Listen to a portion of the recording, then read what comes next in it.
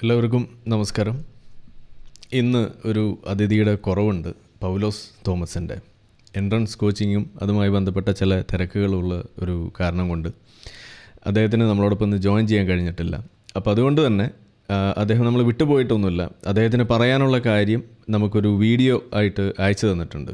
അപ്പോൾ അതിന്ന് നമ്മളിവിടെ പ്ലേ ചെയ്യാം എന്നാണ് ഉദ്ദേശിക്കുന്നത്. അതോടൊപ്പം നമ്മളുടെ മദ്രസ ജീവികൾ നടത്തിക്കൊണ്ടിരിക്കുന്ന ആ ഫൈൻ ട്യൂൺ ജിഹാദ്, അല്ലെങ്കിൽ ശാസ്ത്രത്തെ വളച്ചൊടിച്ചുകൊണ്ട് അവരുടേതാക്കി അവതരിപ്പിച്ചുകൊണ്ട് തങ്ങളുടെ മതകിതാബിലുള്ള കഥകളെ വെളുപ്പിക്കാൻ വേണ്ടിയിട്ട് ശാസ്ത്രത്തെ ദുരുപയോഗം ചെയ്യുന്ന ആ പരിപാടി, അതിനെ തുറന്ന് എതിർക്കുന്ന നമ്മളുടെ ഈ ഒരു രീതി, അത് നമ്മൾ തുടരുന്നതിൻ്റെ ഭാഗമായിട്ട് നമുക്ക് അടുത്ത ഈ ആളുകൾ എടുത്തു വെച്ചിട്ടുള്ള ചില വിശദീകരണങ്ങൾ വീണ്ടും പരിശോധിച്ചുകൊണ്ട് അതിൻ്റെ ചില മറുപടികൾ തരാമെന്നാണ് ഇന്ന് വിചാരിക്കുന്നത്. കുറച്ച് നീണ്ട വീഡിയോ ആണ്.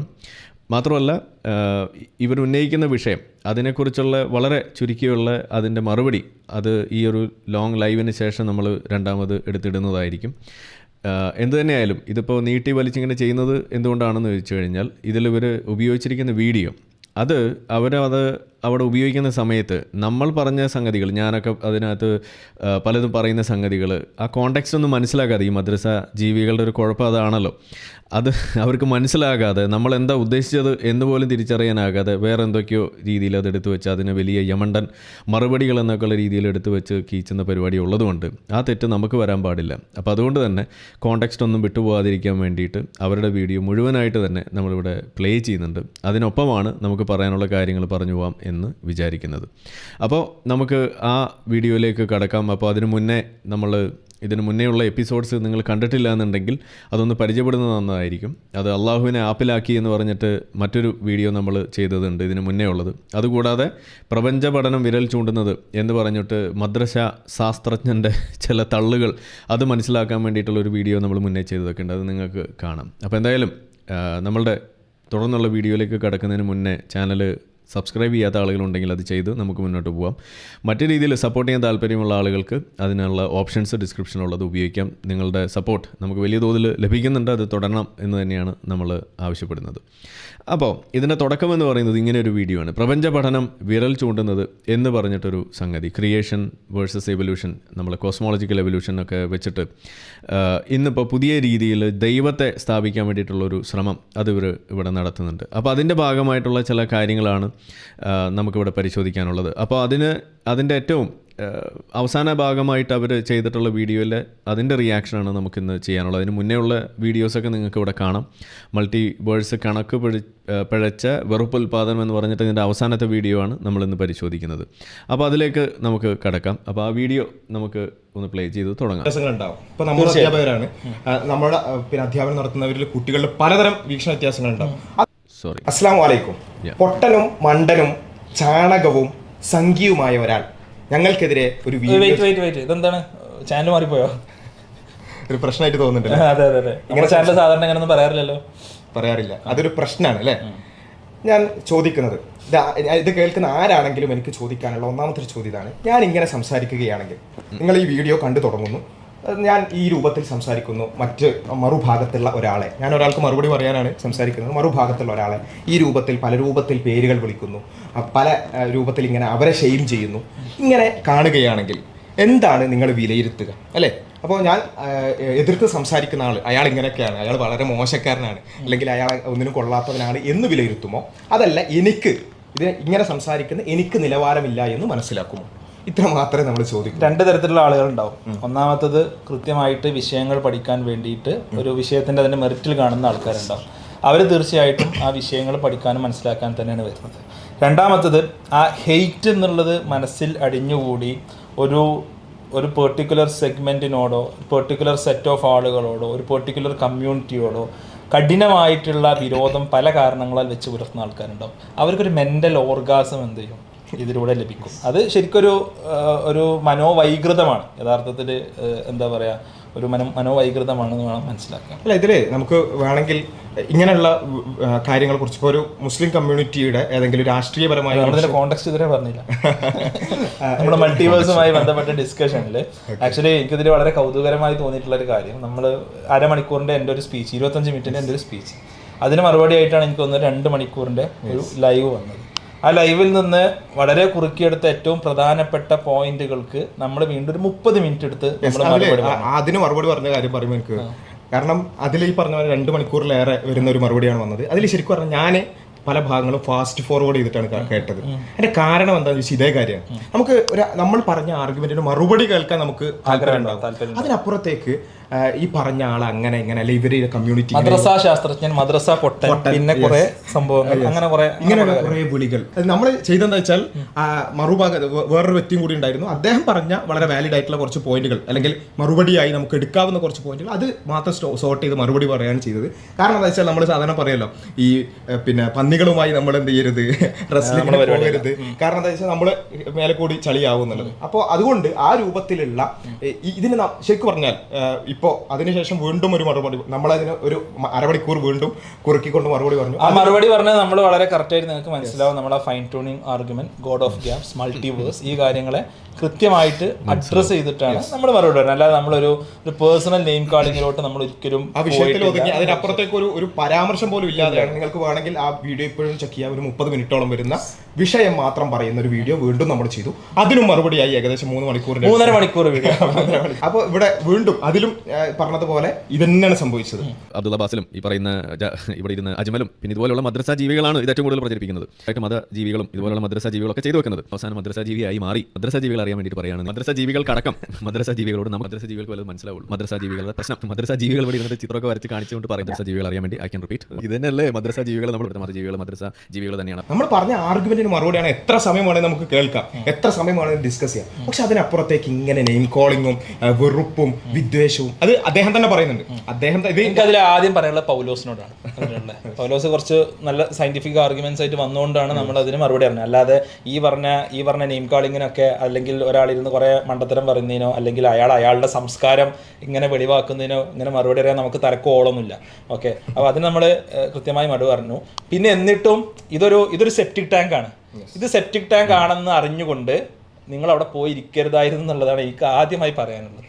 കാരണം നിങ്ങളൊരു അധ്യാപകനാണ്, JEE ട്രെയിനറാണെന്നൊക്കെ പറയുന്നു. അപ്പോൾ JEE ട്രെയിനറായ നിങ്ങൾ എത്ര കുട്ടികളെ നിങ്ങൾ പഠിപ്പിക്കുന്നുണ്ടാവും? നിങ്ങൾ പഠിപ്പിക്കുന്നതിൽ ഏതെങ്കിലും എയ്ത്തിസ്റ്റ് കുട്ടികളെ മാത്രമാണ് നിങ്ങൾ പഠിപ്പിക്കുന്നുണ്ടാവുക. പല റിലീജിയൻസിലുള്ള പല വിശ്വാസങ്ങളിലുള്ള കുട്ടികളെ നിങ്ങൾ പഠിപ്പിക്കുന്നുണ്ടാവില്ലേ?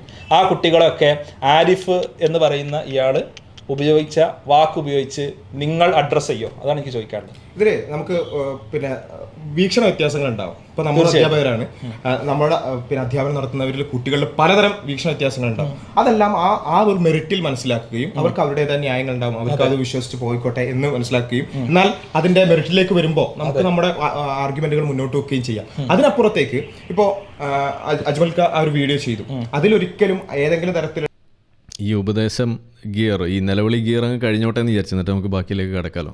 ഇത് രണ്ട് കാര്യമാണ്. എന്തുകൊണ്ട് ഇത് ഞാൻ ഇടപെടാതെ മുഴുവൻ തന്നെ കേൾപ്പിക്കുന്നത് എന്തിനാണെന്ന് വെച്ച് കഴിഞ്ഞാൽ ഈ പ്രസംഗം അല്ലെങ്കിൽ ഇവരുടെ ഈ പ്രസൻറ്റേഷൻ ഇത് ആദ്യം കേൾക്കേണ്ടത് അവർ തന്നെയാണ്. അപ്പോൾ അവർക്ക് മനസ്സിലാവും. ഇപ്പോൾ ഈ ലാസ്റ്റ് ഭാഗത്തൊക്കെ പൗലോസിനെ ഉപദേശിക്കാൻ വേണ്ടിയിട്ട് ശ്രമിക്കുന്ന ഒരു സംഗതിയൊക്കെ അവിടെ ഒരു അപ്പീൽ ടു ഇമോഷനൊക്കെ നടത്തിയിട്ട് ആളെ ഒന്ന് കുരുക്കാനൊക്കെയുള്ള ശ്രമമാണ് നടത്തുന്നത്. പോട്ടെ, അതിലേക്കൊക്കെ നമുക്ക് വരാം. എന്തുകൊണ്ടാണ് ഈ മദ്രസാ ജീവി എന്നും മദ്രസാ ശാസ്ത്രജ്ഞൻ എന്നൊക്കെ വിളിക്കുന്നതെന്നുള്ളത് നമുക്ക് പറയാം. എന്തായാലും ഈ മറ്റേ നിലവിളി ഗിയറിലിട്ട് വണ്ടി ഇങ്ങനെ വലിഞ്ഞുകൊണ്ടിരിക്കുകയാണ്. അതങ്ങ് കംപ്ലീറ്റ് ചെയ്തോട്ടെ, എന്നിട്ട് നമുക്ക് ബാക്കി ചെയ്യാം. ഒരു പൊളിറ്റിക്കൽ സ്റ്റേറ്റ്മെന്റുകളോ മറ്റു കാര്യങ്ങളോ ഒന്നുമില്ല, അല്ലെങ്കിൽ സാമുദായികമായിട്ടുള്ള മറ്റു കാര്യങ്ങളോ അല്ല പറഞ്ഞിട്ടുള്ളത്. കൃത്യമായി ആരെങ്കിലും ഹേറ്റ് ചെയ്യണം നമ്മൾ പറഞ്ഞിട്ടില്ല, അല്ലെങ്കിൽ ആരെയും ഷെയിം ചെയ്യുന്നു നമ്മൾ പറഞ്ഞിട്ടില്ല. ഇതിനെ നമ്മൾ ഹരാസ് ചെയ്യാണ്, പബ്ലിക് ഷെയിമിംഗ് ആണ് സത്യത്തിൽ ഞാൻ അവിടെ ചെയ്തുകൊണ്ടിരിക്കുന്നത്. നമ്മളെ മൊത്തത്തിൽ രണ്ടാളെയും ഷെയിം ചെയ്യുന്നു തന്നെയാണ് അദ്ദേഹം പറഞ്ഞത്. അദ്ദേഹം വീഡിയോയിൽ കൃത്യമായിട്ട് പറയുന്നത് ഇത് ഷെയിമിംഗ് തന്നെയാണ്. അപ്പോൾ ഈ ഷെയിമിംഗ് നടത്താൻ പബ്ലിക് ഷെയിമിംഗ് തന്നെയാണ് ചെയ്യുക. എന്തുകൊണ്ടാണെന്നുള്ളത് വീണ്ടും ഞാൻ എക്സ്പ്ലെയിൻ ചെയ്തു തരാം. അതിനിയും ചെയ്യും, അതിലൊരു സംശയവും വേണ്ട. കാരണം നിങ്ങൾ ഈ ശാസ്ത്രത്തെ ഇതുപോലെ കൂട്ടുപിടിച്ചിട്ട് മതത്തെ വെളുപ്പിക്കാൻ നോക്കുന്നു. അള്ളാഹു എന്ന ആ ഒരു പേട്ട് ദൈവത്തെ, ആ ദൈവം എന്ന് പറയുന്ന ഒരു പ്രപഞ്ച അല്ലെങ്കിൽ ഒരു ആഗോള സങ്കല്പം അല്ലെങ്കിൽ ഒരു യൂണിവേഴ്സൽ സങ്കല്പം എല്ലാവരും പൊതുവായിട്ട് ഉപയോഗിക്കുന്ന ഒരു സംഗതി, ആ സാധനം ഈ അള്ളാഹു ആണ് എന്ന് വരുത്തി തീർക്കാനൊക്കെ ശ്രമിക്കുന്ന ഈ ഒരു കുൽസിത ശ്രമം അത് നമ്മൾ എക്സ്പോസ് ചെയ്തിരിക്കും. അതിൽ സംശയമൊന്നുമില്ല. പിന്നെ രണ്ടാമത്തെ കാര്യം എന്ന് പറയുന്നത്, സത്യത്തിൽ ഈ പ്രപഞ്ച ഉൽപ്പത്തി അതുപോലെയുള്ള സാധനങ്ങളൊന്നും സത്യത്തിൽ നിങ്ങളുമായിട്ട് സംസാരിക്കേണ്ട ഒരു കാര്യമില്ല. കാരണം എന്താണ്, ഖുർആൻ എന്താ പഠിപ്പിക്കുന്നത് ഈ ഭൂമി ഉണ്ടാക്കിയതിനെക്കുറിച്ചും പ്രപഞ്ചം ഉണ്ടാക്കിയതിനെക്കുറിച്ചൊക്കെ. അതൊക്കെ വളരെ ഈ കളിക്കുടുക്ക നിലവാരത്തിലുള്ള സാധനങ്ങളാണ്. അത് മാത്രം മതി നമുക്ക്. അപ്പോൾ നമ്മളെ ചോദ്യം, ഒരു പ്രപഞ്ചം ഒക്കെ ഉണ്ടാക്കി എന്ന് പറയുന്ന ഒരാൾക്ക് ഇതുപോലെയുള്ള ഒരു അടിമയെ വെക്കാൻ പറയുന്ന, അടിമയെ തല്ലാൻ പറയുന്ന, ഭാര്യയെ തല്ലാൻ പറയുന്ന, ചെറിയ കുട്ടികളെ ബോധിക്കാൻ പറയുന്ന, അടിമകളെ ബോധിക്കാൻ പറയുന്ന ഒരു അള്ളാഹുവിന് എങ്ങനെയാണ് ഇതുപോലെ ഒരു പ്രപഞ്ചമൊക്കെ ഉണ്ടാക്കാൻ കഴിയുക എന്നുള്ള ചോദ്യമാണ് നമുക്ക് ചോദിക്കാനുള്ളത്. ആ ചോദ്യത്തിലേക്ക് ഇവർ വരില്ല, അത് തൊടില്ല എന്നുള്ളതാണ് ഇവരുടെ പ്രശ്നം. അപ്പോൾ അതുകൊണ്ട് ഇവർ അതിൽ നിന്നും വിട്ടുമാറിയിട്ട് ഇങ്ങനെ ഒരു പ്രാപഞ്ചിക ദൈവത്തെ ചുറ്റിപ്പറ്റി അതിൽ കോർത്ത് അള്ളാഹുവിനെ രക്ഷിക്കാനുള്ളൊരു കുൽസിത ശ്രമമാണ് ഇവർ കാലങ്ങളായിട്ട് നടത്തിക്കൊണ്ടിരിക്കുന്നത്. അതാണ് ഇവരുടെ സ്ഥിരം പരിപാടി. അതിലാണ് ഇവർ കുരുങ്ങിപ്പോയിരിക്കുന്നത്. എന്തായാലും അതിവിടെ പാളി പോകുന്ന എങ്ങനെ നമുക്ക് കാണാം. അപ്പോൾ എന്തായാലും ഈ നിലവിളികീർ അങ്ങ് കഴിഞ്ഞോട്ടെ. ഒരൊറ്റ കാരണമേ ഉള്ളൂ, we belong to a particular community. Particularly racist ആയിട്ടുള്ളൊരു കാര്യമാണ്. ഇത് എൻ്റെ വേഷമാണ് നിങ്ങളുടെ കുഴപ്പമെന്ന് ചോദിക്കുന്നത് നമ്മുടെ ഇരവാദം. അതാണ് ഇപ്പോൾ ഇവിടെ കണ്ടത്. അതായത് നമ്മൾ മുസ്ലിം ആയതുകൊണ്ടൊന്നും അല്ല ഇത് പറയുന്നത്. ഇത് ക്രിസ്ത്യാനികൾ ചെയ്യുമ്പോഴും അതല്ലെങ്കിൽ വേറെ ആര് ചെയ്താലും, ഇവിടുത്തെ സുദർശനൻ നമ്മളുടെ ചാണകത്തിൽ പ്ലൂട്ടോണിയം ഉണ്ടെന്ന് പറയുന്ന ആളോട് നമ്മൾ തന്നെയാണ് പറഞ്ഞിട്ടുള്ളത്. അപ്പോൾ ഈ ശാസ്ത്രം ഉപയോഗിച്ചുകൊണ്ട് മതത്തെ വെളുപ്പിക്കാൻ നോക്കുന്നത്, അതിപ്പോൾ സംഖി നോക്കിയാലും അവരോട് നമ്മൾ തന്നെയാണ് പറയാറുള്ളത്. അതിന് ഇഷ്ടംപോലെ തെളിവുകൾ ഇവിടെ ഉണ്ട്. ചാണക സംഖി എന്നൊക്കെ നമ്മൾ വിളിക്കുന്നത് പോലും അങ്ങനെ തന്നെയാണ്. അതുകൂടാതെ ക്രിസ്ത്യാനികൾ ഒരു പരിധി വരെ ഇപ്പോൾ അതൊക്കെ കുറച്ചൊന്ന് നിർത്തി വെച്ചിരിക്കുകയാണ്. എന്നാലും കുറച്ച് ചില ക്രിസ്ത്യൻ അക്ബർമാരൊക്കെ കറങ്ങി നടക്കുന്നുണ്ട്. അവരൊക്കെ ഇപ്പോഴും അത് ചെയ്യാറുണ്ട്. ഇപ്പോൾ നമ്മൾ സെബാസ്റ്റ്യൻ പുന്നക്കലിൻ്റെ അടുത്തൊക്കെ പച്ചയ്ക്ക് ഞാൻ പറഞ്ഞാണ്, നിങ്ങളൊരു വെറും ഒരു ക്രിസ്ത്യൻ അക്ബർ ആണെന്നുള്ളത് മാത്രമേ നമുക്ക് പറയാനുള്ളൂ, അല്ലെങ്കിൽ ഒരു ക്രിസ്ത്യൻ ജാക്കിർ നായിക്, അത്രയേ ഉള്ളൂ. അവരും ചെയ്യുന്നത് എന്താണ്? മതത്തെ വെളുപ്പിക്കാൻ നോക്കുന്നു, ശാസ്ത്രത്തെ കൂട്ടുപിടിക്കുന്നു, എംബ്രയോളജി ഉണ്ടെന്ന് പറയുന്നു, പ്രപഞ്ചശാസ്ത്രം ഉണ്ടെന്ന് പറയുന്നു, ആഴക്കടൽ ഇരുട്ടുണ്ടെന്ന് പറയുന്നു. ഇതൊക്കെ തന്നെയല്ലേ നിങ്ങളും ചെയ്യുന്നത്? അപ്പോൾ ഈ ചെയ്യുന്ന ആളുകളെ ഈ മതം ഉപയോഗിച്ചുകൊണ്ട് അല്ലെങ്കിൽ ശാസ്ത്രം ഉപയോഗിച്ചുകൊണ്ട് മതത്തെ വെളുപ്പിക്കാൻ വേണ്ടി നോക്കുന്നത് ആര് തന്നെയായാലും അവർക്ക് നമ്മൾ ഒരൊറ്റ പേരേ, ഒരു വിളിപ്പേരേ ഉള്ളൂ, മതജീവി. അത് മദ്രസ ജീവികളാകുമ്പോൾ അവരെ നമ്മൾ സ്പെസിഫിക്കലി മദ്രസ ജീവികളെന്ന് വിളിക്കും. മദ്രസ ശാസ്ത്രം എന്ന് പറയുന്ന ആളുകൾ മദ്രസ ശാസ്ത്രജ്ഞൻ എന്ന് നമ്മൾ വിളിച്ചിരിക്കും. ഒരു സംശയവും വേണ്ട, അത് ഇനിയും എക്സ്പോസ് ചെയ്തിരിക്കും എന്നുള്ളത് തന്നെയാണ് എനിക്ക് പറയാനുള്ളത്. ഓക്കെ, അതിൽ ഈ നിലവിളി കയറി ഇപ്പോൾ തീരും. ആയിട്ടുള്ള കാര്യത്തിനാണ് പൗലോസ് ഇരുന്ന് കൊടുക്കുന്നത്. With all due respect to whatever science you have, right? നിങ്ങളൊരിക്കലും ദയവ് ചെയ്ത് ഇനി ആ സെപ്റ്റിക് ടാങ്കിൽ പോയിരുന്ന് നിങ്ങളെ എന്ത് ചെയ്യരുത്, നിങ്ങളെ സ്വയം നശിപ്പിക്കരുത് എന്നുള്ളതാണ് എനിക്ക് പറയണം. ഇത് ഞാൻ വീഡിയോയിൽ മാത്രമല്ല, ഞാനിത് പേഴ്സണലി വിത്ത് ഓൾ റെസ്പെക്ട് ഞാൻ പൗലോസിന് പേഴ്സണലി അയച്ച മെസ്സേജ് കൂടിയാണത്. ഞാനിവിടെ പബ്ലിക്കായി പറയും, കാരണം 2 തവണ ഇത് സംഭവിച്ചുകൊണ്ടാണ് ഞാനത് പറയുന്നത്. ഓക്കെ, അപ്പോൾ നിങ്ങളുടെ എല്ലാ ക്രെഡൻഷ്യൽസും ബഹുമാനിച്ചുകൊണ്ട് തന്നെ ഒരിക്കലും അത് ഒരു ഹെയ്റ്റ് സ്പീച്ചിന് വേണ്ടി ഉപയോഗിക്കുന്ന, റേസിസത്തിന് വേണ്ടി ഉപയോഗിക്കുന്ന ഒരു സ്ഥലത്ത് പോയിട്ട് നമ്മൾ പോയിരിക്കരുത്. ഇഫ് യു ഹാവ് ആർഗ്യുമെൻറ്റ്സ് നിങ്ങൾ പറഞ്ഞോളൂ. Like we can debate, right? We can debate in whatever way we can. നമുക്ക് ഡിബേറ്റ് ചെയ്യാം, നമുക്ക് എഴുതാം, നമുക്ക് ഇൻസ്റ്റാഗ്രാമിൽ ഡിബേറ്റ് ചെയ്യാം, യൂട്യൂബിൽ ഡിബേറ്റ് ചെയ്യാം. അതിന് നിങ്ങൾ എന്ത് ചെയ്യേണ്ടതില്ല, ഒരു സെപ്റ്റിക് ടാങ്കിൽ പോയി തല കൊണ്ടുപോയി മുക്കേണ്ട ആവശ്യമില്ല എന്നുള്ളത് വളരെ എന്താ പറയുക, ഇത് ഞാൻ പറഞ്ഞ കുറച്ച് കടുത്ത വാചകം മേ ബി ഇതായിരിക്കും, പക്ഷെ അത് പറയാതെ വയ്യ. യെസ്. അപ്പോൾ ഈ പറഞ്ഞ തന്നെ ഈ ഒരു പെർട്ടിക്കുലർ കമ്മ്യൂണിറ്റിയിൽ അതിൽ ഭാഗമാകുന്നു എന്നതിൻ്റെ പേരിൽ മാത്രം അവരിങ്ങനെ വിശേഷിപ്പിക്കാമെന്ന് കരുതുന്നുണ്ടെങ്കിൽ, കാരണം നിങ്ങൾ ചെയ്യുന്ന വലിയൊരു ദ്രോഹം എന്താ വെച്ചാൽ, സംഗതി മദ്രസ ജീവി എന്ന് വിളിച്ചപ്പോൾ വല്ലാതെ കൊണ്ടു, അതിൻ്റെ നിലവിളിയാണ് ഈ കാണുന്നത്. പാവം തോന്നുന്നുണ്ട്. സാരല്ല, പോട്ടെ. എന്തായാലും ഇത്തവണ എന്താ പറയുക, വൈദ്യൻ ഇച്ഛിച്ചതും രോഗി ഇച്ഛിച്ചതും വൈദ്യൻ വിധിച്ചതും പാല് എന്ന് പറഞ്ഞ മാതിരി പൗലോസിന് സമയം കിട്ടാത്തതുകൊണ്ട് ഇന്നിപ്പോൾ ഇങ്ങനെ വന്നിരിക്കാൻ പറ്റിയിട്ടില്ല. കാരണം ഈ ലെങ്ത്ത് കൂടുന്ന വീഡിയോ ആയതുകൊണ്ടൊക്കെ തന്നെയാണ്. അപ്പോൾ ഇതിനുള്ള മറുപടി എന്തായാലും വളരെ സ്പെസിഫിക് ആയിട്ട് വരും. ഇനിയും അതിൽ നിന്ന് വളച്ചൊടിച്ച് ഇതുപോലെ മാറ്റി പറ്റിച്ച് ഒട്ടിച്ച് നമ്മൾ പറയാത്തത് പറഞ്ഞു എന്ന് പറഞ്ഞുകൊണ്ട് ഈ സ്ട്രോമാൻ ആർഗ്യുമെൻ്റൊക്കെ നിർത്തി വെച്ചിട്ട് പോയിന്റ് ബൈ പോയിന്റ്, ഇതൊക്കെ ആദ്യം മുതലേ പറയുന്ന കാര്യങ്ങളാണ്. ഇനിയും അത് തന്നെയാണ് നമുക്ക് പറയാനുള്ളത്. അത് വീണ്ടും ഇവിടെ ആവർത്തിക്കുന്നുണ്ട്. അപ്പോൾ അതിനുള്ള മറുപടി നിങ്ങൾ നേരിട്ട് കൊടുക്കുമോ, അല്ലെങ്കിൽ നിങ്ങളുടെ പ്ലാറ്റ്ഫോമിലൂടെ കൊടുക്കുമോ, അതും അല്ല എന്നുണ്ടെങ്കിൽ നിങ്ങൾ നേരിട്ടൊരു സംവാദത്തിന് വരുമോ. അതാണ് നമ്മൾ പറയുന്നത്. ഒരു എസൻസിൻ്റെയോ അതല്ലെങ്കിൽ വേറെ ഏതൊക്കെയാണോ ഇഷ്ടംപോലെ വേദികളുണ്ടല്ലോ, അപ്പോൾ ഇത് സംബന്ധിച്ചിട്ടുള്ള ചർച്ചകളോ അതല്ലെങ്കിൽ ഇതുപോലെ കാര്യങ്ങൾക്ക് വരാം. അത് പൗലോസിന് ഒഴിവുണ്ടെങ്കിൽ പൗലോസ് വരും.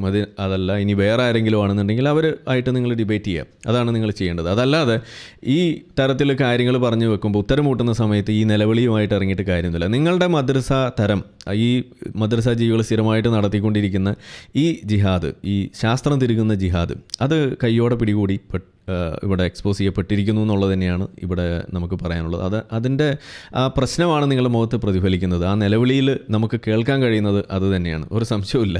അപ്പോൾ അതുകൊണ്ട് തൽക്കാലം നിങ്ങളുടെ നിലവിളി ഒന്ന് നാട്ടുകാരെ കേൾപ്പിച്ചിട്ട് തന്നെ പോകാമെന്ന് വിചാരിച്ചു. കാരണം ഇതൊക്കെ പറഞ്ഞിട്ട് നിങ്ങൾ പിന്നെയും ആവർത്തിക്കുന്നത് ഇതേ നെയിം കോളിംഗ് തന്നെയാണ്. അപ്പോൾ അത് നമുക്ക് കാണാഞ്ഞിട്ടോ അറിയാഞ്ഞിട്ടോ ഇത് ആദ്യമായിട്ടുള്ളതൊന്നുമല്ല. നമ്മളിതൊക്കെ ശീലമായി, നമുക്കിതൊന്നൊരു പുല്ല് വിലയാണ്. കാരണം നമ്മളെന്താ പറയണതെന്നുള്ളതിനെ കുറിച്ച് നമുക്ക് നല്ല ബോധ്യമുള്ളതുകൊണ്ട്, എന്തുകൊണ്ടത് പറയുന്നു എന്നുള്ളതിനെക്കുറിച്ച് ബോധ്യമുള്ളതുകൊണ്ട്, നമ്മൾ എന്താണ് വിളിക്കുന്നത് എന്നുപോലും നമുക്ക് ഓർമ്മയുള്ളതുകൊണ്ട് നിങ്ങൾ പറയുന്ന സാധനമൊന്നും നമ്മളെ ബാധിക്കാൻ പോകുന്നില്ല. അപ്പോൾ അതുകൊണ്ട് നിങ്ങൾ എന്ത് പറഞ്ഞാലും നിങ്ങളുടെ മദ്രസ തരം, ഈ ജീവിതതരം അത് നമ്മൾ എക്സ്പോസ് ചെയ്തിരിക്കും എന്നുള്ളത് തന്നെയാണ്. ഓക്കെ, നിങ്ങൾ ഈ സൊസൈറ്റിയിലുള്ള നമ്മുടെ കേരളം എന്നുള്ളൊരു സൊസൈറ്റിയിൽ എന്തൊക്കെ പറഞ്ഞാലും ഇവിടെ ഒരു ഡിവിസീവായിട്ടുള്ള പൊളിറ്റിക്സിന് വളരാതിരിക്കാനുള്ള കാരണം എന്താണെന്ന് വെച്ചാൽ എല്ലാ ആശയങ്ങളും, പല ആശയങ്ങളുള്ള പല ആളുകളുണ്ടാവും. നമുക്ക് എല്ലാ ആശയങ്ങളിലും പെട്ട പല ആളുകളോടും നമുക്ക് വിയോജിപ്പുകളുണ്ടാവും.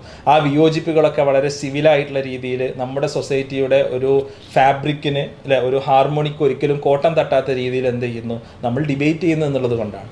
അതെ, അതുകൊണ്ടാണ് ഇവർ മറ്റേ അമ്പലത്തിന് മറ്റേ സംഭാവന കൊടുത്തു കഴിഞ്ഞാൽ അത് വേശ്യാലയത്തിന് കൊടുക്കണ പോലെയാണെന്ന് പറഞ്ഞതും, അതുപോലെ തന്നെ ഗുരുവായൂരപ്പ രക്ഷിക്കണമെന്ന് വിളിച്ച ആൾ ഒരിക്കലും സ്വർഗ്ഗത്തിൽ പോകില്ല, അയാൾ നരകത്തിലേ പോകുള്ളൂ എന്നൊക്കെ പ്രസംഗിച്ച് കിടന്നത് ഇവരുടെ മൂത്താപ്പന്മാരാണ്. എന്നിട്ട് തിരിച്ച് പണി കിട്ടാൻ തുടങ്ങിയപ്പോൾ വായിൽ പഴം തിരികെ ഇതുപോലെ മാറിയിരുന്നിട്ട് നിലവിളിക്കുകയാണ് ഇപ്പോൾ.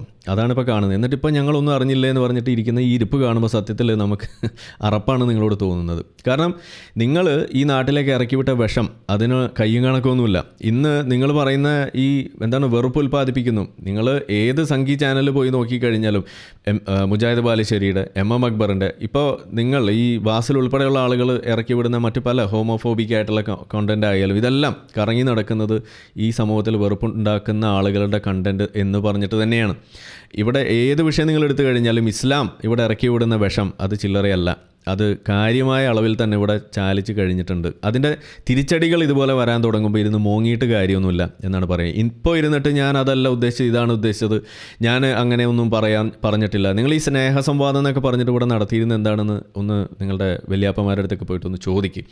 നിങ്ങൾ കുട്ടികളായതുകൊണ്ട് നിങ്ങൾക്ക് അറിയാത്തതായിരിക്കുള്ളൂ. അപ്പോൾ അതുകൊണ്ട് ഇപ്പോൾ ഇരുന്നിട്ട് നിലവിളിച്ചിട്ട് കാര്യമില്ല എന്ന് തന്നെയാണ് പറയാനുള്ളത്. ഇവിടെ നമ്മൾ ചെയ്യുന്നത് ഈ സമൂഹത്തിന് വളരെ അത്യാവശ്യം വേണ്ട കാര്യമാണ്. നിങ്ങൾ ഈ ശാസ്ത്രം തിരുകുന്ന പരിപാടി, മതത്തിൽ ദൈവത്തെ കൂട്ടുപിടിക്കുക വേണ്ടി അല്ലെങ്കിൽ ദൈവത്തെ രക്ഷിക്കാൻ വേണ്ടിയിട്ട് നിങ്ങൾ നടത്തുന്ന ഈ കുൽസിത ശ്രമം അത് നമ്മൾ എക്സ്പോസ് ചെയ്തിരിക്കും. ഞാൻ പലതവണ ആവർത്തിക്കുന്നതിനാന്ന് പറഞ്ഞു കഴിഞ്ഞാൽ നിങ്ങൾ പല കാര്യങ്ങളിലൂടെ ആവർത്തിക്കുന്നത് കൊണ്ട് തന്നെയാണ്. ഓക്കെ, അത്തരത്തിലുള്ള ഡിബേറ്റ് സംസ്കാരത്തിന് മാത്രമേ എന്തുള്ളൂ, തീർച്ചയായിട്ടും UA ചാനലിന് താല്പര്യമുള്ളൂ എന്നുള്ളത് കൂടിയാണ് ഇവിടെ പറയാനുള്ളത്. അതിനെപ്പോഴും താല്പര്യം ഉണ്ടാവുകയും ചെയ്യും. അത് വി തിങ്ക് ദാറ്റ് അത്തരമൊരു ഡിബേറ്റ് കൾച്ചർ വളരെ അത്യാവശ്യമാണ് എന്നും കൂടി ഞങ്ങൾ കരുതുന്നുണ്ട്. അപ്പോൾ ഇതിൽ വേറൊരു ക്ലാരിഫിക്കേഷൻ കൂടി വരുത്താണ്. അപ്പോൾ ഇതിൽ കഴിഞ്ഞ വീഡിയോയിൽ നമ്മൾ എന്തുകൊണ്ടാണ് ഒരു വ്യക്തിയെ ബ്ലർ ചെയ്തത് എന്നുള്ളൊരു ചോദ്യം, അത് ഇതുകൊണ്ട് തന്നെയാണ്, വേറൊന്നുമല്ല. കാരണം നമ്മൾ പിന്നെ ഈ വീഡിയോ എടുത്ത് നോക്കുമ്പോൾ പൗലോസ് പറയുന്ന കുറച്ച് ഭാഗങ്ങളിൽ അതിൽ കുറച്ച് പോയിന്റുകളുണ്ട്. അതിനപ്പുറത്തേക്ക് ബാക്കിയുള്ള ആ ഒരു 25 മിനിറ്റ് കഴിഞ്ഞ് ബാക്കി വെച്ചാൽ ബാക്കി ഒരു 1.5 മണിക്കൂർ അല്ലെങ്കിൽ 2 മണിക്കൂറിൻ്റെ അടുത്ത് ഈ പറഞ്ഞ വെറും ഹെയ്റ്റ് പറയുക അല്ലെങ്കിൽ ഇത്തരത്തിലുള്ള ഒരു നിലവാരം ഇല്ലാത്ത സംസാരങ്ങൾ മാത്രമല്ല. അതിൽ ഈ വീഡിയോയിൽ മെച്ചം വന്നിട്ടുണ്ട്. ഈ വീഡിയോയിൽ 3.5 മണിക്കൂറിൽ ഏകദേശം 3.5 മണിക്കൂറിന് ഹെയ്റ്റ് പറയുന്നത് മാത്രമേ, പ്രത്യേകിച്ച് സയൻസ് ഒന്നും കേട്ടിട്ടില്ല. നിങ്ങളെ അല്ല, 3.5 മണിക്കൂർ മണ്ടത്തരം പറഞ്ഞാൽ 3.5 മണിക്കൂർ അതിൻ്റെ മറുപടി പറയുമ്പോൾ നിങ്ങൾക്ക് ഹെയ്റ്റായിട്ട് തോന്നുന്നതിന് നമ്മൾ എന്ത് ചെയ്യാൻ പറ്റും? അത് ഇനിയിപ്പോൾ ഇവിടെ ആവർത്തിക്കേണ്ടി വരുന്ന കാര്യം തന്നെയാണ്. എന്നാലും പോട്ടെ, സാറല്ല. എപ്പോഴെങ്കിലുമൊക്കെ ഒരു സംവാദ സംസ്കാരം മനസ്സിലാക്കിക്കൊണ്ട് വളരെ കൃത്യമായിക്കൊണ്ട് മറുഭാഗത്ത് പറയുന്നതിൽ എന്തെങ്കിലുമൊക്കെ അവർ പറയുന്ന പോയിന്റിനെ അഡ്രസ്സ് ചെയ്തുകൊണ്ട് സംസാരിക്കാൻ വരുമ്പോൾ അവിടെ നമ്മൾ ആ ബ്ലർ ഒഴിവാക്കിക്കൊള്ളാമെന്ന് മാത്രമേ പറയുന്നുള്ളൂ. ഇപ്പോൾ ഏതായാലും ഈ ഒരു കാര്യം പ്രത്യേകിച്ച് അധ്യാപകരായ ആളുകൾ പ്രത്യേകിച്ച് ശ്രദ്ധിക്കേണ്ട ഒരു കാര്യമാണ്. നിങ്ങൾക്ക് ഏത് വീക്ഷണങ്ങൾ ഉണ്ടാവാം, നിങ്ങൾ ഏത് മതത്തിലാവാം, നിങ്ങൾ ഏത് വിശ്വാസത്തിലാകാം, പക്ഷെ നിങ്ങളുടെ മുമ്പിൽ എല്ലാ തരത്തിലുള്ള ആളുകളുമുണ്ട്. അതിൽപ്പെട്ട ഒരു വിഭാഗം അവർ ആ വിശ്വാസമുണ്ട് എന്നുള്ളത് കൊണ്ട് മാത്രം അവർ പൊട്ടന്മാരാണ് അല്ലെങ്കിൽ അവരെ പിന്നെ അഡ്രസ്സ് ചെയ്യേണ്ടത് ഇങ്ങനെയാണ് എന്ന് കരുതുന്ന ഒരു ചിന്തയുമായി നിങ്ങൾ അധ്യാപനത്തിന് ഇറങ്ങരുത്. നിങ്ങളുടെ മുമ്പിലുള്ള കുട്ടികളെ നിങ്ങൾ മനസ്സിലാക്കണം. അല്ലെങ്കിൽ നിങ്ങൾ അങ്ങനെയാണ് കാണുന്നത് എങ്കിൽ അത് പ്രത്യേകം പറയണം എന്നുള്ളത് മാത്രമാണ് അതിൽ പറയാനുള്ളത്. കൂടുതൽ ആ വിഷയത്തിൽ പറയുന്നില്ല. നമ്മൾ ഇത്രയും നേരം സംസാരിച്ചത് കൊണ്ട് ഏകദേശം ഞാൻ ഈ പറഞ്ഞതുപോലെ ഒരു 3 മണിക്കൂറോളം കവർ ചെയ്ത് കഴിഞ്ഞു. ഓക്കെ, അപ്പോൾ എന്തായാലും ഈ നിലവിളി ഗിയർ ഇതാണ്. അപ്പോൾ ഇതിൽ ഇവർ പറയുന്ന ഉപദേശം ഇത് ഇവർക്ക് തന്നെയാണ് ബാധകമാവുന്നത്. അതായത് ഇവിടെ അജ്മൽ എന്ന് പറയുന്ന വ്യക്തി ഒരു എഡ്യൂക്കേറ്ററായിട്ട് നിൽക്കുന്ന ഒരാളാണ്. ആൾ സ്വയമാണിത് ആദ്യം മനസ്സിലാക്കേണ്ടത്. നിങ്ങൾ വന്നിരുന്നിട്ട് ഇതുപോലെ ഈ താൻ പഠിച്ച ശാസ്ത്രത്തിൻ്റെ ഭാഗമായിട്ടുള്ള കാര്യങ്ങൾ എടുത്തു വെച്ചിട്ട് ഇതെല്ലാം വിരൽ ചൂണ്ടുന്നത്, ഇതിൻ്റെ ടൈറ്റിൽ തന്നെ അവരിട്ടിരുന്നത് അങ്ങനെയാണ്, നിങ്ങൾക്ക് ഓർമ്മയുണ്ടാവും. അതായത് പ്രപഞ്ച പഠനം വിരൽ ചൂണ്ടുന്നത് എങ്ങോട്ട് എന്ന് ചോദിച്ചിട്ട് വലിയ യമണ്ടൻ പ്രഭാഷണം നടത്തിയത് ആരാണ്? അത് ഈ കാക്കാൻ തന്നെയാണ്, ഈ മദ്രസ ജീവി തന്നെയാണ്. അപ്പോൾ നിങ്ങൾ ആദ്യം മനസ്സിലാക്കേണ്ടത്, നിങ്ങൾ മദ്രസ ജീവിയോ അല്ലാതെ ഇരിക്കുകയൊക്കെ ആകാം, പക്ഷേ നിങ്ങളുടെ മുന്നിലിരിക്കുന്നത് നിങ്ങളുടെ മദ്രസ ജീവിയെ പോലെ അല്ലെങ്കിൽ അതിൻ്റെ ബാക്കിയായിട്ടുള്ള ആളുകൾ മാത്രമല്ല, ബാക്കിയുള്ള ആളുകളും അവിടെ ഇരിപ്പുണ്ട്. അപ്പോൾ അവരുടെ ഇടയിലേക്ക് ഇതുപോലെ മതചിന്ത കുത്തിയിറക്കുന്ന പരിപാടിക്ക് നിങ്ങൾ നിൽക്കരുത്. ഇതുതന്നെയാണ് എനിക്ക് നിങ്ങളോടും പറയാനുള്ളത്. അപ്പോൾ അതുകൊണ്ട് നിങ്ങൾ ഈ വിരൽ ചൂണ്ടുന്ന പരിപാടിയുമായിട്ട് നടക്കുന്ന പരിപാടി അതൊന്ന് ഈ ആ കുത്സിത പരിപാടി കുറച്ചില്ല എന്നുണ്ടെങ്കിൽ നമ്മൾ പിന്നാലെ കൂടും, അതിൽ സംശയമൊന്നും വേണ്ട. കാരണം അത് പറയാനുള്ള അവകാശം, ആ സംവാദ സംസ്കാരം ഇവിടെ ഉണ്ട്, അതിൽ പൂർണ്ണമായ വിശ്വാസം നമുക്കുള്ളത് കൊണ്ട് നമ്മൾ മറുപടിയായിട്ട് വരും. ആ മറുപടി താങ്ങാൻ കഴിയില്ല എന്നുണ്ടെങ്കിൽ ഇതുപോലെ നിലവിളിയായിട്ട് വരരുതെന്നേ നമുക്ക് പറയാനുള്ളൂ. അപ്പോൾ ഇവിടെ നമ്മൾ കണ്ടത് നിലവിളി മാത്രമാണ്. നമ്മൾ പറഞ്ഞ കാര്യത്തിൽ നിങ്ങൾക്ക് മനസ്സിലാവാത്ത ഒരുപാട് കാര്യങ്ങളുണ്ട്, അതിനി തുടർന്ന് കാണുമ്പോൾ നിങ്ങൾക്ക് മനസ്സിലാവും. അപ്പോൾ എന്തായാലും നമുക്ക് ബാക്കി കേൾക്കാം, അതിലേക്ക് കടക്കാം. അപ്പോൾ അതിന് തൊട്ട് മുന്നേ ആയിട്ട് ഒരു 1-2 കാര്യങ്ങൾ എനിക്കൊന്ന് പറയാനുള്ളത്. ഇവിടെ എന്തുകൊണ്ട് ഈ ശാസ്ത്രം ഇവർ എടുത്ത് പറയുമ്പോൾ നമ്മളിതിനെ ഇങ്ങനെ എടുത്ത് വിമർശിക്കേണ്ടി വരുന്നു എന്ന് ചോദിച്ചു കഴിഞ്ഞാൽ അതിനൊരു ഉദാഹരണം ഇവിടെ നിങ്ങൾക്ക് കാണാം. ഇതിപ്പോൾ കഴിഞ്ഞ ദിവസം കൂടി ഇഷ്ടംപോലെ വീഡിയോസ് നിങ്ങൾക്ക് കിട്ടും. ഇത് കഴിഞ്ഞ ദിവസം ഇൻസ്റ്റാഗ്രാമിൽ കറങ്ങി നടക്കുന്ന ഒരു വീഡിയോ ആണ്. ചുമ്മാ ഇതിന് പ്രിപ്പയർ ചെയ്യുന്ന ആ കൂട്ടത്തിൽ കിട്ടിയതാണ്. അപ്പോൾ എന്തായാലും ഒന്ന് ജസ്റ്റ് കണ്ടേക്കാം എന്താണെന്നുള്ളത്.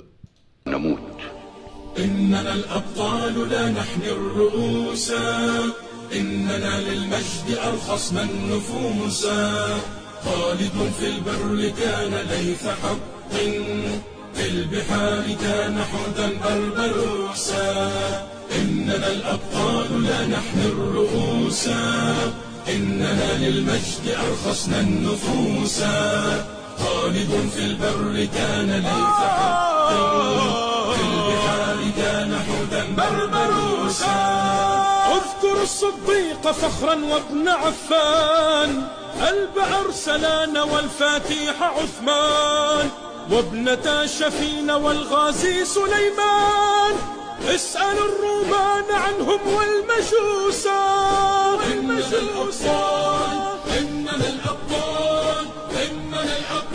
لا نحن الرؤوسا ഓക്കെ, എന്താണെന്ന് മനസ്സിലായോ?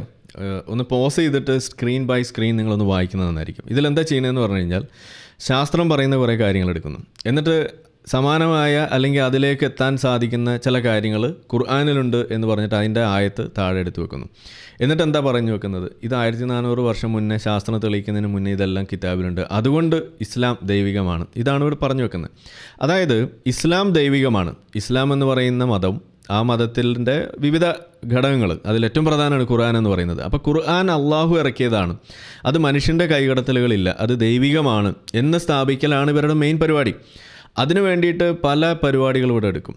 അതിലേറ്റവും പ്രധാനമാണ് ഇതിനകത്ത് പറഞ്ഞിരിക്കുന്ന കാര്യങ്ങൾ അത് ശാസ്ത്രം കണ്ടെത്തുന്നതിന് മുന്നേ തന്നെ ഖുറാനിൽ വന്നു എന്ന് സ്ഥാപിക്കൽ. ദ സയൻറ്റിഫിക് മിറാക്കിൾസ് എന്ന് പറയുന്നൊരു വാദം നിങ്ങൾ കേട്ടിട്ടുണ്ടാവും. ഇതിൻ്റെ പുറത്ത് മാത്രമാണ് നമ്മളുടെ എം അക്ബറും ഇ എ ജബ്ബാറും തമ്മിലുള്ള സംവാദം പോലും നടന്നത്. എന്തായിരുന്നു അതിൻ്റെ കാരണം?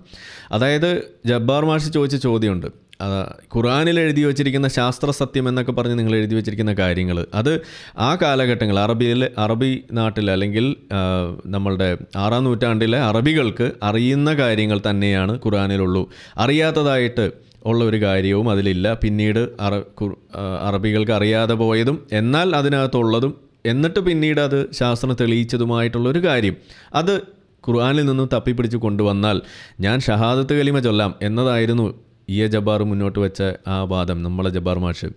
എന്നിട്ട് എന്താണ് നമ്മളുടെ എം അക്ബർ കൊണ്ടുവന്ന് ആഴക്കടലിൽ ഇരുട്ടുണ്ട് എന്ന് ആർക്കും അറിയില്ലായിരുന്നു, അത് പിന്നീട് ശാസ്ത്രമാണ് കണ്ടുപിടിച്ചതെന്ന് പറഞ്ഞിട്ട് വന്നു. അപ്പോൾ അത് അവിടുന്ന് തന്നെ അവിടെ പൊളിയുന്നൊരു കാഴ്ച നമ്മൾ കണ്ടു. പക്ഷേ മൂപ്പർ വിട്ടു തരില്ല. അതിന് വേണ്ടിയിട്ട് മൂപ്പർ ഖുർആൻ്റെ ആയത്തിൻ്റെ ഘടന വരെ മാറ്റിയിട്ട് അത് ഇരുട്ടുകൾക്ക് മേലെ ഇരുട്ട്, മറ്റേ അതിനെ പൊതിയുന്നു ഇതിനെ പൊതിയുന്നു എന്നൊക്കെയുള്ള സാധനമൊക്കെ ആകെ അങ്ങോട്ടും ഇങ്ങോട്ടും കോട്ടി മാറ്റിയൊക്കെയാണ് അത് ഒരുവിധം സ്ഥാപിച്ച് ഒപ്പിച്ചെടുത്തത്. പക്ഷേ എന്തൊക്കെയായാലും 2 ദിവസം കഴിഞ്ഞപ്പോൾ നാട്ടുകാർ ചോദിക്കാൻ തുടങ്ങിയപ്പോൾ പുള്ളി പറഞ്ഞു അവിടെ കടലിൻ്റെ അടിയിൽ ഇരുട്ടുണ്ടാവും എന്നുള്ള കാര്യം അവർക്ക് അറിയാമായിരിക്കാം എന്ന് പറഞ്ഞിട്ട് തടി തപ്പുന്ന കാഴ്ചയാണ് നമ്മൾ പിന്നീട് കണ്ടത്. അപ്പോൾ ഇത് എന്താണ് ഇവർ ഇതുകൊണ്ട് ചെയ്യുന്നത്? അപ്പോൾ ശാസ്ത്രീയമാണ് എന്ന് വരുത്തി തീർക്കൽ ഇവരുടെ പ്രധാനപ്പെട്ട ഒരു കാര്യമാണ്. അപ്പോൾ ഇവിടെ നമ്മൾ കാണാൻ പോകുന്ന ഈ ഒരു എക്സ്പ്ലനേഷനിലും ഇവർ പറയുന്നത് ഖുർആൻ അല്ലെങ്കിൽ ഇസ്ലാം എന്ന് പറയുന്നത് അങ്ങനെ ശാസ്ത്രം പഠിപ്പിക്കാമെന്ന ഒന്നല്ല എന്ന് പറയുകയും, അല്ലെങ്കിൽ ഇതിനകത്ത് പറഞ്ഞിരിക്കുന്ന സാധനങ്ങൾ ശാസ്ത്രീയമാകണമെന്ന് എന്താണ് നിർബന്ധം എന്നൊക്കെയുള്ള ചോദ്യത്തിലേക്കൊക്കെയാണ് ഇപ്പോൾ ഇവിടെ എത്തിയിരിക്കുന്നത്.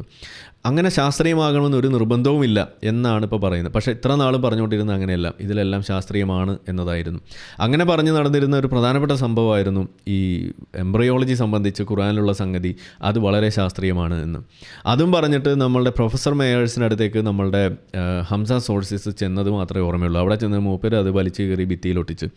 അപ്പോൾ പിന്നെ മൂപ്പര് തന്നെ വന്നിട്ട് പറഞ്ഞു ഈ സയൻറ്റിഫിക് മിറാക്കിൾസ് ഖുർആനിലുണ്ടെന്ന് പറഞ്ഞ് നടക്കുന്നത് നമുക്ക് വലിയ പാരയാണ്, അതിനി പറയാൻ പാടില്ല എന്ന് പറഞ്ഞിട്ട് അവിടുന്ന് മുങ്ങുന്ന കാഴ്ചയാണ് കണ്ടത്. ഇതിപ്പോൾ എനിക്ക് കുറേ ആളുകൾ അയച്ചു തന്നിരുന്നു. എന്നിട്ട് എന്നോട് ചോദിക്കുകയായിരുന്നു ഇതിനെക്കുറിച്ച് എന്താണ് പറയാനുള്ളത് എന്ന് പറഞ്ഞിട്ട് ചോദിച്ചു. ഇപ്പോൾ ഇതിൽ ഒരുപാട് കാര്യങ്ങൾ പറയാം. അതിൽ ഒരെണ്ണം നമുക്കിവിടെ എടുക്കാം. ഇത് ശാസ്ത്രം പറയുന്നു ഫ്രേസർ റിവർ ഡെൽറ്റ, കടൽ വെള്ളവും ശുദ്ധജലവും അടുത്തടുത്തുണ്ടെങ്കിലും കലരരുത്. ഓരോ ജലാശയത്തിനും അതിൻ്റേതായ താപനില, ലവണാംശം, സാന്ദ്രത എന്നിവയുമുണ്ട്. അതായത് നമുക്ക് ഈ ചിത്രത്തിൽ കാണാം, അതായത് 2 വാട്ടർ ബോഡീസ് അത് തമ്മിൽ ചേരുന്നില്ല എന്ന പോലെ ഇങ്ങനെ നിൽക്കുന്നു, ഇങ്ങനെ ഒരു ബൗണ്ടറി പോലെ. അപ്പോൾ ഖുർആനിൽ 55, 19, 20 ഈ ആയത്തെടുത്ത് വെച്ചിട്ട് പറയാം അവൻ 2 കടലുകളെ വിടുവിച്ചു, അരികിൽ കണ്ടുമുട്ടുന്ന അവയ്ക്കിടയിൽ ഒരു തടസ്സമുണ്ട്, അവ രണ്ടും ലംഘിക്കുന്നില്ല എന്ന് പറഞ്ഞാൽ അതിൻ്റെ അർത്ഥം എന്താണ്? 2 ജലാശയം, 2 കടലോ 2 വാട്ടർ ബോഡീസ് എന്ത് തന്നെയായാലും അത് തമ്മിൽ കണ്ടുമുട്ടുന്നു. എന്നിട്ട് അത് കലരാതെ ഇങ്ങനെ അതിൻ്റെ ഇടയിൽ ഒരു ഭിത്തി ഉള്ളതുപോലെ അതിങ്ങനെ 2ആയിട്ട് നിൽക്കുന്നു. ഇതാണ് ഖുർആൻ പറഞ്ഞു വെക്കുന്നത്. അപ്പോൾ നമ്മളുടെ ചോദ്യം, വിഷ്വലി നമുക്ക് ഇങ്ങനെ കാണാൻ കഴിയുന്നു.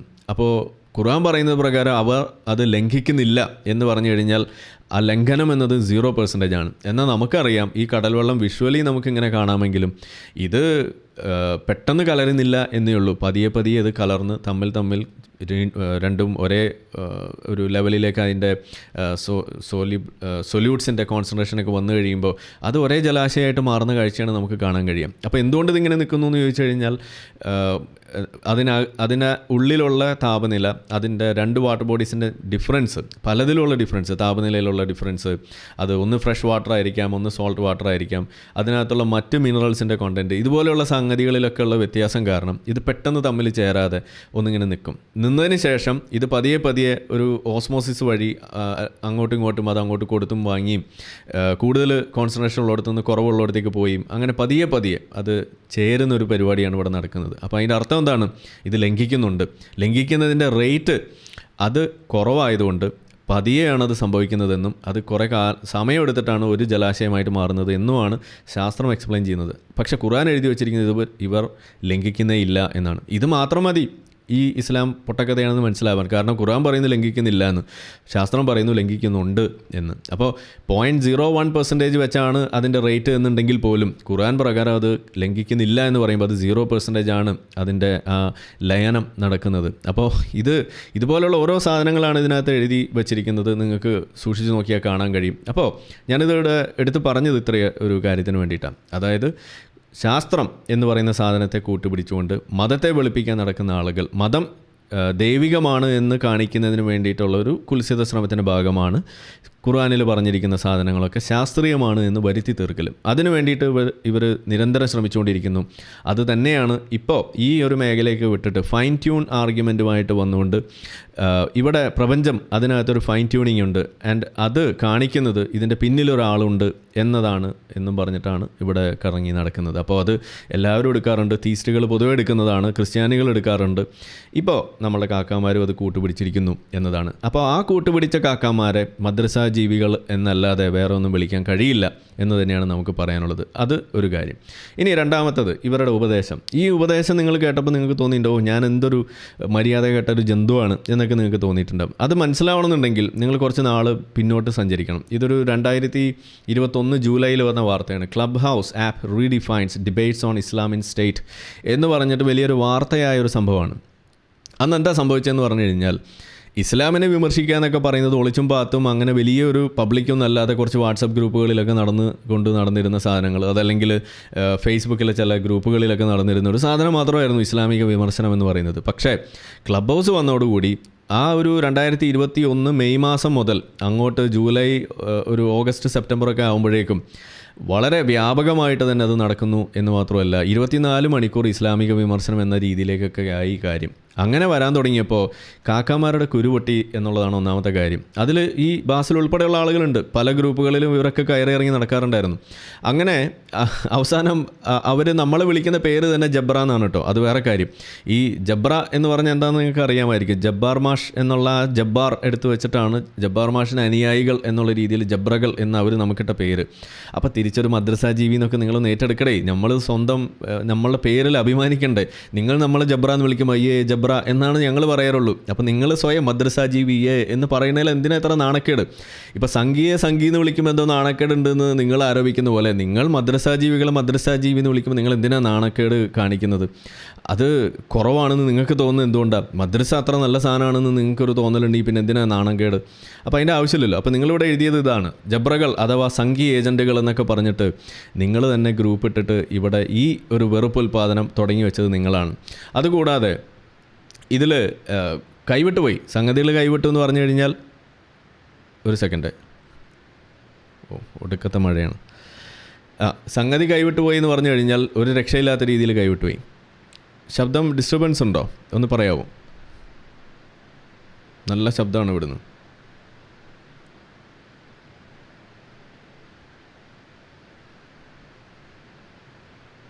ഓക്കെ, ക്ലിയർ ആണോ?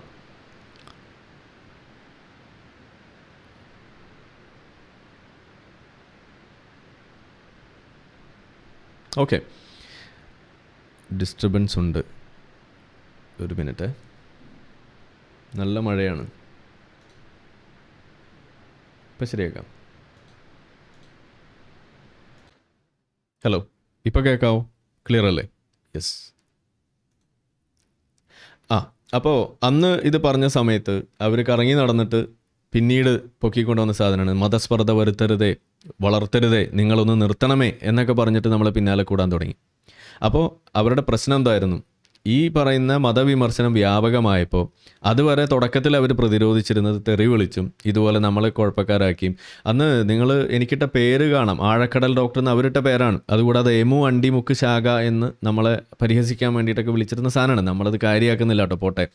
മാത്രമല്ല അന്ന് എനിക്ക് കിട്ടിയ ഇതുപോലെയുള്ള എല്ലാ ചാപ്പകളും ഞാനൊരു ലിസ്റ്റ് ആക്കിയിട്ട് തന്നെ അന്ന് എടുത്തു വെച്ചത് ഇതേ ഇവിടെ നിങ്ങൾക്ക് കാണാം. ആഴക്കടൽ ഡോക്ടർ, സ്യൂഡോ ഡോക്ടർ, നാർസിസിസ്റ്റ്, മുസ്ലിം ടെററിസ്റ്റ്, ഇമ്യൂ ക്രിമിനൽ, ഹിജ്റ ആസ്പിരൻറ്റ്, അപരവൽക്കരണ ഏജൻറ്റ്, ക്രിസ്ത്യൻ ട്രെയിൻഡ് ചാരൻ, ഇസ്ലാമോഫോബിയ ഡയറക്ടർ, മദ്രസ ഫോബിയ ക്രിയേറ്റർ, ജൂത ഫണ്ടഡ് ഏജൻറ്റ്, പിന്നെ സംഘി കുഴലൊത്ത് തൊഴിലാളി, എമു അണ്ടി മുക്ക് ശാഖ. ഇത്രയും സാധനങ്ങൾ. പിന്നെ അതിനൊക്കെ ശേഷം വേറെയും വന്നു. ഇപ്പോൾ അതെല്ലാം കൂടി കണക്കിലെടുത്ത് ഞാനിപ്പോൾ എൻ്റെ പേര് മൊത്തത്തിലങ്ങ് മാറ്റിയിരിക്കുകയാണ്.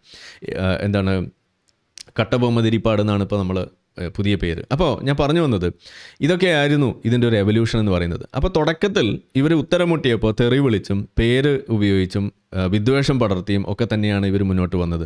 അതുപോലെ ശാപം, അത് വിട്ടിട്ടുള്ള കളിയില്ലല്ലോ, നീ നശിച്ചു പോകുമടാ എന്ന് പറഞ്ഞിട്ടായിരുന്നു പിന്നീട് ശാപം. ഇതിപ്പോൾ നമ്മളെ ലിയാക്കത്തിനെയും എന്നെയൊക്കെ ഇതുപോലെ രോഗം വരട്ടെ, നിങ്ങൾ ക്യാൻസർ വന്നിട്ട് ചാവട്ടെ എന്നൊക്കെ പറഞ്ഞിട്ടുള്ള ശപിക്കലും പരിപാടികളായിരുന്നു. ആമിയും പറയിപ്പിക്കുന്ന പരിപാടിയായിരുന്നു കാക്കാമാർ പിന്നെ കൊണ്ട് നടന്നിരുന്നത്. അതൊക്കെ കഴിഞ്ഞിട്ട് അവസാനം നമ്മൾ അള്ളാഹുവിൽ നിന്ന് പിടിവിടുന്നില്ല എന്ന് കണ്ടപ്പോൾ ഇവർ അടുത്ത നമ്പറുമായിട്ട് ഇറങ്ങി. ആ നമ്പർ എന്താണ്? നിങ്ങൾ ധൈര്യമുണ്ടെങ്കിൽ ബിഗ് ബാങ്ങിനെ കുറിച്ച് പറയാൻ വരൂ, നിങ്ങൾ ധൈര്യമുണ്ടെങ്കിൽ എന്താണ് എവല്യൂഷനെ കുറിച്ച് സംസാരിക്കാൻ വരൂ എന്ന് പറയും. നിങ്ങൾ മുഹമ്മദ് നബിയെ അള്ളാഹുവിനെ ഒന്ന് വിടണം പ്ലീസ് എന്നുള്ള രീതിയിൽ നമ്മൾ പറഞ്ഞു പറ്റൂല. നമ്മളുടെ വിഷയം അത് അള്ളാഹുവും ഈ പറയുന്ന സാധനവും സാമാനം തന്നെയാണ്. അത് വിട്ടിട്ടുള്ള കളിയൊന്നും ഇവിടെ വേണ്ട എന്ന് നമ്മൾ പറയാൻ തുടങ്ങി. പിന്നെ അതായി പ്രശ്നം. ബിഗ് ബാങ്ങിനെ കുറിച്ചും പരിണാമത്തെക്കുറിച്ചും നമ്മളൊന്നും മിണ്ടില്ല എന്നായി. അതിപ്പോഴും ഞാൻ ആവർത്തിക്കുന്നു, അതിനെക്കുറിച്ചൊന്നും മിണ്ടാൻ നമുക്ക് താല്പര്യമില്ല. കാരണം അത് നമ്മുടെ വിഷയമല്ല, നിങ്ങളുമായിട്ട് സംസാരിക്കേണ്ട വിഷയമേ അല്ല അത് എന്നത് തന്നെയാണ് നമ്മുടെ സ്റ്റാൻഡ്. അതിപ്പോഴും അങ്ങനെ തന്നെയാണ്. അപ്പോൾ അതുകൊണ്ട് നമ്മൾ ഇപ്പോൾ ഞാൻ ഈ പറയുന്നതിനകത്ത് പോലും നിങ്ങൾ ഈ പറയുന്ന ഫൈൻ ട്യൂണിങ് എന്താണ് എന്നുള്ളത് ഖുർആനിനകത്തുള്ളത് 2 വീഡിയോയിലായിട്ട് ഞാൻ പറഞ്ഞു കഴിഞ്ഞ കാര്യമാണ്. അത് ഇവിടെ ഇനിയും നമുക്ക് ആവർത്തിക്കാനുണ്ട്. അപ്പോൾ ഇത് ആദ്യമേ തന്നെ ഒന്ന് പറഞ്ഞു വെക്കുകയാണ്. ഇനി എന്തായാലും ഇവരുടെ ബാക്കി വാദങ്ങൾ കേൾക്കുന്നതിന് മുന്നേ ഈ ഫസ്റ്റ് വീഡിയോ ഇതിൻ്റെ വിരൽ ചൂണ്ടുന്നത് എന്ത് എന്ന് പറഞ്ഞിട്ട് ഇദ്ദേഹം പറഞ്ഞു വെക്കുന്ന കുറച്ച് വാദങ്ങളുണ്ട്. അത് നമുക്കൊന്ന് ആദ്യമേ ഒന്ന് കേട്ടിട്ട് പോകുന്നതായിരിക്കും നല്ലത്. അത് കേട്ടിട്ട് നമുക്ക് ബാക്കി പ്ലേ ചെയ്യാം. നമ്മുടെ ഒരു പ്രപഞ്ചത്തെ നമ്മളിങ്ങനെ ഒബ്സേർവ് ചെയ്യുമ്പോൾ പല കാര്യങ്ങളും ഒരു ഡിസൈനറിലോട്ട് അല്ലെങ്കിൽ ഒരു സൃഷ്ടാവിലോട്ട് വിരൽ ചൂണ്ടുന്നു എന്നുള്ളതാണ് അതിൻ്റെ വസ്തുത. ഇത് വളരെ എന്തിലേക്ക് വിരൽ ചൂണ്ടുന്നു? സൃഷ്ടാവിലേക്ക് വിരൽ ചൂണ്ടുന്നു. അതായത് നമ്മൾ സാധനങ്ങളൊക്കെ കാണുമ്പോൾ അതിന് പിന്നിൽ അതിൻ്റെ എക്സ്പ്ലനേഷൻസ് ഒന്നും മനസ്സിലാവുന്നില്ല എന്നതുകൊണ്ട് അത് എന്താണ് അതിൻ്റെ സിമ്പിളായിട്ടുള്ള ആൻസർ? ഒരു സൃഷ്ടാവാണ് എന്നതാണ് ഈ പറയുന്നത്. ഇതിനെയാണ് നമ്മൾ ഈ ഗോഡ് ഓഫ് ദ ഗ്യാപ്സ് എന്ന് നമ്മൾ പറയുന്നത്. പക്ഷേ മൂപ്പർ അത് സമ്മതിച്ചു തരുന്നില്ല. ഇത് പലതവണ നമ്മൾ പറഞ്ഞു കഴിഞ്ഞു, ഇനിയും ഇത് തന്നെയാണ് ആവർത്തിക്കാനുള്ളത്. അപ്പോൾ അതുകൊണ്ട് തുടക്കത്തിലേ ഒന്ന് പറഞ്ഞു പോകണം ഇവരുടെ വാദങ്ങളുടെ കുഴപ്പം എന്താണെന്നുള്ളത്. നമ്മളെ സംബന്ധിച്ചിടത്തോളം ഇത് വളരെ ഒബ്വിയസ് ആയിട്ടുള്ളൊരു ലോജിക്കാണ്. അപ്പോൾ ഇത് കാണുമ്പോൾ ഒരാൾക്ക് മനസ്സിലാവുന്നത് ഇതാരോ അല്ലെങ്കിൽ കുറേ ആളുകൾ ചേർന്ന് ഉണ്ടാക്കിയൊരു സംഭവം എന്നുള്ളത് മനസ്സിലാവും അല്ലേ?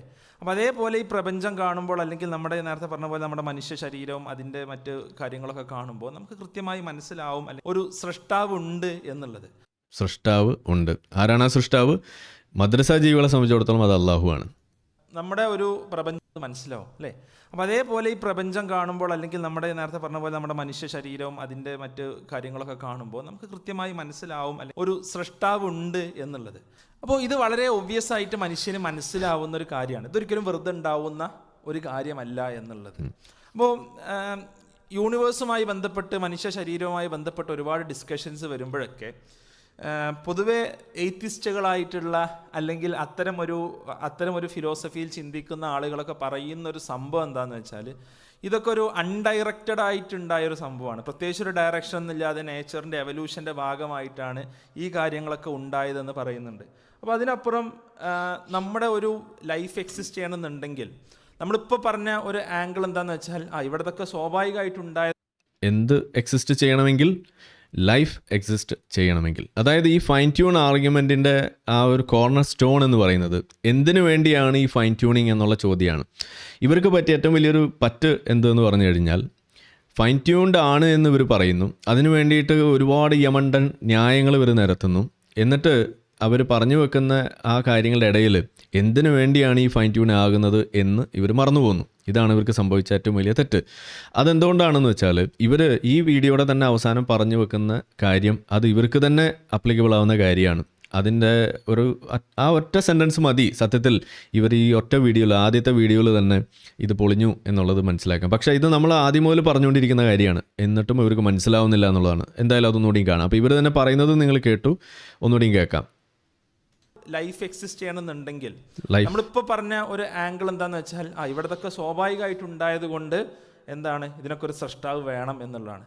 എന്നാൽ ആക്ച്വലി അതിനപ്പുറം ഇത് കുറച്ചുകൂടി, അതാണ് ഞാൻ പറഞ്ഞത്, കുറച്ചുകൂടി ഡീപ്പായി നമ്മൾ പോയാൽ ഒരു സൃഷ്ടാവ് ഉണ്ടായേ അല്ലെങ്കിൽ ഒരു സൃഷ്ടാവ് ഇല്ലാത്തൊരു പ്രപഞ്ചത്തെക്കുറിച്ചോ ഒരു യൂണിവേഴ്സിനെ കുറിച്ചോ ഒരു മനുഷ്യനെ കുറിച്ചോ നമുക്ക് ചിന്തിക്കാൻ കഴിയില്ല ആയിട്ടാണ് ഈ കാര്യങ്ങളൊക്കെ ഉണ്ടായതെന്ന് പറയുന്നുണ്ട്. അപ്പോൾ അതിനപ്പുറം നമ്മുടെ ഒരു ലൈഫ് എക്സിസ്റ്റ് ചെയ്യണമെന്നുണ്ടെങ്കിൽ നമ്മളിപ്പോൾ പറഞ്ഞ ഒരു ആംഗിൾ എന്താണെന്ന് വെച്ചാൽ ഇവിടത്തൊക്കെ സ്വാഭാവികമായിട്ടുണ്ടായത് കൊണ്ട് എന്താണ് ഇതിനൊക്കെ ഒരു സൃഷ്ടാവ് വേണം എന്നുള്ളതാണ്. എന്നാൽ ആക്ച്വലി അതിനപ്പുറം ഇത് കുറച്ചുകൂടി, അതാണ് ഞാൻ പറഞ്ഞത്, കുറച്ചുകൂടി ഡീപ്പായി നമ്മൾ പോയാൽ ഒരു സൃഷ്ടാവ് ഉണ്ടായേ അല്ലെങ്കിൽ ഒരു സൃഷ്ടാവ് ഇല്ലാത്തൊരു പ്രപഞ്ചത്തെക്കുറിച്ചോ ഒരു യൂണിവേഴ്സിനെ കുറിച്ചോ ഒരു മനുഷ്യനെ കുറിച്ചോ നമുക്ക് ചിന്തിക്കാൻ കഴിയില്ല എന്നുള്ളത് നമുക്ക് ആക്ച്വലി മനസ്സിലാവും. ഇത് ഫ്രെഡ് ഹോയിൽ എന്ന് പറഞ്ഞ ഒരു സയൻറ്റിസ്റ്റാണ്. ഓക്കെ, ഫ്രെഡ് ഹോയിലിൻ്റെ ഒരു പ്രത്യേകത എന്ന് വെച്ചാൽ അയാൾ കാർബണിൻ്റെ എന്താ പറയുക വേറെ കുറേ കോമ്പൗണ്ട്സ് ഉണ്ടാവും. ഇപ്പോൾ പഞ്ചസാര എടുക്കുകയാണെങ്കിൽ അതിൽ കാർബൺ ഉണ്ട്, അല്ലെങ്കിൽ ഗ്ലൂക്കോസിലെ നമ്മളെ രവിചന്ദ്രനൊക്കെ പറഞ്ഞ ഗ്ലൂക്കോസ് സാക്കറൈഡ്സിലൊക്കെ കാർബൺസ് ഉണ്ട്. കാർബൺ എല്ലായിടത്തും ഉണ്ട്. ആക്ച്വൽ കാർബൺ വേറെ എന്താ ഉള്ളത്? അപ്പം അതില്ലെങ്കിൽ ലൈഫിനെ കുറിച്ച് ചിന്തിക്കാൻ പോലും പറ്റില്ല. ലൈഫിനെ കുറിച്ച് എന്ന് മാത്രമല്ല പ്രപഞ്ചത്തെക്കുറിച്ച് പോലും ആക്ച്വലി ചിന്തിക്കാൻ പറ്റില്ല. ഓക്കെ, അപ്പോൾ അതിനുശേഷം ഫ്രെഡ് ഹോയിൽ എഴുതി A common sense interpretation of the facts suggests that a super intellect has monkeyed with physics as well as with chemistry and biology, and that there are no blind forces worth speaking about in nature. ഒരു common sense interpretation എന്താണ്? ആരോ ഒരു super intellect അല്ലേ, ആരോ ഒരു super intellect എല്ലാം അറിയുന്ന ഒരുവൻ എന്ത് ചെയ്തിട്ടുണ്ട്? ഹാസ് മങ്കീഡസ് എന്നാണ് പറഞ്ഞത്. നമ്മൾ എന്ത് ചെയ്ത് നമ്മളെ കുരങ്ങ് കളിപ്പിച്ചിട്ടുണ്ട് with physics as well as chemistry and biology. ഫിസിക്സും കെമിസ്ട്രിയും ബയോളജിയും കൊണ്ട് നമ്മളെ കുരങ്ങ് കളിപ്പിച്ചിട്ടുണ്ട്. ഇവിടെ എന്തില്ല? ചോദ്യത്തിന് എന്താ പറയുക, ഒരു ചോദ്യത്തിനൊരു പഴുതില്ലാത്ത വിധത്തിൽ ഇതന്നെയാണ് എന്ത് ചെയ്യുന്നത്, നമ്മൾ കൊടുക്കേണ്ട ഒരു കൺക്ലൂഷൻ. അവിടെ എന്തുണ്ട്, അവിടെ ഒരു ഡിസൈനർ ഉണ്ട് എന്നുള്ളത് തന്നെയാണ് നമ്മളെ സംബന്ധിച്ചിടത്തോളം ഒരു കൺക്ലൂഷൻ എന്നുള്ളത്. ഇതിന് ഒരുപാട് എക്സാമ്പിൾസ് കാണാൻ പറ്റും. ഓക്കെ, അതാണ് ഞാൻ പറഞ്ഞത്. ഈ എക്സാമ്പിൾസ് പറഞ്ഞു പോകാനാണെങ്കിൽ നമുക്ക് എക്സാമ്പിൾസ് ഒന്ന് ശരിക്കും ശ്രദ്ധിക്കണം കേട്ടോ. വളരെ സിമ്പിളായിട്ട് നമുക്ക് പറഞ്ഞു പോകാൻ പറ്റും. ഏത് നിലക്ക് നോക്കിയാലും എന്താണ്, വളരെ കൃത്യമായിട്ട് ആണ് എല്ലാ കാര്യങ്ങളും സംവിധാനിച്ചിട്ടുള്ളത് എന്നുള്ളത് നമുക്ക് കൃത്യമായി കാണാൻ സാധിക്കും. എന്താണ് ഇതിന് വേറൊരു പോസിബിൾ എക്സ്പ്ലനേഷൻ, ഇതിനൊരു സൃഷ്ടാവുണ്ട് എന്നുള്ളതല്ലാതെ എന്നുള്ളതാണ്. ഇത് ഓരോ കാര്യത്തിൽ നോക്കിയാലും വളരെ എവിഡൻ്റ് ആണ്. ഞാൻ നേരത്തെ പറഞ്ഞ പോലെ ഞാൻ കൂടുതൽ ആ ഫിസിക്സ്, ഫൈൻ ട്യൂണിങ് ഫിസിക്സുമായി ബന്ധപ്പെട്ട് വരുന്ന ഒരു ആർഗ്യുമെൻ്റ് ആണ്. എന്നാൽ അതിങ്ങനെ നമ്മുടെ ലൈഫിലോട്ട് നമ്മളിങ്ങനെ എക്സ്ട്രാപ്പുളേറ്റ് ചെയ്യുമ്പോൾ നമ്മുടെ പ്ലാനറ്റ് എന്താണ്, സൗരയൂഥത്തിൽ പ്ലൂട്ടോനെ കൂട്ടാതെ 8 പ്ലാനറ്റ്സ് ആണല്ലോ അല്ലേ. അപ്പോൾ 3ാമതാണ് എർത്ത് ഉള്ളത്. അപ്പോൾ ആ ഒരു പൊസിഷൻ വളരെ പ്രധാനമാണ്. അതായത് സൂര്യന് കുറച്ചപ്പുറത്ത് എന്താണ്, ഒരു 5ാമത്തെ പൊസിഷനിലാണ് ഭൂമി ഉണ്ടെന്ന് വിചാരിക്കുക. അപ്പോൾ എന്താ സംഭവിക്കുക, തണുക്കും അല്ലേ. നമ്മൾ ഒന്നാകെ തണുത്ത് പോകും, നമുക്ക് എന്ത് ചെയ്യില്ല, ലൈഫ് അവിടെ എക്സിസ്റ്റ് ചെയ്യില്ല അല്ലേ. നമ്മുടെ ഓർബിറ്റൽ എന്താണ്, നമ്മുടെ റേഡിയസ് കൂടി എന്താ സംഭവിക്കുക, നമ്മുടെ ഡേ ആൻഡ് നൈറ്റിൻ്റെ എന്താ പറയുക സമയങ്ങൾ കൂടും, നമ്മുടെ ഇയറിൻ്റെ സമയം കൂടും, നമ്മുടെ സീസൺസ് മാറി വരുന്നതിൻ്റെ സമയം മാറും. എന്തില്ല, ലൈഫിന് എക്സിസ്റ്റ് ചെയ്യാൻ പറ്റൂല അല്ലേ. നമ്മുടെ എന്തിന് എക്സിസ്റ്റ് ചെയ്യാൻ പറ്റില്ല, ലൈഫിന് എക്സിസ്റ്റ് ചെയ്യാൻ കഴിയില്ല. ഒന്നുകൂടി ഒന്ന് കേട്ടോളൂ. എന്താണ്, ഒരു 5ാമത്തെ പൊസിഷനിലാണ് ഭൂമി ഉണ്ടെന്ന് വിചാരിക്കുക. അപ്പോൾ എന്താ സംഭവിക്കുക, തണുക്കും അല്ലേ. അതായത് ഇവർ പറഞ്ഞതിൻ്റെ ആകത്തുക, ഈ പ്രപഞ്ചം അത് ഇന്ന് ഇതുപോലെ കാണുന്ന രീതിയിൽ സൃഷ്ടിക്കപ്പെടുന്നു. ആ സൃഷ്ടിക്കപ്പെടുന്ന സമയത്ത് അത് വളരെയധികം സംവിധാനിക്കപ്പെട്ടിരിക്കുന്നു. അള്ളാഹു എല്ലാം സംവിധാനിക്കുന്നവനാണെന്നാണല്ലോ പറഞ്ഞു വെക്കുന്നത്. ആ സംവിധാനിക്കുന്നതിൻ്റെ ഉദ്ദേശം എന്ന് പറയുന്നത് എന്താണ്, അത് ഇവിടെ ലൈഫ് അത് സസ്റ്റെയിൻ ചെയ്യുന്നതിന് ഉതകുന്ന രീതിയിൽ അതായി മാറി എന്നതാണ് പറഞ്ഞു വെക്കുന്നത്. ആക്കി മാറി എന്ന് പറയുന്നത് തെറ്റാണ്. അങ്ങനെ ആക്കി മാറ്റുന്നത് ആരാണ്, അത് ആരോ ഒരാളാണ്. ആരാണ് ആ ഒരാൾ, അത് അള്ളാഹു ആണ്. ഇതാണ് ഇവിടുത്തെ കാര്യം. അപ്പോൾ അതിൻ്റെ ഒരു ഉദാഹരണമായിട്ട് ഇവർ തന്നെ പറഞ്ഞ കാര്യമാണ് നമ്മളെ സൂര്യൻ്റെ പൊസിഷൻ, നമ്മളുടെ ഗ്രഹത്തിൻ്റെ പൊസിഷൻ, അതുപോലെയുള്ള കാര്യങ്ങളൊക്കെ എടുത്തു വെച്ചിട്ട് ഇവർ എക്സ്പ്ലെയിൻ ചെയ്യാൻ ശ്രമിക്കുന്നത് ഈ സംഗതിയാണ്. അപ്പോൾ അതിന് ഇവർ തന്നെ കൊണ്ടുവന്ന ഉദാഹരണമാണ്, നമ്മളിവിടെ നിന്ന് എടുത്തു വെച്ചതൊന്നുമല്ല. അപ്പോൾ നമുക്ക് ആ സംഗതിയിൽ ഇവർ പറഞ്ഞു വെക്കുന്നത് എന്താണ്, ഇങ്ങോട്ടോ ഒന്ന് മാറിയിരുന്നെങ്കിൽ ആകെ പ്രശ്നമായേനെ, ഇവിടെ ജീവൻ നിലനിൽക്കില്ലായിരുന്നു, ഭൂമിയുടെ സീസൺസൊക്കെ ആകെ മാറിയേനെ, ഇവിടെ ആകെ തണുത്ത് ഉറഞ്ഞു പോയേനെ, അതല്ലെങ്കിൽ ഇത് സൂര്യൻ വിഴുങ്ങിപ്പോയേനെ, അപ്പോൾ ഇവിടെ ലൈഫ് ഉണ്ടാകില്ല എന്നാണ് ഈ പറഞ്ഞു വെക്കുന്നത്. ഒന്നുകൂടി ഒന്ന് കേട്ടിട്ട് നമുക്ക് പോവാം. ഓക്കെ, ഇത് വളരെ പ്രധാനമാണ്. കാരണം എന്താ വെച്ചാൽ സത്യം പറഞ്ഞു കഴിഞ്ഞാൽ ഈ വീഡിയോ ഇത് തന്നെയാണ് നമ്മൾ തുടക്കം മുതൽ പറഞ്ഞുകൊണ്ടിരിക്കുന്നത്. ഇത് മാത്രം ഇവർക്ക് മനസ്സിലായി, ഇത് ഇവരുടെ തന്നെ വീഡിയോയിൽ കിടക്കുന്ന കാര്യമാണ്. ഇത് മാത്രം മതി ഈ ഫൈൻ ട്യൂൺ ആർഗ്യുമെൻറ്റ് ഇവർ സ്വയം ഡിഫീറ്റ് ചെയ്യുന്നത്. അത് എന്തോ ഇവർക്ക് പിന്നെയും പറഞ്ഞു കൊടുക്കേണ്ട ഒരു ഗതികേട്. പോട്ടെ, സാറല്ല, നമുക്ക് പറഞ്ഞു കൊടുത്തല്ലേ പറ്റുള്ളൂ. മദ്രസാ ജീവികളാവുമ്പോൾ അങ്ങനെയാണല്ലോ. അതാണ് എർത്ത് ഉള്ളത്. അപ്പോൾ ആ ഒരു ആണ്. എന്നാൽ അതിങ്ങനെ നമ്മുടെ ലൈഫിലോട്ട് നമ്മളിങ്ങനെ എക്സ്ട്രാപ്പുളേറ്റ് ചെയ്യുമ്പോൾ നമ്മുടെ പ്ലാനറ്റ് എന്താണ്, സൗരയൂഥത്തിൽ പ്ലൂട്ടോനെ കൂട്ടാതെ 8 പ്ലാനറ്റ്സ് ആണല്ലോ അല്ലേ. അപ്പോൾ 3ാമതാണ് എർത്ത് ഉള്ളത്. അപ്പോൾ ആ ഒരു പൊസിഷൻ വളരെ പ്രധാനമാണ്. അതായത് സൂര്യന് കുറച്ചപ്പുറത്ത് പൊസിഷൻ വളരെ പ്രധാനമാണ്. ആ വാക്കുകൾ ശ്രദ്ധിക്കുക. എന്താണ്, ഒരു 5ാമത്തെ പൊസിഷനിലാണ് ഭൂമി ഉണ്ടെന്ന് വിചാരിക്കുക. ഓക്കെ, അപ്പോൾ എന്താ സംഭവിക്കുക, തണുക്കും അല്ലേ.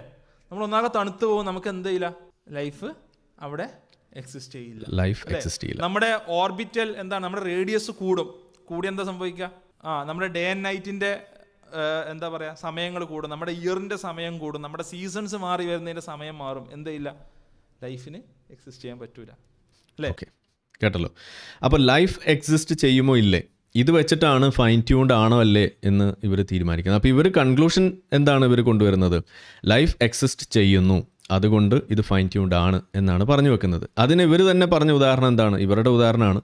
അതിന് ഈ ഭൂമിയുടെ പൊസിഷൻ, സൂര്യൻ്റെ പൊസിഷൻ, മറ്റ് ചന്ദ്രൻ, അതുപോലുള്ള സാധനങ്ങളുടെയൊക്കെ പൊസിഷൻ, ഇത് മനസ്സിലാക്കാൻ വേണ്ടിയിട്ട് ഇവർ വേറെ കുറേ ഉദാഹരണങ്ങളൊക്കെ ഇതിനകത്ത് വെക്കുന്നുണ്ട്. അതിൽ പ്രധാനമായിട്ടുള്ളൊരു സാധനമാണ് ഈ മൗണ്ട് റഷ്മോർ എടുത്തു വെച്ചിട്ട് ഇവർ ഒരു സാധനം. അപ്പോൾ ഇത് കാണുമ്പോൾ നിങ്ങൾക്ക് ഇത് ആരോ ഒരാൾ ഉണ്ടാക്കിയതല്ലേ എന്ന് തോന്നുന്ന ഒരു സാധനം. അപ്പോൾ ഇവർ പറഞ്ഞു വെക്കുന്ന എന്താണ്, ഇതൊരു സ്പെസിഫിസിറ്റി ഇതിനുണ്ട് എന്ന് പറഞ്ഞു വെച്ചിട്ടാണ് കാര്യം ഇവർ ചെയ്ത് തുടങ്ങുന്നത്. അപ്പോൾ ഇതിലേക്ക് വരുന്നതിന് മുന്നേ ഇവരുടെ ഈ ഉദാഹരണത്തിൻ്റെ ഒരു പ്രശ്നം ഞാൻ ആദ്യമേ അങ്ങ് പറഞ്ഞേക്കാം, എന്നിട്ട് കാര്യം എളുപ്പമായിരിക്കും. കാരണം എന്താ വെച്ചാൽ, ഇതെല്ലാം നിങ്ങൾ കണ്ടു, അതിൻ്റെ സാധനം പോയി. ഒരു മിനിറ്റ്.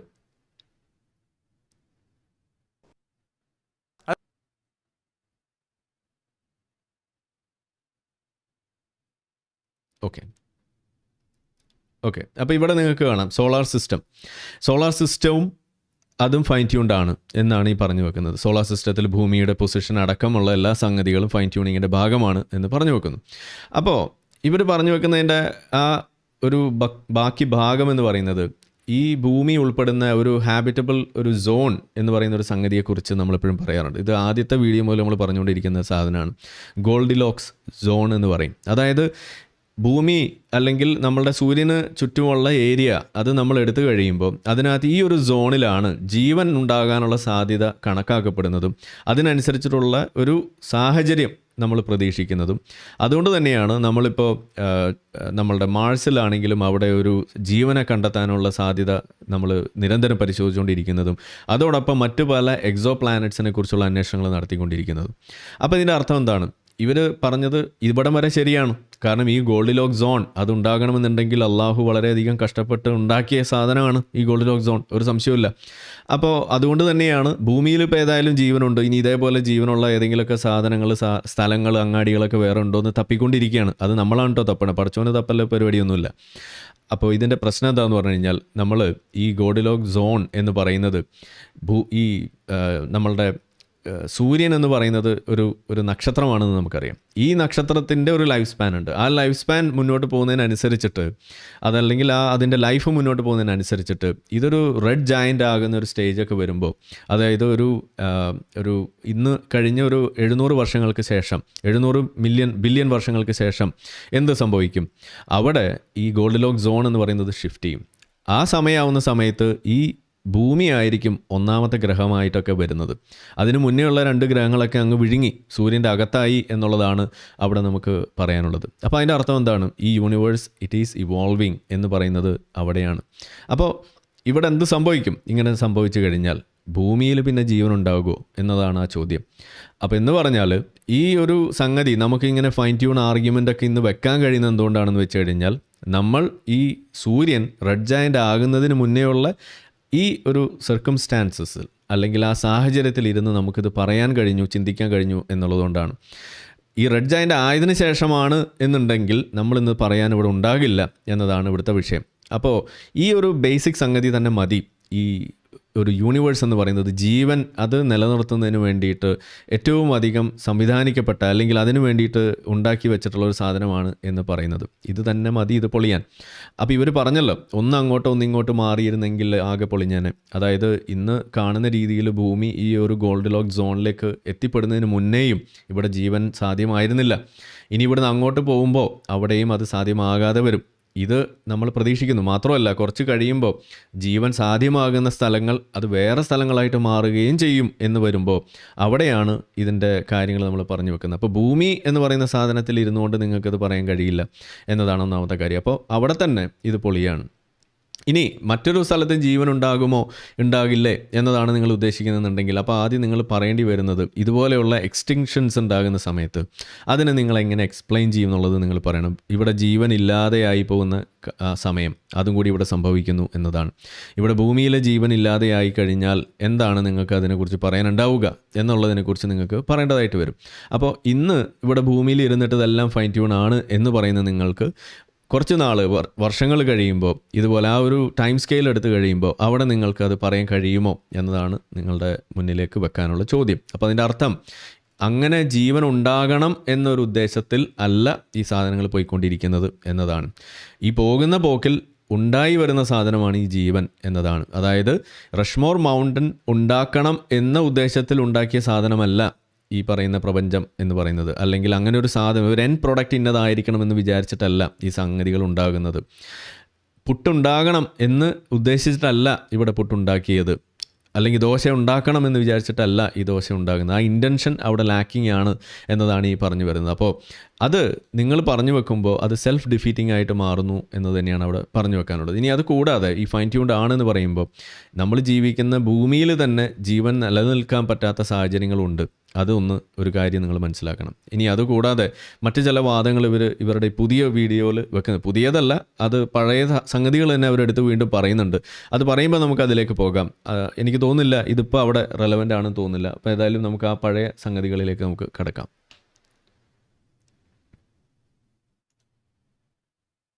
ബാക്കിയുള്ള കുറച്ച് പോയിന്റുകൾ മറുപടിയാണ് നമ്മൾ പറയാൻ പോകുന്നത്.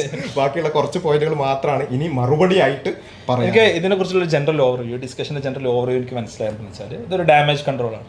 കാരണം അവർ പറഞ്ഞ ഒരു കീ പോയിന്റ്സ് ആയിരുന്നു ഗോഡ് ഓഫ് ഗ്യാപ്സ്, അതേപോലെ ഫൈൻ ട്യൂണിങ് ആർഗ്യുമെന്റ്, അതേപോലെ തന്നെ മൾട്ടിവേഴ്സ് തിയറിയാണ് കാര്യമായി മുന്നോട്ട് വെച്ചത്. ഓക്കെ, അതിന് 3.5 മണിക്കൂർ വീണ്ടും വീണ്ടും ഇന്ന് തള്ളുക എന്നുള്ളതല്ലാതെ ഈ പറഞ്ഞ കാര്യങ്ങൾക്കൊന്നും കൃത്യമായൊരു മറുപടി പറഞ്ഞിട്ടില്ല.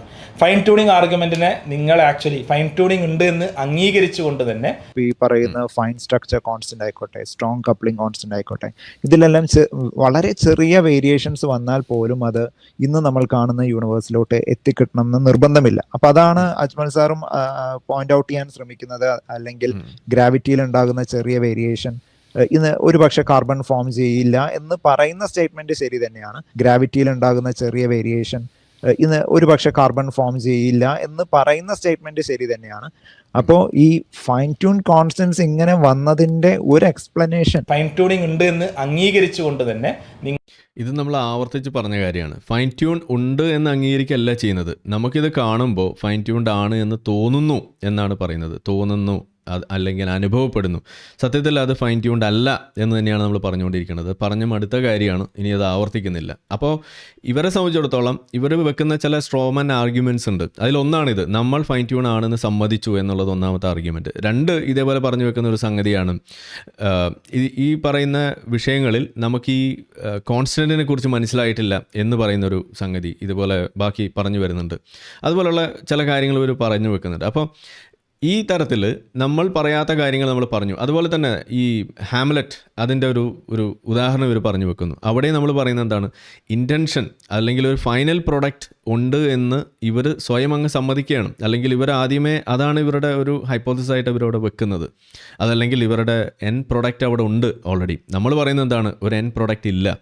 എൻ പ്രൊഡക്റ്റ് ഇല്ലാത്ത സമയത്ത് എങ്ങനെയാണ് അത് ഉണ്ടാവുന്നതിനെ കുറിച്ച് നിങ്ങൾ പറയുന്നതെന്നാണ് നമ്മൾ ചോദിക്കുന്നത്. അത് ഇവർക്ക് മനസ്സിലാവുന്നില്ല എന്നുള്ളതാണ്. പോട്ടെ, ബാക്കി കേൾക്കാം. നിങ്ങൾ ആക്ച്വലി അതിനെ ഡിബേറ്റ് ചെയ്തത് എന്ത് വെച്ചിട്ടാണ്, മൾട്ടിവേഴ്സ് വെച്ചിട്ടാണ്.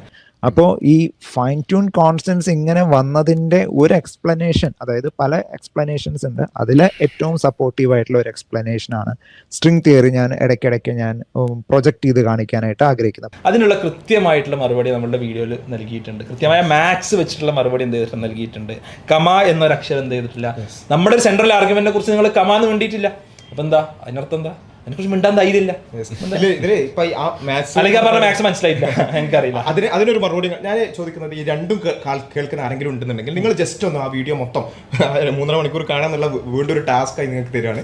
നിങ്ങൾ കേൾക്കുക, എന്നിട്ട് അതിനെന്തു മറുപടിയാണ് പറഞ്ഞത് എന്നുള്ളത് നിങ്ങളൊന്ന് പറയണം. കമന്റിൽ പറ്റുമെങ്കിൽ നിങ്ങൾ പറയണം അതിനെന്ത് മറുപടി പറഞ്ഞു. അതേപോലെ തന്നെയാണ് മങ്കി മാക്സ് അല്ലെ. മങ്കി മാക്സിൽ അദ്ദേഹം പറഞ്ഞൊരു കാര്യം ഉണ്ടായിരുന്നു, അവിടെ ഒരു മനുഷ്യനായിരുന്നു എങ്കിൽ അതിന് കൂടുതൽ. അപ്പോൾ ആ ഒരു പോയിന്റ് ഇട്ടുകൊണ്ട് നമ്മൾ അതിന് മറുപടി പറഞ്ഞിരുന്നു. എന്നിട്ട് അതിന് മറുപടി ആയിക്കൊണ്ട് ഇവിടെ പറഞ്ഞത് വേറെ ചില പോയിന്റുകൾ പറയാന്നല്ലാതെ ഈ പൗലോസ് പറഞ്ഞതിനെ എന്തുകൊണ്ട് അങ്ങനെ പറഞ്ഞു എന്നുള്ളത് പുതിയ പുതിയ കാര്യങ്ങളിലോട്ട് ഡിസ്കഷൻ കൊണ്ടുപോകുന്നു.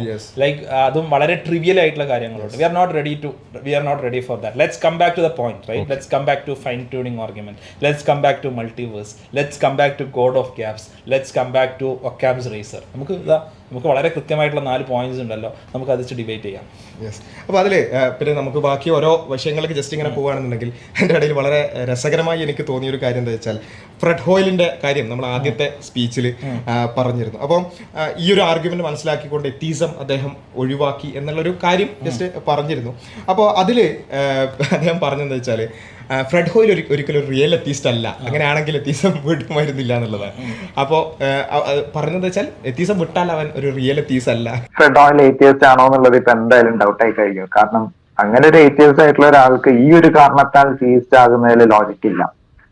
അങ്ങനെ ആയിട്ടുണ്ടെങ്കിൽ തന്നെ ഓൺ ദ ഫസ്റ്റ് പ്ലേസ് അദ്ദേഹം എത്തിയസ്റ്റ് അല്ല എന്നുള്ളത് തന്നെ ഉറപ്പിക്കാൻ പറ്റും. ആരിഫ് റിയലിസ്റ്റ് ആണോ എന്ന് മനസ്സിലാക്കാൻ വേണ്ടിയിട്ട് ആരിഫിന്റെ ഒരു മരണം വരെ കാത്തിരിക്കേണ്ടി വരും. കാരണം അതിന് മുമ്പ് എപ്പോഴെങ്കിലും മാറ്റി പറഞ്ഞാൽ പിന്നെ ആരിഫ് റിയലിസ്റ്റ് അല്ല എന്ന് പറയും. ആരും അങ്ങനെയാണെങ്കിൽ റിയലിസ്റ്റ് ആവില്ല. ഒരു റിയലിസ്റ്റ് ആയിട്ട് നമുക്ക് ഒരിക്കലും എന്ത് ചെയ്യാൻ പറ്റില്ല, ഒരു നിലക്കുള്ള സംവാദത്തിൽ ഏർപ്പെടാൻ പറ്റുമോ? കുറച്ച് കഴിഞ്ഞാൽ മാറ്റി പറഞ്ഞാലോ കാര്യമില്ല, പറയാൻ പറ്റൂല. ഇതിന് നോ ട്രൂ സ്കോട്ട്മാൻ ഫാലസി എന്നാണ് പറയാം. അപ്പോൾ ഇനി നമുക്ക് ഓക്കെ, അത് അത്രയും പറഞ്ഞ സ്ഥിതിക്ക് ഒരു കാര്യം പറയാം. ഇവിടെ നമ്മൾ ഇസ്ലാമിനെ കുറിച്ച് പറയുന്ന സമയത്ത് ഇവർ പറയുന്ന കാര്യമാണ് അയാൾ യഥാർത്ഥ മുസ്ലിം അല്ല എന്ന് പറയും. സത്യത്തിൽ നമ്മൾ ആ വീഡിയോയിൽ ഉദ്ദേശിച്ച കാര്യം എന്ന് പറഞ്ഞാൽ ഫ്രെഡ് ഹോയിൽ എന്ന് പറയുന്ന വ്യക്തി താൻ ജീവിച്ചിരുന്ന കാലഘട്ടത്തിൻ്റെ ഒരു പരിമിതി, അതിൽ നിന്നുകൊണ്ടാണ് പല കാര്യങ്ങളും കാണാനും പഠിക്കാനും ശ്രമിച്ചത്. അതുകൊണ്ട് തന്നെ ഇന്നായിരുന്നു അദ്ദേഹം ജീവിച്ചിരുന്നത് എന്നുണ്ടെങ്കിൽ ഇന്ന് അദ്ദേഹം അങ്ങനെ പറയില്ലായിരുന്നു എന്നതാണ് നമ്മളുടെ ആർഗ്യുമെൻറ്റ്. കാരണം അദ്ദേഹം ഇന്ന് നമ്മൾ കാണുന്ന തരത്തിലുള്ള ഇപ്പോൾ സ്ട്രിങ് തിയറിയെക്കുറിച്ചോ അതുപോലുള്ള കാര്യങ്ങളൊന്നും അദ്ദേഹത്തിന് അറിയാത്തൊരു കാലഘട്ടത്തിലാണ് ഈ തരത്തിലുള്ളൊരു കാര്യം പറഞ്ഞു വെച്ച് പോയത്. അപ്പോൾ അതുകൊണ്ട് തന്നെ അങ്ങനെ ഒരു റിയൽ തീസ്റ്റ് അല്ലെങ്കിൽ ഒരു റിയൽ തീസ്റ്റ് എന്നുള്ള ആ സാധനമല്ല നമ്മളവിടെ എടുത്തു വെക്കുന്നത്. നമ്മൾ പറയുന്നത് ഇത്രയേ ഉള്ളൂ, ഈ പറയുന്ന സംഗതികൾ കണ്ടിരുന്നു എന്നുണ്ടെങ്കിൽ ആ ഒരു ആൾക്ക് അങ്ങനെ ഒരു തീരുമാനം എടുക്കാൻ കഴിയില്ല എന്നതാണ് പറയുന്നത്. അപ്പോൾ അതൊരു കാലഘട്ടത്തിൻ്റെ പരിമിതി കൂടിയാണ്. ഈ കാലഘട്ടത്തിൻ്റെ പരിമിതി എന്ന് പറയുന്നത് അത് ഫ്രെഡ് ഓയിലിന് മാത്രമല്ല, അത് മുഹമ്മദ് നബിക്കും ഉണ്ടായിട്ടുണ്ട്. കാരണം എന്താണ്, ഇവിടെ മുഹമ്മദ് നബി ഖുർആനിലൂടെ പറഞ്ഞു വെക്കുന്ന പല കാര്യങ്ങളും നമ്മളെടുത്ത് പരിശോധിച്ച് കഴിഞ്ഞാൽ അത് ആ കാലഘട്ടത്തിൻ്റെ പരിമിതിക്കുള്ളിൽ നിന്നിട്ടുള്ള കാര്യങ്ങളെ പറഞ്ഞിട്ടുള്ളൂ. അതുകൊണ്ട് തന്നെ പല കാര്യങ്ങൾ ഇന്ന് നമ്മളിരുന്ന് വായിക്കുമ്പോൾ അത് വലിയ മണ്ടത്തരങ്ങളാണെന്ന് നമുക്ക് തോന്നും. അതാണ് അവിടെ പറഞ്ഞു വെക്കുന്നത്. അപ്പോൾ അതല്ലാതെ ഒരു റിയൽ എത്തീസ്റ്റ് ആണോ അല്ലയോ എന്നുള്ളത് എൻ്റെ ഒരു പൊസിഷനായിട്ട് ഒരിക്കലും ഞാൻ പറയുന്ന ഒരു കാര്യമല്ല, അതൊരു രീതിയുമല്ല എന്നത് തന്നെയാണ് നമ്മൾക്ക് ഇവിടെ അതിനോട് പ്രതികരിക്കാനുള്ളത്. പിന്നെ യഥാർത്ഥ വിശ്വാസിയാണോ അല്ലയോ എന്നുള്ളത് അത് ഏറ്റവും കൂടുതൽ പറഞ്ഞുകൊണ്ട് നടക്കുന്നത് നിങ്ങൾ തന്നെയാണ്. അപ്പോൾ അതുകൊണ്ട് ഈ true Scotsman fallacy, no true Scotsman fallacy എന്ന് പറയുന്നത് നിങ്ങൾ സ്വയം പഠിക്കുക. അപ്പോൾ നമ്മൾ ഐസിസ് ആണ് യഥാർത്ഥ മുസ്ലിം എന്ന് നമ്മൾ പറയുമ്പോൾ അല്ല, അത് യഥാർത്ഥ മുസ്ലിം അല്ല എന്ന് പറഞ്ഞിട്ട് ഓടി നടന്നിട്ട് കാര്യമൊന്നുമില്ല. യഥാർത്ഥ മുസ്ലിങ്ങൾ ഐസിസ് തന്നെയാണ് എന്ന് നമ്മൾ പറയുന്നത് നിങ്ങൾ സമ്മതിക്കേണ്ടതായിട്ട് വരും. ഓക്കെ, നമ്മുടെ സെൻട്രൽ ആർഗ്യുമെന്റിലേക്ക് വരാം. ഫൈൻ ട്യൂണിങ് ആർഗ്യുമെന്റിനെ കുറിച്ച് അവർ പറഞ്ഞിട്ടുള്ള മറുപടികളെ നമ്മളൊന്ന് അനലൈസ് ചെയ്യുകയാണെങ്കിൽ പൊതുവിൽ എന്താണ്? ഒരു 3.5 മണിക്കൂർ വീഡിയോ ചെയ്തിട്ട് അവർക്ക് ഫൈൻ ട്യൂണിങ് ആർഗ്യുമെന്റ് എന്താണെന്ന് മനസ്സിലായിട്ടില്ല എന്നാണ് എനിക്ക് തോന്നുന്നത്. എനിക്കൊന്ന് ഓരോ വീഡിയോയിലും ബാക്കോട്ട് പോകണം. നമ്മൾ ഫസ്റ്റ് വീഡിയോയിൽ നമ്മൾ കറക്റ്റായിട്ട് പറഞ്ഞു, അതായത് ഒരു ലൈഫ് പെർമിറ്റിംഗ് ആയിട്ടുള്ള ഒരു സിറ്റുവേഷൻ അവിടെ ഉണ്ടാവണം എന്നുണ്ടെങ്കിൽ ലൈഫ് പെർമിറ്റിംഗ് ആയിട്ടുള്ള ഒരു സിറ്റുവേഷൻ ഉണ്ടാകണമെങ്കിൽ ഓക്കെ നമ്മുടെ പ്രപഞ്ചത്തിലുള്ള ചില ഭൗതികമായിട്ടുള്ള നിയമങ്ങൾ, അതിലുള്ള ചില ഫിസിക്കൽ കോൺസ്റ്റൻസിൻ്റെ വാല്യൂസ് വരെ അത് വളരെ ചെറിയ അളവിൽ മേ ബി ഒരു വളരെ പെർട്ടിക്കുലർ റേഞ്ചിൽ നിന്നൊരു ചെറിയ മൈന്യൂട്ട് വാല്യൂ പോലും മാറാൻ സാധിക്കില്ല എന്നുള്ളത് ഈവൻ സയൻറ്റിസ്റ്റുകൾ അഗ്രി ചെയ്യുന്ന കാര്യമാണ്. ഓക്കെ, ഇത് നമുക്ക് മനസ്സിലായിട്ടില്ല എന്നാണ് ഇവർ പറയുന്നത്. ഇത് മനസ്സിലാണെന്നുണ്ടെങ്കിൽ നമ്മൾ ആദ്യം എടുത്തു വെച്ച ചെയ്ത വീഡിയോയുടെ തന്നെ ആ വീഡിയോ തന്നെ നിങ്ങൾ കണ്ടാൽ മതി. അതിൽ നമ്മൾ കൃത്യമായിട്ട് പറയുന്ന കാര്യമാണ്, അങ്ങനെ ഫൈൻ ട്യൂണിങ് ഉണ്ട് എന്ന് നിങ്ങൾ സമ്മതിച്ചു കഴിഞ്ഞാൽ അവിടെ ചോദിക്കേണ്ട ചില ചോദ്യങ്ങളടക്കം നമ്മളിവിടെ പറഞ്ഞു വെച്ചിരുന്നു. അതായത് നമുക്കതൊന്ന് കണ്ടിട്ട് പോവാം. ഈ മദ്രസ ജീവികളുടെ കാര്യങ്ങൾ ഇങ്ങനെയാണ്, പലതവണ പറയേണ്ടി വരും. അതായത് ഫൈൻ ട്യൂൺഡ് ആണ് എന്ന് നമ്മൾ സമ്മതിക്കുന്നു. എന്തിനു വേണ്ടിയിട്ടാണ് ഫൈൻ ട്യൂൺ? അത് ജീവൻ പെർമിറ്റ് ചെയ്യാൻ വേണ്ടി, പ്രോ ലൈഫ് ആണ്, അല്ലെങ്കിൽ ജീവൻ നിലനിർത്തുന്നതിന് വേണ്ടി, ജീവൻ ഉണ്ടാകുന്നതിന് വേണ്ടിയിട്ട്, ജീവൻ അവിടെ സ്ഥാപിക്കുന്നതിന് വേണ്ടിയിട്ട് എന്ന് തന്നെയാണ് ഇവർ പറഞ്ഞിരിക്കുന്ന ആ വാക്ക് പോലും. അപ്പോൾ അവിടെ അതിന് വേണ്ടിയിട്ടാണ് ഫൈൻ ട്യൂൺ എന്നാണ് ഇവിടെ പറയുന്നത്. അപ്പോൾ അവിടെ ചില കാര്യങ്ങൾ അവിടെ പ്രിഫിക്സ്ഡ് ആണ്. ഒന്നെന്താണ്, അതിൻ്റെ ഔട്ട്കം സ്പെസിഫിക് ആണ് എന്നുള്ളതാണ്. അതായത് ജീവൻ ഉണ്ടാകാൻ പാകത്തിനുള്ള രീതിയിലുള്ള ഒരു സാധനമാണ് അവിടെ ഉണ്ടാകേണ്ടത്. അപ്പോൾ അതിനകത്തൊരു ഇൻറ്റൻഷൻ ഉണ്ട് എന്നാണ് അവിടെ പറഞ്ഞു വെക്കുന്നത്. അത് മാത്രമല്ല, ആ ഇൻറ്റൻഷൻ അവിടെ ഫിക്സ്ഡ് ആയിട്ട് വരുന്നു, ഇതുമാണ് അവിടെ പറഞ്ഞു വെക്കുന്നത്. ഇനി അതിലേറ്റവും പ്രധാനമെന്ന് പറയുന്നത് ഈ ഇൻറ്റൻഷനാണ് എന്നതുമാണ് നമ്മൾ പറഞ്ഞു വെക്കുന്നത്. ആ ഇൻറ്റൻഷൻ അവിടെ ഫിക്സ്ഡ് ആയതുകൊണ്ട് തന്നെയാണ് അവിടെ ഈ ഹാംലെറ്റ് എന്ന് പറയുന്ന സാധനം അവിടെ ഇവരുടെ ഈ മങ്കി എക്സാമ്പിളിലേക്ക് വരുമ്പോൾ അവിടെ വീണ്ടും ഇത് കടന്നു വരുന്നത്. ഇതൊക്കെയാണ് ഇവരുടെ ഭാഗത്തു നിന്ന് വരുന്ന എറേഴ്സ് എന്ന് പറയുന്നത്. നമ്മളെന്താ പറയുന്നത്, അങ്ങനെ ഒരു ഇൻറ്റൻഷൻ അവിടെ ഇല്ല. ഹാംലെറ്റ് ഉണ്ടാക്കണം എന്ന് വിചാരിച്ചിട്ടല്ല പടച്ചോൻ ഒരു സാധനത്തിന് ഇറങ്ങിത്തിരിക്കുന്നത്. റഷ്മോർ മൗണ്ടൻ ഉണ്ടാക്കണം എന്ന് വിചാരിച്ചിട്ടല്ല, പുട്ടുണ്ടാക്കണം എന്ന് ആ വിചാരം അവിടെ ഇല്ല എന്നതാണ് നമ്മൾ പറഞ്ഞു വെക്കുക. അപ്പോൾ ഇവരുടെ ആർഗ്യുമെൻ്റ് അവിടെ ശരിയാകണമെന്നുണ്ടെങ്കിൽ ആദ്യം അവിടെ ഹാംലെറ്റ് ഉണ്ടാകണം, ആദ്യം അവിടെ ഈ പുട്ട് എന്ന് പറയുന്ന ഒരു സാധനം അവിടെ മനസ്സിലുണ്ടാകണം, ആസ് എ തോട്ട് അതവിടെ ഉണ്ടായിരിക്കണം, ആസ് എൻ ഇൻറ്റൻഷൻ അവിടെ ഉണ്ടാകണം. അതേപോലെ റഷ്മോർ മൗണ്ടൻ എന്ന് പറയുന്ന സാധനം അത് എങ്ങനെയായിരിക്കും എന്നുള്ളത് അവിടെ ഉണ്ടാകണം. എന്ന് പറഞ്ഞ പോലെ ജീവൻ എങ്ങനെയായിരിക്കണം, അതല്ലെങ്കിൽ ഈ ഓരോ സാധനങ്ങൾ പാർട്ടിക്കിൾസ് എങ്ങനെയായിരിക്കണം, ഓരോ സംഗതികളും എങ്ങനെയായിരിക്കണം എന്നുള്ളതിനെക്കുറിച്ചിട്ടുള്ള ഒരു ഇൻറ്റൻഷൻ അവിടെ ഉണ്ടാകണം എന്നതാണ് അവിടെ പറഞ്ഞു വെക്കുന്നത്. ഇത് ആദ്യത്തെ വീഡിയോയിൽ പറഞ്ഞ കാര്യമാണ്, വീണ്ടും ആവർത്തിക്കുകയാണ്, നിങ്ങൾ കാരണം തന്നെയാണ്. അപ്പോൾ നമ്മൾ വീണ്ടും ചോദ്യം, ഇവിടെ ഫൈൻ ട്യൂൺഡ് ആണോ എന്ന ചോദ്യം വരുമ്പോൾ 2 ഉത്തരമാണ് അവിടെ നമുക്ക് മുന്നിൽ വരുന്നത്. ഒന്നുകിൽ അത് yes it is fine tuned, അതല്ലെങ്കിൽ no it is not fine tuned എന്ന് അവിടെ വരും. അപ്പോൾ യെസ് ആണ് എന്ന് നമ്മൾ സമ്മതിക്കുക, ഫൈൻ ട്യൂൺഡ് ആണ് എന്ന് നമ്മൾ സമ്മതിച്ചു കഴിഞ്ഞാൽ അവിടെ സത്യം പറഞ്ഞു കഴിഞ്ഞാൽ ആദ്യം ചോദിക്കേണ്ട ചോദ്യം ആരാണ് ഫൈൻ ട്യൂൺ ചെയ്തത് എന്നതാണ് നമ്മൾ ചോദിക്കേണ്ടത്. പക്ഷേ ആ ചോദ്യത്തിലേക്ക് ഇവർ പോവില്ല. കാരണം ഈ ചോദ്യം ചോദിച്ചു കഴിഞ്ഞാൽ ഇസ്ലാമാണ് അവിടെ പൊളിയുക എന്നുള്ളതാണ് അവിടുത്തെ പ്രശ്നം. അപ്പോൾ എന്തായാലും ഞാൻ ആദ്യത്തെ വീഡിയോയിൽ പറഞ്ഞ കാര്യങ്ങൾ ഇവിടെ ആവർത്തിക്കുകയാണ്. ഇവിടെ ഒരു കൂട്ടം ദൈവങ്ങളാണ് നിങ്ങളുടെ മുന്നിൽ ഇപ്പോൾ ചിത്രത്തിലുള്ളത്. ഇതിൽ പടച്ചോനെ നിങ്ങൾക്ക് കാണില്ല, കാരണം മൂപ്പർക്ക് ചിത്രം ഇല്ലാത്തതുകൊണ്ട്. ബാക്കിയുള്ള എല്ലാ ദൈവങ്ങളും ഇവിടെ കാണാം. നമ്മളുടെ സിയൂസ് മുതൽ ബ്രഹ്മാവ് മുതൽ തോറ് മുതൽ എല്ലാ ചങ്ങായിമാരും ഇവിടെ ഉണ്ട്. ഇതിൽ ഏത് ദൈവമാണ് ഈ പ്രപഞ്ചത്തെ ഫൈൻ ട്യൂൺ ചെയ്തത് എന്ന് നിങ്ങൾ പറയണം. അല്ലാതെ വെറുതെ അങ്ങ് ഫൈൻ ട്യൂൺ ചെയ്ത് പോയി എന്നൊന്നും നിങ്ങൾ പറഞ്ഞാൽ പോരാ. അത് മാത്രമല്ല, അള്ളാഹു ആണ് ഫൈൻ ട്യൂൺ ചെയ്തത് എന്ന് നിങ്ങൾ വാദിക്കുന്നുണ്ട് എന്നുണ്ടെങ്കിൽ അത് പോയിട്ട് സിയൂസിൻ്റെ അടുത്ത് പറഞ്ഞ് ബോധിപ്പിക്കണം. സിയൂസിൻ്റെ ആൾക്കാരുടെ അടുത്ത്, അതെ സിയൂസ് അല്ല കേട്ടോ ഫൈൻ ട്യൂൺ ചെയ്തത്, അത് നമ്മുടെ ഈ പറഞ്ഞ കാക്കാനാണ് ഫൈൻ ട്യൂൺ ചെയ്തത്. അതിൽ ബ്രഹ്മാവിൻ്റെ അടുത്ത് പോയിട്ട് നിങ്ങൾ പറയണം, അതെ ബ്രഹ്മാവ് ചേട്ടാ നിങ്ങൾ സംഭവം ബ്രഹ്മാവൊക്കെയാണ്, പക്ഷേ ഫൈൻ ട്യൂൺ ചെയ്തത് നമ്മളെ അള്ളാഹു ആണ് കേട്ടോ എന്ന് പറഞ്ഞിട്ട് ബ്രഹ്മാവിൻ്റെ ടീംസിനെ നിങ്ങൾ പോയിട്ട് സമ്മതിപ്പിക്കണം. അപ്പോൾ ഇതാണ് പ്രധാനപ്പെട്ട ചോദ്യമായിട്ട് വരിക സത്യത്തിൽ, ഏത് ദൈവമാണ് ഫൈൻ ട്യൂൺ ചെയ്തത് എന്നുള്ളത്. ഇനി പലതരം ദൈവങ്ങളുണ്ടല്ലോ. അപ്പോൾ ഒരു ദൈവം അത് ഇഡ്ഡലി ഉണ്ടാക്കിയെന്ന് വിചാരിക്കുന്നു, വേറൊരു ദൈവം പുട്ടും ഉണ്ടാക്കിയെന്ന് വിചാരിക്കുന്നു. അപ്പോൾ അവിടെ എന്താ സംഭവിക്കുന്നത്? ഇത് തമ്മിൽ കച്ചറ കൂടുന്നു. ഇതിൽ ഓരോ ദൈവങ്ങൾ അവരുണ്ടാക്കിയതുമായിട്ട് ഓടുന്ന ഒരവസ്ഥ പോലെ ഇവിടെ ഉണ്ടാകും. അതുകൊണ്ടാണ് ഇസ്ലാം പഠിപ്പിക്കുന്നത് ഒരു ദൈവം മാത്രമേ പാടുള്ളൂ, പല ദൈവങ്ങളും. ഏകദൈവ വിശ്വാസം എന്തുകൊണ്ട് വേണമെന്ന് ഇസ്ലാം പഠിപ്പിക്കുന്നത് പോലെ ഇങ്ങനെയാണ്. അള്ളാഹു ആരെയും പുത്രനാക്കി വെച്ചിട്ടില്ല. ഇത് 2391. അവനോടൊപ്പം വേറെ ദൈവമില്ല. സത്യത്തിൽ ഈ പറഞ്ഞ ഫൈൻ ട്യൂൺ ആർഗ്യുമെൻറ്റ് ഇവിടം വെച്ച് തീരും. ഇത്രയേ ഉള്ളൂ ഇതിൻ്റെ കഥ. പക്ഷേ ഇത് വലിയ മദ്രസ ശാസ്ത്രം ഇങ്ങനെ തള്ളിമറിക്കുമ്പോൾ നമുക്ക് പണി കൂടുകയാണ്. എന്നിട്ട് 3.5 മണിക്കൂറിൻ്റെ വീഡിയോ എന്ന് പറഞ്ഞിട്ട് നിലവിളിച്ചിട്ട് കാര്യമൊന്നുമില്ല എന്നാണ് എനിക്ക് പറയാനുള്ളത്. ഇത് ഖുറാനിൽ എഴുതി വെച്ചിരിക്കുന്ന സംഗതിയാണ്. അള്ളാഹു ആരെയും പുത്രനാക്കി വെച്ചിട്ടില്ല, അവനോടൊപ്പം വേറെ ദൈവവുമില്ല. ദൈവം വേറെ ഉണ്ടായിരുന്നെങ്കിൽ ഓരോ ദൈവവും ഉണ്ടാക്കിയ താൻ സൃഷ്ടിച്ചതുമായി പോയി കളയുമായിരുന്നു, ഓടിക്കളയുമായിരുന്നു. അവർ പരസ്പരം കീഴ്പ്പെടുത്തുമായിരുന്നു. അവർ പറഞ്ഞു പരത്തുന്നതിൽ നിന്നും എത്രയോ പരിശുദ്ധനാണ് അള്ളാഹു എന്നാണ് ഖുറാൻ പഠിപ്പിക്കുന്നത്. അപ്പോൾ എന്തുകൊണ്ട് ഏകദൈവം എന്ന് ചോദിച്ചാൽ അതിൻ്റെ ഉത്തരം, ഒരുപാട് ദൈവങ്ങളുണ്ടെങ്കിൽ അവരുണ്ടാക്കുന്ന പുട്ടും ഹാംലറ്റും റഷ്മോറും ഒക്കെ ആയിട്ട് അവർ അങ്ങോട്ടും ഇങ്ങോട്ടും കശവശി കൂടി അവരോടി അങ്ങോട്ടും ഇങ്ങോട്ടും കച്ചറയായനെ എന്നതാണ് ഖുറാൻ തന്നെ പഠിപ്പിച്ച് വെക്കുന്നത്. അപ്പോൾ ഈ മാതിരി സാധനം പോക്കറ്റിൽ വെച്ചിട്ടാണ് ഫൈൻ ട്യൂൺ ജിഹാദിന് ഇവർ ഇറങ്ങി തിരിച്ചിരിക്കുന്നത്. അപ്പോൾ ഇത് ഇനി ചിത്രം കണ്ടാലേ മനസ്സിലാവുള്ളൂ എന്നുണ്ടെങ്കിൽ ഏതാണ്ട് ഇങ്ങനെ ഇരിക്കും. ദൈവങ്ങൾ തമ്മിൽ ഇടികൂടുമ്പോൾ ഉണ്ടാക്കുന്ന സാധനമായിട്ട് ഓടുന്നത് ഏതാണ്ട് ഇങ്ങനെ ഇരിക്കും. ഇതാണ് ഈ ഖുറാൻ പഠിപ്പിക്കുന്ന ഏകദൈവം എന്ന് പറയുന്ന സാധനം. അതുപോലെ ഈ ഏത് ദൈവം എന്നുള്ളതും അതുപോലെ എന്തുകൊണ്ട് ഒരു ദൈവം എന്നുള്ളതിൻ്റെയൊക്കെ ഉത്തരം. ഇനി രണ്ടാമത്തെ ഫൈൻ ട്യൂൺഡ് ആണ് എന്ന് നിങ്ങൾ സമ്മതിച്ചു കഴിഞ്ഞാൽ പിന്നെ നമ്മൾ ചോദിക്കേണ്ട ചോദ്യങ്ങൾ ഇതൊക്കെയാണ്. അതായത് എന്താണ് ആ ഫൈൻ ട്യൂൺ എന്നുള്ളതാണ്. അതിനുള്ള ഉത്തരമാണ് ഇവർ പറഞ്ഞു വെക്കുന്നത്. ആ ഫൈൻ ട്യൂണിൻ്റെ ഭാഗമാണ് ഈ ഫിസിക്കൽ കോൺസ്റ്റൻസ് അതുപോലുള്ള സാധനങ്ങൾ, പല പല സംഗതികൾ അവർ പറഞ്ഞു വെക്കുന്നതാണ്. അതുകൊണ്ട് എന്ത് ഉണ്ടായി, അത് ആർക്ക് വേണ്ടിയാണ് ഇത് ഉണ്ടാക്കിയത് എന്നുള്ള സംഗതിയും കൂടി രണ്ടാമത് നമ്മൾ ചോദിക്കണം. അപ്പോൾ അതിൻ്റെ ഭാഗമാണ് ഈ ലൈഫിന് വേണ്ടിയിട്ടാണ്. Four ഹൂം it is fine tuned എന്ന് ചോദിച്ചു കഴിഞ്ഞാൽ four life it is fine tuned, വേറെ ഒന്നിനുമല്ല. പിന്നെ മൂന്നാമത്തെ ചോദ്യം അവിടെ വരുന്നത് how long will the fine tune stay എന്നുള്ളതാണ്. അപ്പോൾ ഇവർ പറയുന്നത് ലൈഫ് ഉണ്ടാകാൻ വേണ്ടിയിട്ടാണ് ഫൈൻ ട്യൂൺ ഉണ്ടാക്കുന്നത് അല്ലെങ്കിൽ ഫൈൻ ട്യൂൺഡ് ആയത് എന്ന് പറയുമ്പോൾ നമ്മൾ പറഞ്ഞു കുറച്ച് കാലങ്ങൾ കഴിയുമ്പോൾ ഇവിടുന്ന് ജീവൻ അപ്രത്യക്ഷമാകും, ഭൂമിയിൽ ജീവൻ ഉണ്ടാകില്ല എന്ന് വരുന്ന സമയം വരുമ്പോൾ അവിടെ ഒരു പ്രധാനപ്പെട്ട ചോദ്യം വരുന്നത്, അപ്പോൾ 700 ബില്യൺ ഇയേഴ്സും കൂടിയേ ഉള്ളോ ഈ ഫൈൻ ട്യൂൺ എന്നതാണ് ഒരു ചോദ്യം. ഇനി അത് മാത്രമല്ല, ഭൂമിയിൽ ജീവൻ ആദ്യമായിട്ട് പ്രത്യക്ഷപ്പെടുന്നത് വരേക്കും ഇവിടെ ഫൈൻ ട്യൂൺഡ് ആയിരുന്നില്ലേ, അല്ലെങ്കിൽ ആ ഫൈൻ ട്യൂൺഡ് ആയിട്ടും എന്തുകൊണ്ട് ജീവൻ ഉണ്ടായില്ല എന്നതാണ് ഒരു പ്രധാനപ്പെട്ട ചോദ്യം. ഇനി വേറൊരു ഒരു വശമെന്ന് പറയുന്നത് ഇപ്പം ഞാൻ വീണ്ടും അതിനകത്തേക്ക് ചേർത്ത് വെച്ച് ചോദിക്കുന്നത്, അതായത് ഇവർ പറയുന്നത് ഫൈൻ ട്യൂൺഡ് ആയത് ജീവൻ ഇവിടെ ഉണ്ടാകാൻ വേണ്ടിയിട്ടാണ് എന്ന് പറയുമ്പോൾ നമ്മളുടെ ഇതുവരെ നമ്മൾ പഠിച്ചിട്ടുള്ള ഇത്രയും വാസ്റ്റായിട്ടുള്ള യൂണിവേഴ്സിൽ ഇത്ര മാത്രം നമ്മൾ കെണിഞ്ഞ് ശ്രമിച്ചിട്ടും ഈ ജീവൻ ഭൂമിയിലല്ലാതെ വേറൊരു സ്ഥലത്ത് നമുക്ക് കണ്ടെത്താൻ ഇതുവരെ സാധിച്ചിട്ടില്ല എന്ന് പറയുമ്പോൾ കോൺസ്റ്റൻസ് എല്ലായിടത്തും കോൺസ്റ്റൻ്റ് ആണ്. കോൺസ്റ്റൻസ് എല്ലായിടത്തും കോൺസ്റ്റൻ്റ് ആയതുകൊണ്ട് എല്ലായിടത്തും ജീവൻ ഉണ്ടാകുന്നില്ലല്ലോ. അപ്പോൾ ജീവൻ ഉണ്ടാകാൻ കോൺസ്റ്റൻ്റ് ആയിട്ട് ഇരുന്നാൽ മാത്രം പോരാ, അതിൻ്റെ സർക്കംസ്റ്റാൻസസ് കൂടി ഉണ്ടാകണം എന്നല്ലേ ഇവിടെ പറഞ്ഞു വെക്കുന്നത്.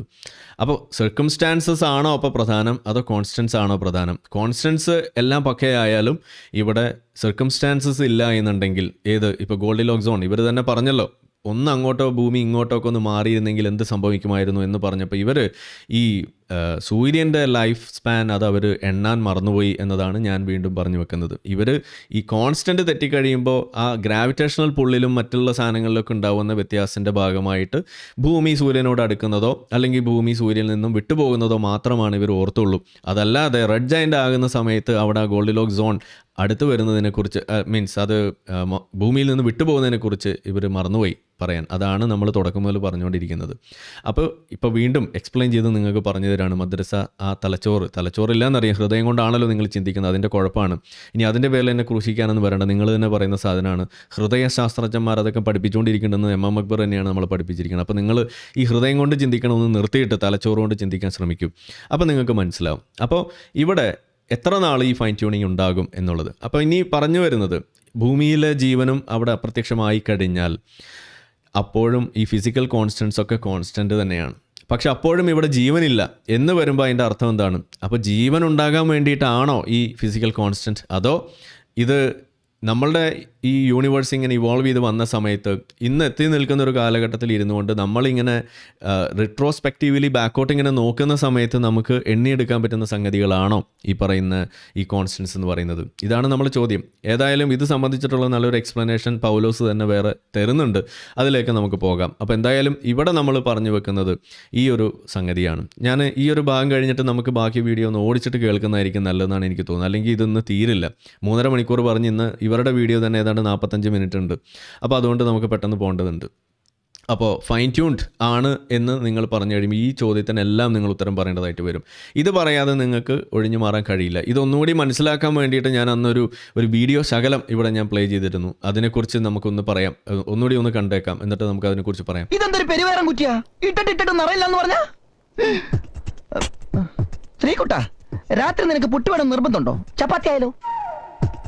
നീ ഇത്രയും നേരം ഇതിനകത്ത് ചപ്പാത്തി ആയിട്ടോണ്ടിരുന്നത്? അല്ലടാ, ഇതിന്റെ ചില്ലിടാ മറന്നുപോയി. ഓ കഴുതേ, ചപ്പാത്തി എങ്കിൽ ചപ്പാത്തി ഒന്ന് വേഗം ഉണ്ടാക്കും. നീ എന്തിനാ ചില്ലതിനകത്തിട്ടത്? ചപ്പാത്തി ഉണ്ടാക്കണ്ടേ? നീ എന്തെങ്കിലും തീരുമാനിക്കട്ടാ, ചപ്പാത്തി വേണോ പുട്ട് വേണോ? എന്ത് കുന്തമെങ്കിലും ഉണ്ടാക്കും. അപ്പൊ പുട്ടുണ്ടാക്കാം. ഓക്കെ, അതായത് ഇൻറ്റൻഷൻ പ്രധാനമാണെന്ന് പറയുന്നതിൻ്റെ കാര്യമാണ് ഞാനിവിടെ പറഞ്ഞു വരുന്നത്. അതായത് ഫൈൻ ട്യൂണിങ് അവിടെ നടത്തണമെന്നുണ്ടെങ്കിൽ ആദ്യം ഹാംലെറ്റ് ആണ് ഉണ്ടാക്കാൻ പോകുന്നത്, പുട്ടാണ് ഉണ്ടാക്കാൻ പോകുന്നത്, റഷ്മർ മൗണ്ടൻ ആണ് ഉണ്ടാക്കാൻ പോകുന്നത്, അതല്ലെങ്കിൽ ഇതുപോലുള്ള സാധനങ്ങൾ എന്താണ് ഉണ്ടാക്കാൻ പോകുന്നത് എന്ന് ആദ്യം ചിന്തിച്ചിറങ്ങിത്തിരിക്കണം എന്നതാണ് അവിടുത്തെ പ്രശ്നം. ഇനി ഒരു കാര്യം, അത് 2, ഇനി അങ്ങനെ ഒരു സംഗതി ഉണ്ടാക്കാനാണ് പോകുന്നതെന്നുണ്ടെങ്കിൽ എന്തിനാണ് ദൈവം ഇത് കോംപ്ലിക്കേറ്റഡ് ആയിട്ട് ഉണ്ടാക്കുന്നത് എന്നതാണ് രണ്ടാമത്തെ ചോദ്യം. നമ്മൾ എപ്പോഴും ചോദിക്കുന്ന ചോദ്യമാണ്. കാരണം ഒരു സാധനം ഇപ്പോൾ നമ്മൾ ഉണ്ടാക്കുകയാണെന്നുണ്ടെങ്കിൽ അതിനകത്ത് സിംപ്ലിഫൈ ചെയ്യാനല്ലേ നമ്മൾ ശ്രമിക്കുക. അപ്പോൾ ഒരു സംഗതിക്കകത്ത് കോംപ്ലക്സിറ്റി കടന്നു വരുന്നുണ്ടെങ്കിൽ അതിൻ്റെ അർത്ഥം എന്താണ്? അത് റാൻഡം ഇവൻസിലൂടെ ഉണ്ടായതാവാനാണ് സാധ്യത എന്നാണ് നമ്മൾ അതിനെ എപ്പോഴും കണ്ട് മനസ്സിലാക്കാറുള്ളത്. അപ്പോൾ കോംപ്ലക്സിറ്റി ഇവിടെ ഉണ്ടെന്ന് അവർ സമ്മതിക്കുന്നു. അവർ തന്നെ പറയുന്നത് ഇത്രയും കോംപ്ലക്സ് ആയിട്ടുള്ള ഒരു സാധനം ഉണ്ടാകണമെന്നുണ്ടെങ്കിൽ അതിൻ്റെ പിന്നിൽ ഒരാൾ ഉണ്ടാകണമെന്ന് അവർ തന്നെ പറഞ്ഞു വെക്കുന്നു. അപ്പോൾ നമ്മൾ ചോദിക്കുകയാണ്, അങ്ങനെയാണെങ്കിൽ അത്രയും കോംപ്ലക്സ് ആയിട്ടുണ്ടായ ഒരു സാധനത്തെ ഉണ്ടാക്കിയ ആൾ അതിനേക്കാൾ കോംപ്ലക്സ് ആയിരിക്കണമല്ലോ. അപ്പോൾ അയാളെയും ഒരാൾ ഉണ്ടാക്കണ്ടേ? അപ്പോൾ പടച്ചോനെ ഉണ്ടാക്കിയത് ആരാണെന്ന് ചോദിച്ചാൽ അത് ഔട്ട് ഓഫ് സിലബസ് ക്വസ്റ്റ്യൻ ആണ്, അത് ചോദിക്കാൻ പാടില്ല എന്ന് പറഞ്ഞിട്ട് മുങ്ങും. ഇതാണ് മദ്രസ ജീവികൾ ഇവിടെ സ്ഥിരമായിട്ട് ചെയ്തുകൊണ്ടിരിക്കുന്നത്. അപ്പോൾ ഇവിടെ ഞാനിത് പ്ലേ ചെയ്തത് എന്തിനാന്ന് പറഞ്ഞു കഴിഞ്ഞാൽ, നിങ്ങൾ ഒരു ഇൻറ്റൻഷൻ വൈസ് ഇവിടെ പോകുമ്പോൾ അവിടെ പുട്ടുണ്ടാക്കാൻ നിങ്ങൾ ഇറങ്ങി തിരിച്ചാൽ ആ അത് പുട്ടായിരിക്കണം. അവിടെ പിന്നെ ഗോൾഡിലോക്ക് സോൺ എന്ന് പറഞ്ഞ് വേറൊരു സർക്കംസ്റ്റാൻസ് അവിടെ ഉണ്ടാവാൻ പാടില്ല. പുട്ടിൻ്റെ ചില്ലിനെ ബന്ധിപ്പിച്ചിട്ട് ആയിരിക്കരുത്. പുട്ടുകുറ്റിയുടെ ചില്ലിനെ കുറിച്ച് അവിടെ പറയേണ്ട ഒരു ഗതികേട് വരരുത് പടച്ചോന്. അപ്പോൾ ഇവിടെ എന്താ സംഭവിക്കുന്നത്? ഗോൾഡിലോക്ക് സോണിനെ കുറിച്ച് പറയേണ്ടി വരുന്നു എന്നത് തന്നെയാണ് ഇവിടുത്തെ പ്രശ്നം. സൂര്യനും ഭൂമിയും തമ്മിലുള്ള ദൂരത്തെക്കുറിച്ച് പറയേണ്ടതായിട്ട് വരുന്നു എന്നിടത്ത് തന്നെ പൊളിയാണ് ഈ ഫൈൻ ട്യൂൺ ആർഗ്യുമെൻറ്റ്. കാരണം അത് ജീവൻ അല്ല. കാരണം അത് ഇവിടെ ഇല്ലാതെയായിക്കൊണ്ടിരിക്കുന്ന സാധനമാണ് എന്ന് നമ്മൾ പറയുന്നത് അതുകൊണ്ടാണ്. അപ്പോൾ ഒരു 700 ബില്യൺ ഇയേഴ്സും കൂടി കഴിയുമ്പോൾ ഇല്ലാതെ പോകുന്നൊരു സാധനത്തെയാണ് ഇന്ന് ഞെളിഞ്ഞ് ഇരുന്നിട്ട് ഇതുപോലെ ഫൈൻ ട്യൂൺ ആണ് എന്നൊക്കെ പറഞ്ഞു വെക്കുന്നത് എന്നാണ്. അതാണ് നമ്മൾ അന്നും പറഞ്ഞത്. ഈ ടൈം സ്കെയിൽ അത് അവരുടെ മനസ്സിലേക്ക് വന്നിട്ടില്ല എന്ന് പറയുന്നത് അന്നും ഇന്നും പറഞ്ഞുകൊണ്ടിരിക്കുന്നത് അത് തന്നെയാണ്. അത് വന്നാലും ഇവർ പറഞ്ഞു വെച്ച ഉദാഹരണം എടുത്തു വെച്ചാലും മാത്രം മതി. ഈ പറയുന്ന കോൺസ്റ്റൻസ് അത് കോൺസ്റ്റൻ്റ് ആയാലും ഈ ഫൈൻ ട്യൂൺഡ് ആണെന്ന് തോന്നുന്ന രീതിയിലേക്ക് നിങ്ങൾക്ക് പറയാൻ പറ്റുന്ന രീതിയിലേക്ക് അത് ആയാൽ പോലും അതുകൊണ്ട് ജീവൻ ഉണ്ടാകണമെന്നും നിലനിൽക്കണമെന്നും നിങ്ങൾ വാദിച്ചാൽ അത് നടക്കില്ല. കാരണം അത് ഫിസിക്കൽ കോൺസ്റ്റൻസിനെ മാത്രമല്ല അത് ഡിപ്പെൻഡ് ചെയ്യുന്നത്, വേറെ പല കാര്യങ്ങളെയും അത് ഡിപ്പെൻഡ് ചെയ്യുന്നു, സർക്കംസ്റ്റാൻസസ് പലതും അത് ഡിപ്പെൻഡ് ചെയ്യുന്നു എന്ന് തന്നെയാണ് അതിൻ്റെ പ്രധാനപ്പെട്ട കാരണം. പ്രത്യേകിച്ച് ഇപ്പോൾ ഗോൾഡിലോക്ക് സോൺ എന്ന് പറയുമ്പോൾ നിങ്ങൾ തന്നെ പറഞ്ഞ കാര്യം, സൂര്യനുമായിട്ടുള്ള ദൂരവ്യത്യാസങ്ങൾ, അതുപോലുള്ള പല പല കാര്യങ്ങൾ നിങ്ങൾ തന്നെ പറഞ്ഞു വെച്ചത് അവിടെ വരുന്നു. അപ്പോൾ ഇവിടെ ആ സാധനം പൊളിഞ്ഞ് പാളീസാകുന്നത് ഈ രീതിയിലാണ്. ബാക്കി നമുക്ക് കേൾക്കാം.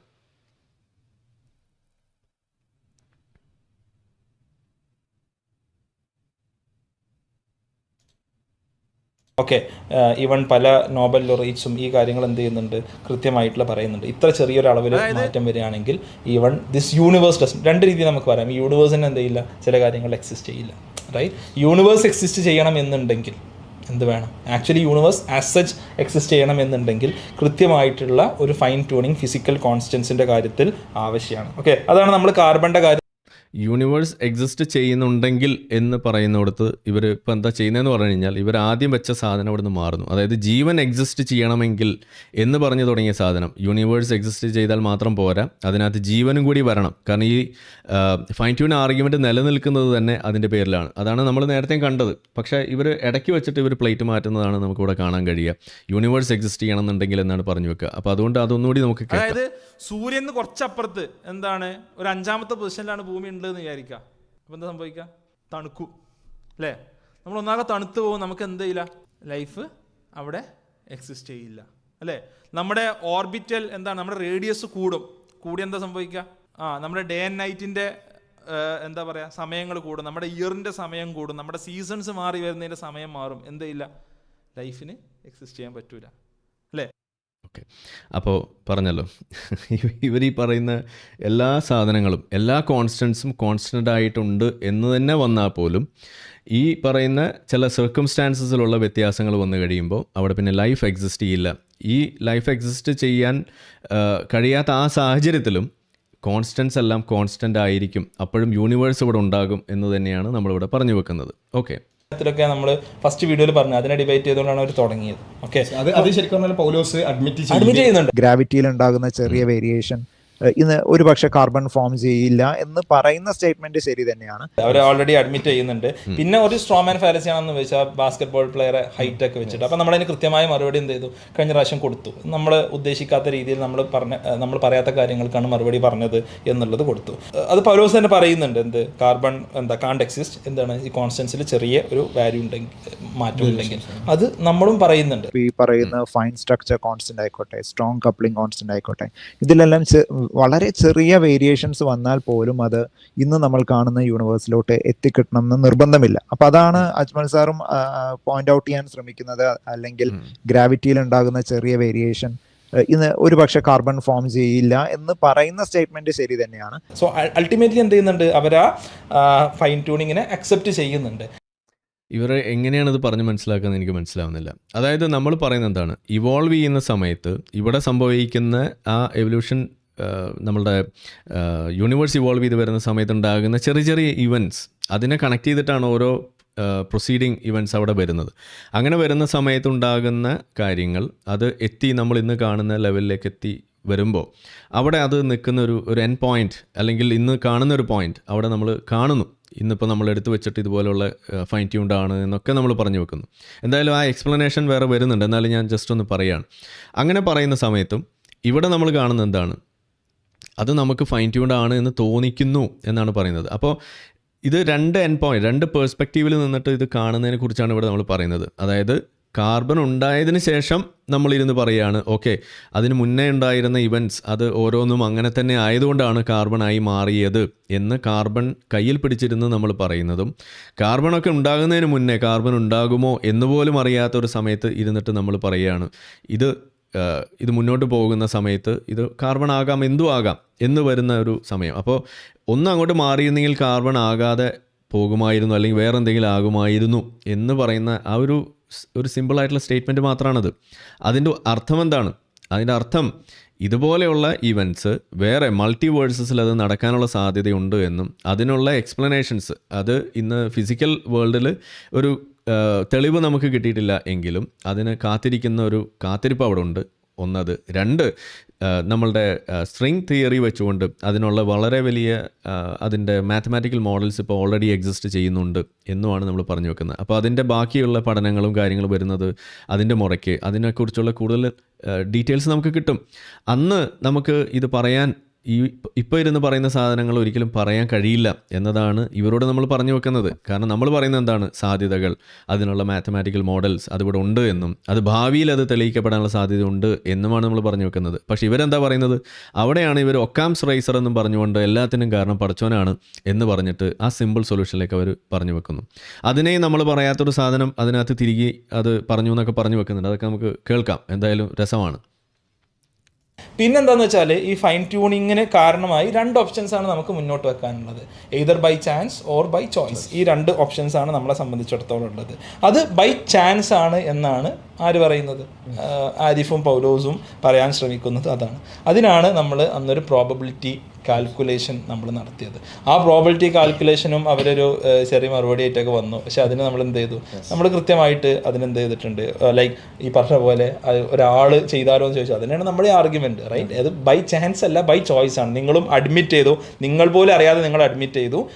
അത് ഇവർ കയറി അങ്ങ് കൊളുത്തി അങ്ങ് പോവുകയാണ്. സംഗതി അതൊന്നുമല്ല. നമ്മൾ അന്നും പറഞ്ഞത് ഇത്ര തന്നെയാണ്. അതായത് അവിടെ ഒരാൾ ചെയ്താൽ അത് ഉണ്ടാകുമെന്ന് പറയുന്നതിൻ്റെ അർത്ഥം നമ്മൾ ഉദ്ദേശിച്ചത്, അതായത് ഈ സാധനം അവിടെ ഇൻറ്റൻഷൻ അവിടെ ഉണ്ടെന്നുണ്ടെങ്കിൽ അതിനനുസരിച്ചിട്ട് സംഗതികൾ ചെയ്തു വെക്കാവുന്നതേ ഉള്ളൂ എന്ന് തന്നെയാണ് നമ്മൾ പറഞ്ഞു വെക്കുന്നത്. പ്രത്യേകിച്ച് അതിനകത്തൊരു വിവരം ഒക്കെ ഉള്ള ഒരാളാണ് എന്നും കൂടി വരുമ്പോൾ അതിനുള്ള സാധ്യത കൂടും എന്നാണ് നമ്മൾ അവിടെ പറഞ്ഞു വെച്ചത്. പക്ഷേ ഇവിടുത്തെ പ്രശ്നം അതല്ല. ഇവിടുത്തെ പ്രശ്നം ഞാൻ പറഞ്ഞു, ഇൻറ്റൻഷൻ അല്ലെങ്കിൽ ഒരു എൻ പ്രോഡക്റ്റ് എന്തായിരിക്കണം എന്നുള്ളതിനെക്കുറിച്ചിട്ടുള്ള ഒരു മുൻധാരണ അതവിടെ ഉണ്ടോ ഇല്ലേ എന്നതാണ്. നമ്മൾ പറയുന്നത് അങ്ങനെ ഒരു സംഗതി ഇല്ല, ബ്ലൈൻഡായിട്ട് ആ സാധനം ഉണ്ടാകാനുള്ള സാധ്യതയെക്കുറിച്ചാണ് നമ്മൾ പറയുന്നത്. ഇവർ പറയുന്നത് ഓൾറെഡി അങ്ങനെ ഒരു സാധനം ഉണ്ട് എന്ന് വിചാരിച്ചിട്ടൊരു സാധനം ചെയ്യുന്നതിനെക്കുറിച്ചാണ്. അപ്പോൾ അവിടെ തന്നെ അത് കോറിലേറ്റ് ചെയ്യാൻ പറ്റാത്തൊരു അസംഷനാണ് എന്നാണ് നമുക്ക് പറഞ്ഞു വെക്കാനുള്ളത്. അപ്പോൾ അത് തെറ്റായിട്ടുള്ള ഒരു അനാലജിയാണ് ഇവർ മുന്നോട്ട് വെക്കുന്നത്. അതാണ് നമ്മൾ അന്നും പറയാൻ ശ്രമിക്കുന്നത്.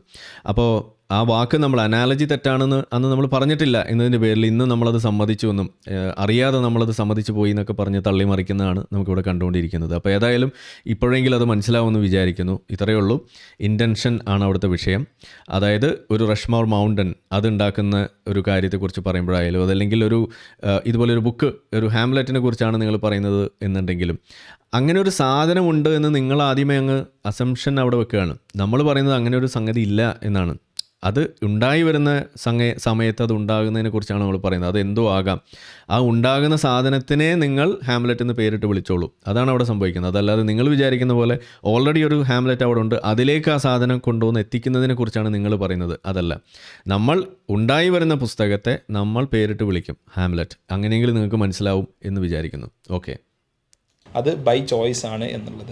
അപ്പോൾ പറഞ്ഞു വന്നത്, നമ്മളൊരു പ്രപഞ്ചം എക്സിസ്റ്റ് ചെയ്യുന്നുണ്ടെങ്കിൽ അത് ഈ രീതിയിൽ ഇന്ന് കാണുന്ന രീതിയിലുള്ള ഒരു പ്രപഞ്ചം നിലനിൽക്കാനുള്ള എക്സിസ്റ്റ് ചെയ്യാനുള്ള സാധ്യത എന്നുള്ളത് എന്താണ്, അത് വളരെ മൈന്യൂട്ടായിട്ടുള്ള വെരി ക്ലോസ് ടു സീറോ ആയിട്ടുള്ള ഒരു ചാൻസാണ് ഉള്ളത്. അപ്പോൾ ബൈ ചാൻസ് എന്നുള്ളത് എന്താണ്, കൈൻഡ് ഓഫ് ഇല്ലോജിക്കൽ ആർഗ്യുമെൻ്റ് ആണ്. അവിടെ ബൈ ചോയ്സ് എന്നുള്ളതാണ് എന്ത്, ലോജിക്കലായിട്ടുള്ള ആർഗ്യുമെൻ്റ് എന്നുള്ളത്. അതിനാണ് നമ്മൾ ഒക്കാംസ് റേസർ നമ്മൾ എന്ത് ചെയ്തത്, നമ്മൾ ഉപയോഗിച്ചത്. അപ്പോൾ ഒക്കാംസ് റേസറിലോട്ട് നമുക്ക് എന്ത് ചെയ്യാം, പിന്നീട് വരാം. അപ്പോൾ എനിക്ക് തോന്നിയത് ഇവർക്ക് എന്ത് ചെയ്തിട്ടില്ല, മനസ്സിലായിട്ടില്ല എന്താ സംഭവം എന്നുള്ളത്. മനസ്സിലായിട്ടില്ല എന്നുള്ളതിൻ്റെ ഏറ്റവും നല്ല ഉദാഹരണം എന്താ ചോദിച്ചാൽ, ഈ പലതരത്തിൽ ജീവികൾ നശിക്കുന്നതിനെ കുറിച്ചോ അല്ലെങ്കിൽ പ്രപഞ്ചം നശിക്കുന്നതിനെ കുറിച്ചൊക്കെ പറഞ്ഞിട്ട് ഇത് ഇങ്ങനെയൊക്കെ സംഭവം, ജീവികളുടെ മാറ്റം വരിക, അല്ലെ, എവല്യൂഷൻ, ഇതൊക്കെ ഇവിടേക്ക് കൊണ്ടുവരുന്നത്. പല തവണ ഇവിടെ എക്സ്റ്റിങ്ഷൻസ് നടന്നു കഴിഞ്ഞിട്ടുണ്ട്. നമ്മളും എക്സ്റ്റിങ്ക്ട് ചെയ്യാൻ പോകുന്ന ഒരു സ്പീഷീസ് ആണ്. അതുപോലെ പലതും സംഭവിക്കുന്നു. അതുപോലെ ഇപ്പൊ ഈ ഗോൾഡിലോക്ക് സോണിനെ കുറിച്ച് നമ്മൾ പറയുമ്പോൾ പോലും ഒരു മില്യൺസ് ഓഫ് ഇയേഴ്സ് കഴിയുമ്പോൾ ഇതൊക്കെ മാറും. ഇതല്ല ഇതിന്റെ സാഹചര്യം എന്ന് പറയുന്നത്. നമ്മൾ സംസാരിക്കുന്ന ഫിസിക്കൽ കോൺസ്റ്റന്റുകൾ എന്തുകൊണ്ട് ഫൈൻ ട്യൂൺഡ് ആയി എന്നുള്ളതാണ്. അതായത് ഇപ്പോൾ മനുഷ്യനിങ്ങനെ പറയാം, ലൈക്ക് എവല്യൂഷൻ എന്നുള്ളത് അല്ലെങ്കിൽ ഒരു യൂണിവേഴ്സിന്റെ ഒരു എവല്യൂഷനോ അല്ലെങ്കിൽ ബയോളജിക്കൽ എവല്യൂഷനോ അല്ലല്ലോ നമ്മുടെ വിഷയം. നമ്മുടെ വിഷയം എന്നുള്ളത് എന്താ, ഫിസിക്കൽ കോൺസ്റ്റൻസ്.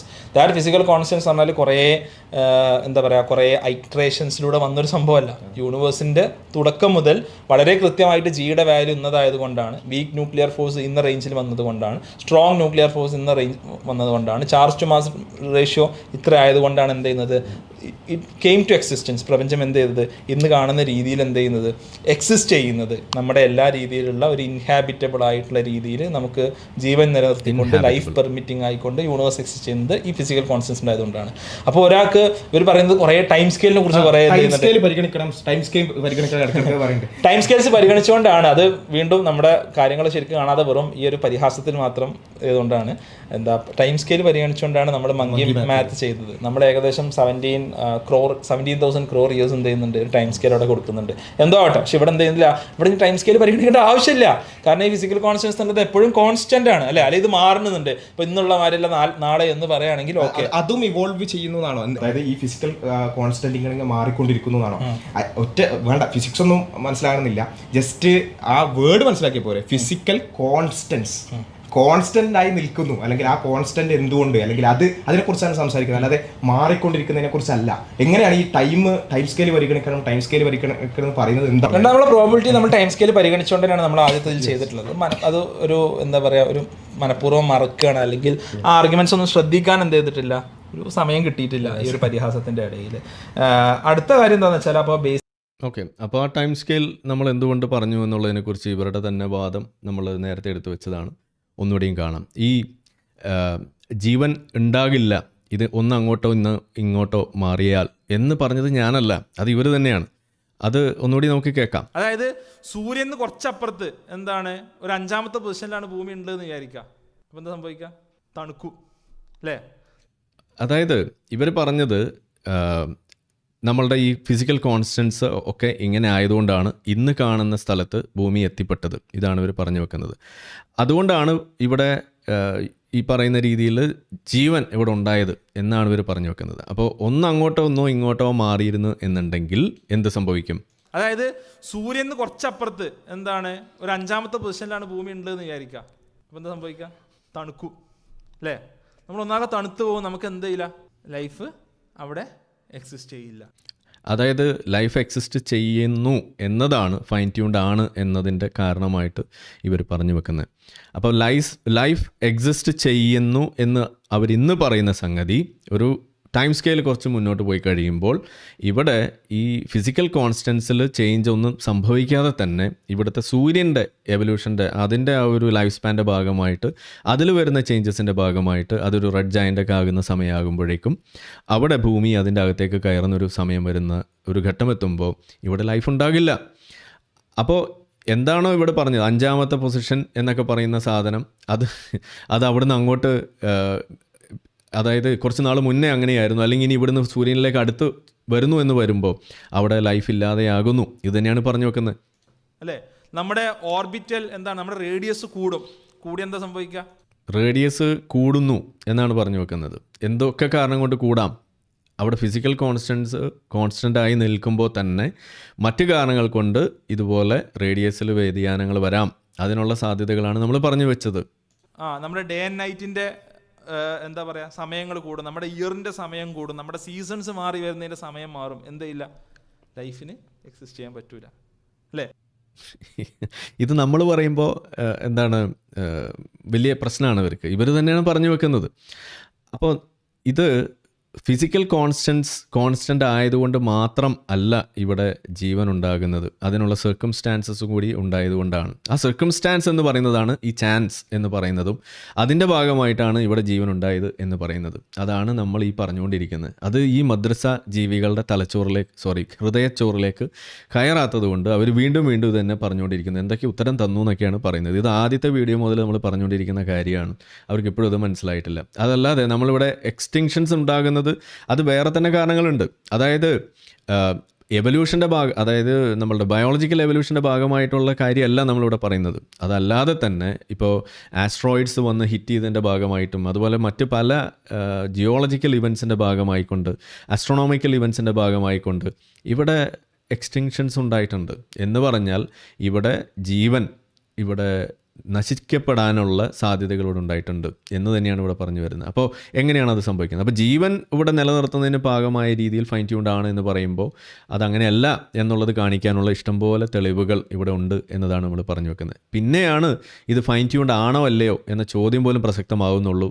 ഒന്നത്. രണ്ട്, ഇനി ഫൈൻ ട്യൂൺഡ് ആണ് എന്ന് സമ്മതിച്ചു കഴിഞ്ഞാൽ ആരാണ് ഫൈൻ ട്യൂൺ ചെയ്തത് എന്നും അത് ഇവിടെ ഇഷ്ടംപോലെ ദൈവങ്ങളുള്ളപ്പോൾ അതിലേത് ദൈവമാണ് ആ ഫൈൻ ട്യൂൺ ചെയ്തത് എന്നും എത്ര നാളത്തേക്കാണ് ഈ ഫൈൻ ട്യൂൺ ഇവിടെ നിലനിൽക്കുക, ഈ ജീവൻ നിലനിൽക്കാൻ പാകത്തിന് എന്നും കൂടിയൊക്കെ ഉത്തരം പറയേണ്ടതായിട്ട് വരുമെന്ന് നമ്മൾ ആവർത്തിക്കുന്നത് അവിടെയാണ്.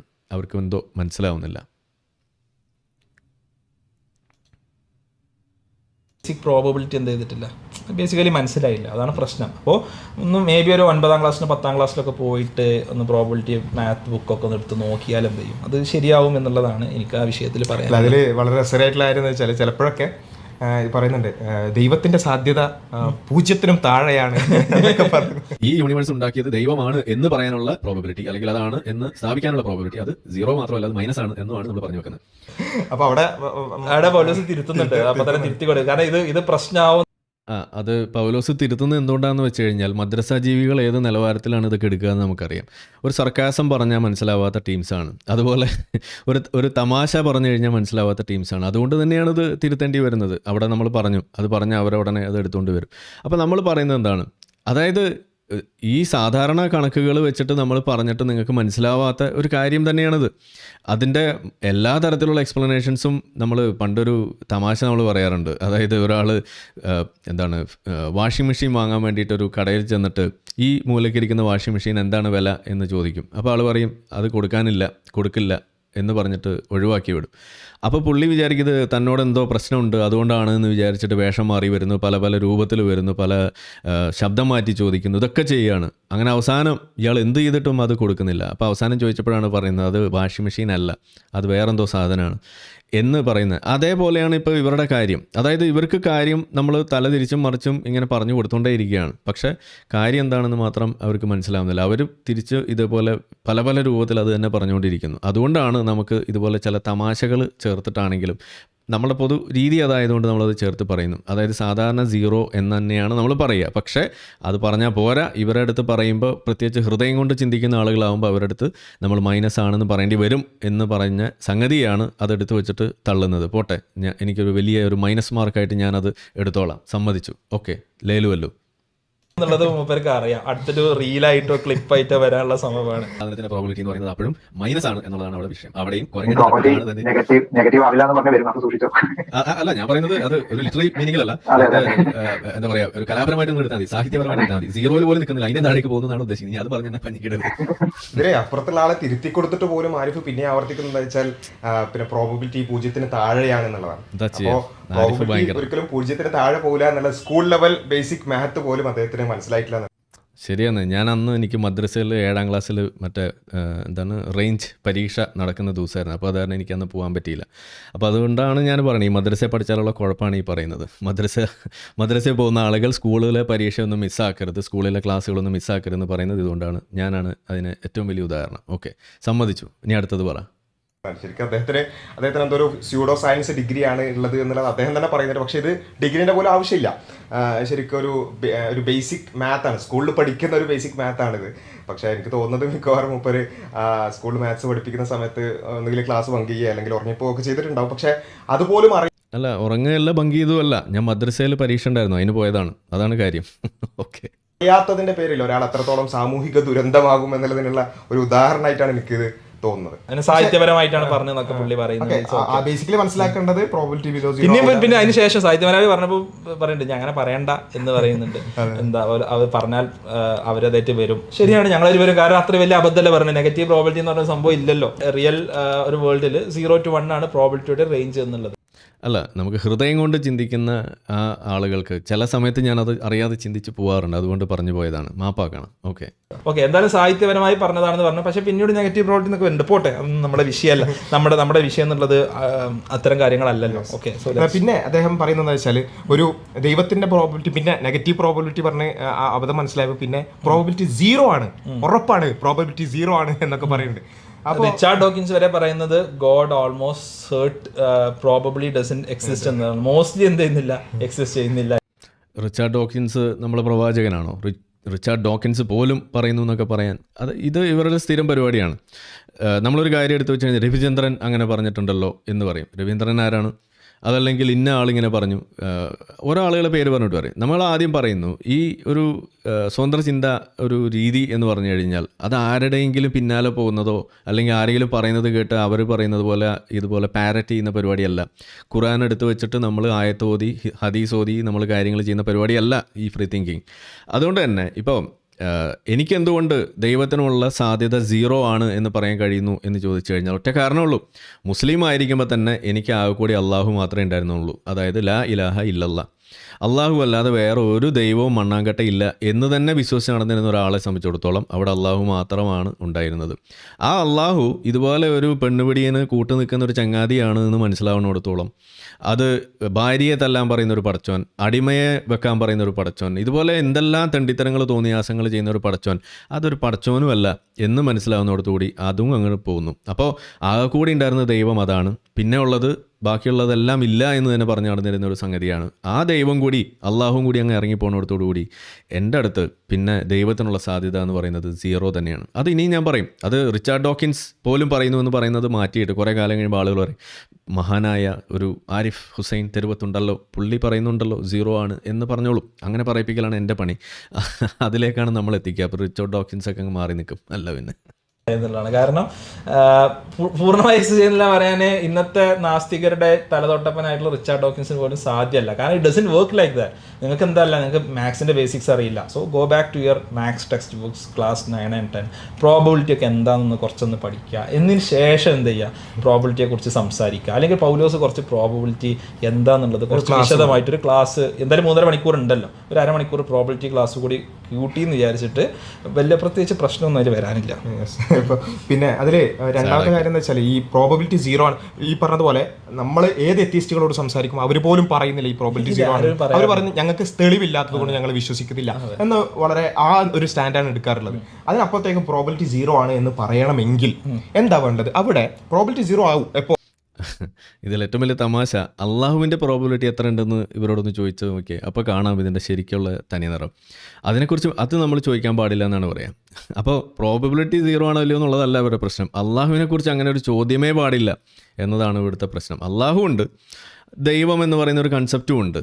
എന്നിട്ട് ഇവരെന്ത് ചെയ്യും? ഇത് രണ്ടും കൂടി ഒന്നാക്കാൻ വേണ്ടിയിട്ടുള്ള ഈ ശ്രമം, ഈ കുൽസിത ശ്രമമാണ് ഇവിടെ നമ്മൾ കയ്യോടെ ഇതുപോലെ എക്സ്പോസ് ചെയ്യപ്പെടുന്നത്, ചെയ്ത് കാണിച്ചു കൊടുക്കുന്നത്. അതിൻ്റെ ചുരുക്കാണ് ഈ കണ്ട് ഇവിടെ മുഴുവൻ നമുക്ക് കാണാൻ കഴിയുന്നത്. ഇവർ വലിയ തോതിൽ കളിയാക്കുന്നു, അതാക്കുന്നു, ഇതാക്കുന്നു എന്നൊക്കെ പറഞ്ഞ് നിലവിളിയിൽ തുടങ്ങിയിട്ട് അവർ ചെയ്തുകൊണ്ടിരിക്കുന്നത് ഇത് തന്നെയാണ്. ഇത് ഇവരുടെ തനി രൂപം ഇത് തന്നെയാണ്. ഇത് മുന്നേ ഉള്ള പരിപാടി. മുഹമ്മദ് നബിക്ക് നല്ല അസൽ തെറി വിളിച്ച് നടന്നിട്ടുള്ളതിൻ്റെ ഹദീസൊക്കെ നമ്മൾ മുന്നേ ഇട്ടിട്ടുള്ളതാണ്. അപ്പോൾ ഉള്ളിൻ്റെ ഉള്ളിൽ നിന്ന് പുറത്ത് വരുന്ന സംഗതി ഇത് തന്നെയാണ്. അപ്പോൾ അത് തടഞ്ഞു നിർത്താൻ കഴിയാതെ വരുമ്പോഴാണ് ഇത് പറഞ്ഞു വെക്കുന്നത്. അപ്പോൾ എന്തായാലും നമ്മൾ പറയുന്ന കാര്യങ്ങൾ ക്ലിയർ ആണെന്ന് വിചാരിക്കുന്നു. ഈ ദൈവം എന്ന് പറയുന്ന അള്ളാഹു എന്ന് പറയുന്ന സാധനത്തിനുള്ള പ്രോബബിലിറ്റി 0 ആണ് എന്ന് ഉത്തമ ബോധ്യമുള്ള ഒരാളായത് എനിക്ക് അങ്ങനെ ഉള്ളതുകൊണ്ട് തന്നെ വേറൊരു ദൈവം എന്നുള്ളൊരു കൺസെപ്റ്റിനെ കുറിച്ച് ഒരു ചിന്ത പോലും എനിക്ക് വരുന്നില്ല. കാരണം ലാ ഇലാഹ ഇല്ലല്ലാ എന്ന് പറഞ്ഞിട്ടാണ് കുട്ടിക്കാലം മുതൽ നമ്മൾ നടന്നിരുന്നത്. അള്ളാഹു മാത്രമാണ് ദൈവമായിട്ട് ഉണ്ടായിരുന്നുള്ളൂ. ആ അള്ളാഹുവിൻ്റെ കഥയാണ് നമ്മൾ നേരത്തെ പറഞ്ഞത്. അതും കൂടി അങ്ങ് പോകുമ്പോൾ പിന്നെ ഒന്നും ബാക്കി ഉണ്ടാവില്ല എന്ന് തന്നെയാണ്. അപ്പോൾ അതുകൊണ്ട് റിച്ചാർഡ് ഡോക്കിൻസിന് ചിലപ്പോൾ സംശയമൊക്കെ കാണും, അല്ലെങ്കിൽ വേറെ ഏതെങ്കിലും യുക്തിവാദികൾക്കൊക്കെ സംശയം കാണും. എനിക്കതില്ല. അത് എനിക്ക് പറയുന്നതിന് ഇയാളുടെ അനുവാദമൊന്നും വേണ്ട എന്ന് തന്നെയാണ്. ഓക്കെ, അവിടെ ഒരു ലോജിക്കൽ കോൺട്രഡിക്ഷൻ വരുമ്പോൾ അങ്ങനെ ഉണ്ടെങ്കിൽ നമ്മൾ വളരെ മാന്യമായി ചോദിക്കുകയാണ്, ദൈവത്തിന്റെ പ്രോബബിലിറ്റി 0 ആണെന്ന് വെച്ചാൽ അവിടെ ഒരു ലോജിക്കൽ കോൺട്രഡിക്ഷൻ ഉണ്ട് എന്ന് നിങ്ങൾ സ്ഥാപിക്കാൻ നിങ്ങൾ തയ്യാറാവണമെങ്കിൽ അത് നിങ്ങൾ ചെയ്യൂ. അടുത്തൊരു 3.5 മണിക്കൂർ വീഡിയോ അതാവട്ടെ, 3.5 മണിക്കൂർ എടുത്തിട്ട് നിങ്ങൾ തെളിയിക്കൂ. V challenge. ഓക്കെ, ഈ ഒരു ചാലഞ്ച് നിങ്ങൾക്ക് ഏറ്റെടുക്കാൻ തയ്യാറുണ്ടോ? നമ്മൾ ഓൾറെഡി നമ്മുടെ ചാനലിൽ വളരെ മാന്യമായ ഒരു ഡിബേറ്റ് നമ്മുടെ അത് ഓൾറെഡി പറഞ്ഞു കഴിഞ്ഞു. ദൈവത്തിനുള്ള സാധ്യത 0 ആണ്. കാരണം അള്ളാഹു മാത്രമായിരുന്നു ആകെ കൂടി ഉണ്ടായിരുന്ന ദൈവം. അത് പോകുന്നതോടുകൂടി ബാക്കിയൊന്നുമില്ല. അള്ളാഹു ഇതുപോലെ ഒരു തെണ്ടിയാണ് ദൈവമായിട്ട് അവതരിക്കുന്നുണ്ടെങ്കിൽ അത് വലിയ പ്രശ്നം തന്നെയാണ്. അത് ദൈവം അല്ല, അതൊരു മനുഷ്യൻ്റെ സ്വഭാവമുള്ളതാണെന്ന് തന്നെയാണ് നമുക്ക് പറയാനുള്ളൂ. ഓക്കെ, തന്നെ അവൈലബിൾ ആണ് ഇതേ വിഷയത്തിൽ. അപ്പോൾ വേണമെങ്കിൽ ആളുകൾക്ക് പഠിക്കാൻ ആഗ്രഹിക്കുന്ന ആളുകൾ ഉണ്ടെന്നുണ്ടെങ്കിൽ അത് കാണാവുന്നതാണ്. നമ്മൾ ഓൾറെഡി ചെയ്തിട്ടുള്ള ഒരു ഡിബേറ്റാണ്, എത്തിസ്റ്റുമായി ചെയ്തിട്ടുള്ള ഡിബേറ്റാണ്. ഇതേ വിഷയത്തിൽ നമ്മൾ ആരിഫിനെയും വിളിക്കുകയാണ്. ഈ ഒരു വിഷയത്തിൽ ഒരു ലോജിക്കൽ കോൺട്രഡിക്ഷൻ ഉണ്ട് എന്ന് സ്ഥാപിക്കാൻ സാധിക്കുന്നുണ്ടെങ്കിൽ അത് നിങ്ങൾ ചെയ്യും.